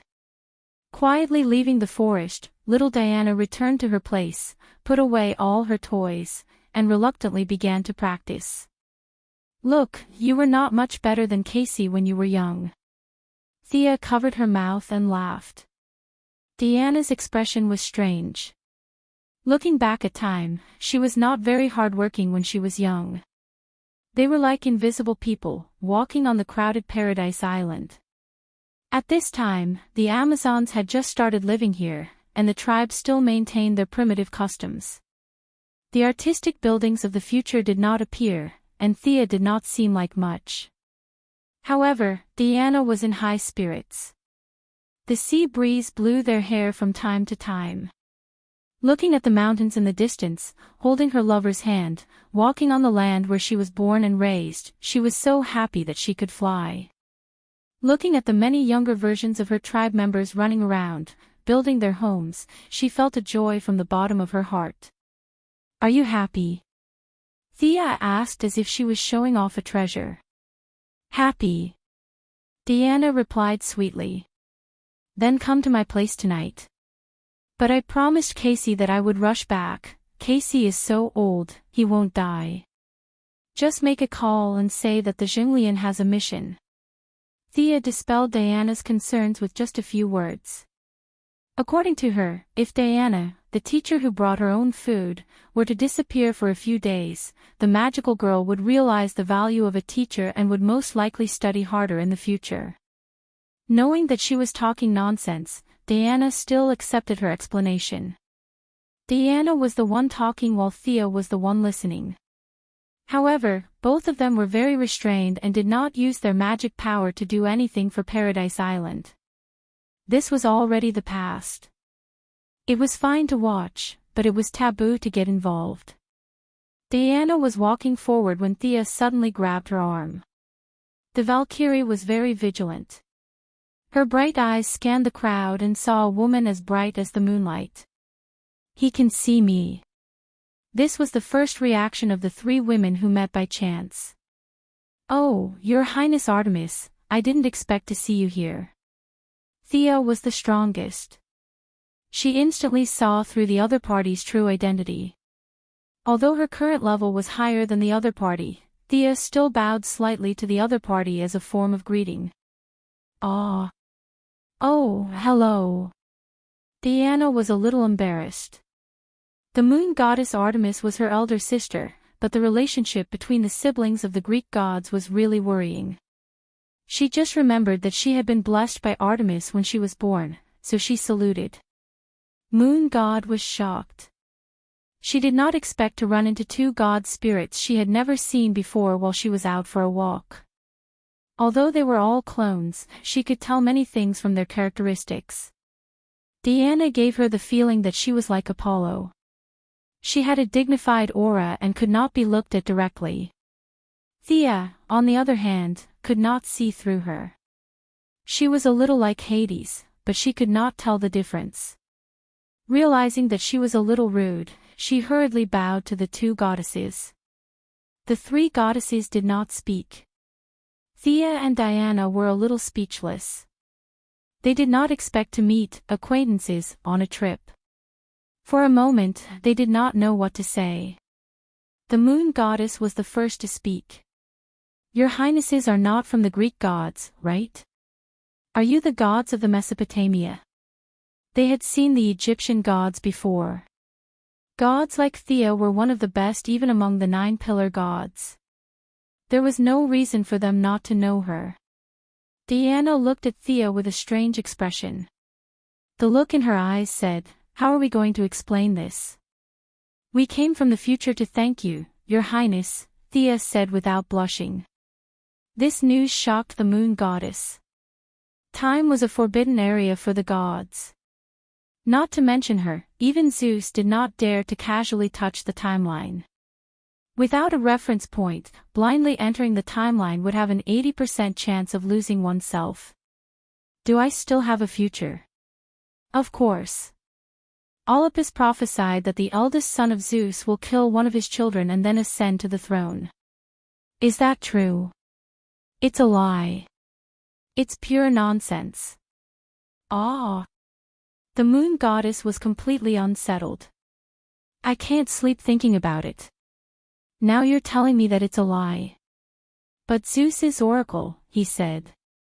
The moon goddess hesitated. She did not know if she should talk about the secrets of her gods with these two unfamiliar gods. Thea sneered. Zeus was too cunning. He played his children in circles, tricking them into giving up their human faith and hiding in the gods' kingdom to wait for death. Meanwhile, he was crazily grabbing every opportunity to reach the highest level. Did humans give up on the gods, or did the gods give up on humans? She did not dare to talk about this question lightly. This was a matter of the past to her. Humans had entered the age of technology. The age of the old gods and the gods of faith would come to an end sooner or later. Your Highness, the path of faith is ultimately limited. However, as long as the bright moon in the sky is still there, nothing will happen to you. Artemis's personality was very light, even a little aloof from worldly affairs. After being tricked by Thea, she completely extinguished the idea of participating in the battle of the gods. What happened next was logical. Sia had always felt that the moon goddess was unreasonably good to her back then. Now that the truth was out, she realized that it was all because of her own knowledge that she had given up on. There was no discerning eye, no familiarity at first sight. The inside story was actually a deal. It was a fair deal. She did not let the moon goddess suffer a loss. To prevent her from jumping into the pit, she also gave her some pointers from the perspective of a new god. It had to be said that the Greek gods spent a lot of effort on eating, drinking, and having fun. However, when it came to becoming stronger, they were all as slow as fools. Giving up the human faith and walking the path of the gods of nature, like Zeus, was the only choice for Artemis. You came from the future, so your knowledge must be 100 times better than mine. What is the world we live in? What is the position of our gods?